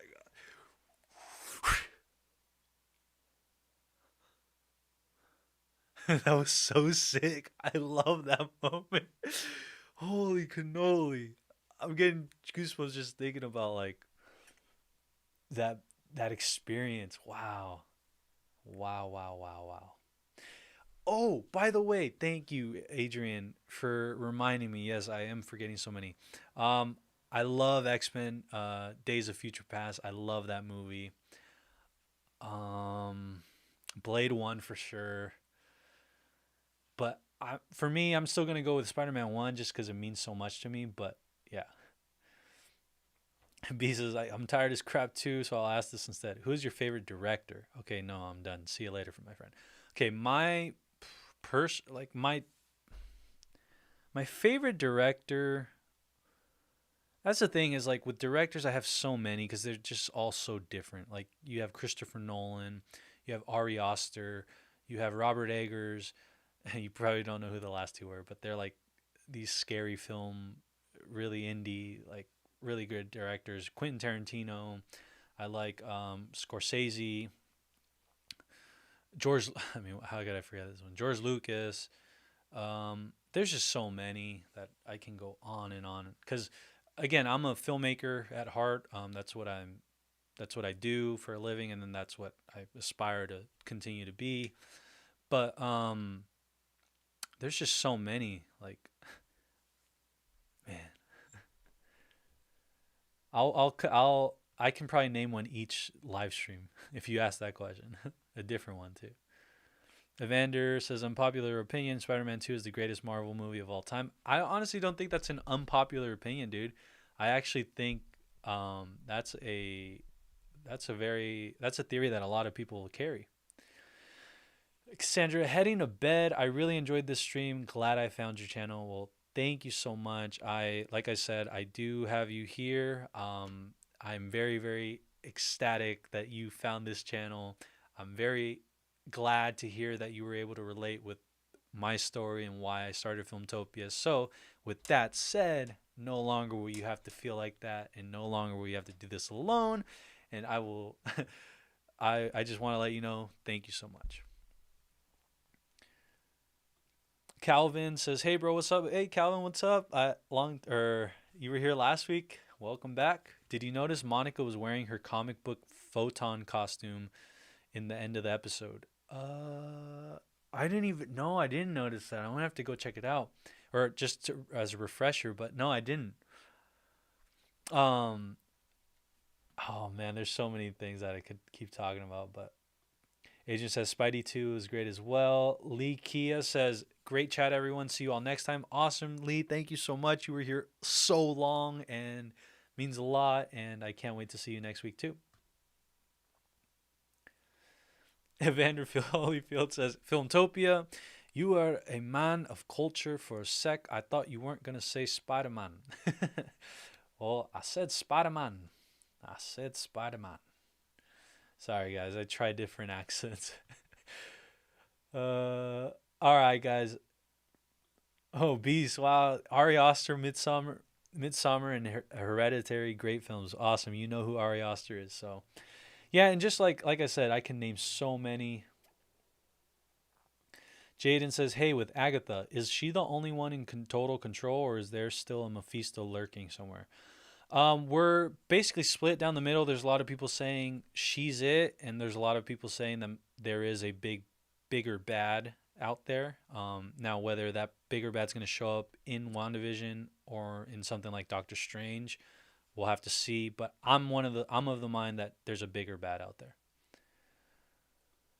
Heretic says, hey, Ari Aster, you seen Hereditary and Midsummer? Yeah, I love those movies. I love Hereditary more. When I saw Hereditary, so if you guys also like that, go check out Robert Eggers' movies, The Witch and The Lighthouse. Really great, incredible meta films and just beautifully shot. Seriously. And B says, I keep staying. Trust me, man. I know that feeling. I used to do this with I noticed myself doing this as well, like with live streams. Like I get like sucked in. I'm glad that I'm able to keep you entertained this long. That's all that matters. I just like this live too much. Reddick says, yeah, man, Ari Aster is awesome. Even Darren Alfronsky too. Recall Requiem. I can't talk right now. Requiem for a Dream. Yeah. Well, thank you so much, Beast. I will. You're saying bye to Cassandra. Yeah, Cassandra had incredible takes tonight, guys. Like seriously, like she brought so much to the table, and just it was awesome to hear what she had to say and the things that she put into my head. she definitely like got me thinking about a lot of things. Adrian said, you said Ari Aster, respect. That dude is brilliant. Him and Robert Eggers are two of the greatest horror genre directors working today. They both have a very bright future. Guys, that's why I want to do more live streams and all these things, because then over there and all these things we can really talk about and get into depth about stuff like this that, maybe isn't Marvel related, but something like the Robert Eggers, the horror genres, like seriously. But yeah, I'm glad you guys recognize real. Cassandra, everybody's saying goodbye. Reddick says goodbye.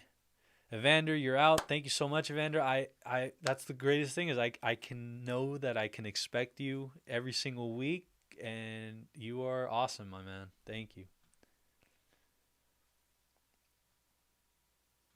All right, guys. I think this is it. I think we are going to end it here. So I just want to say, everybody, thank you so much. I can sit here and continue to just sound like a broken record, but I think it's definitely necessary, because without you guys, I wouldn't have gotten to where I'm at. And I wouldn't be having as much fun. My insides wouldn't feel as good.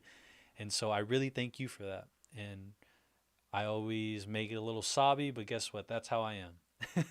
And so I'm not going to be ashamed of that. I just really want to say thank you. I can't wait to experience the rest of this journey with you.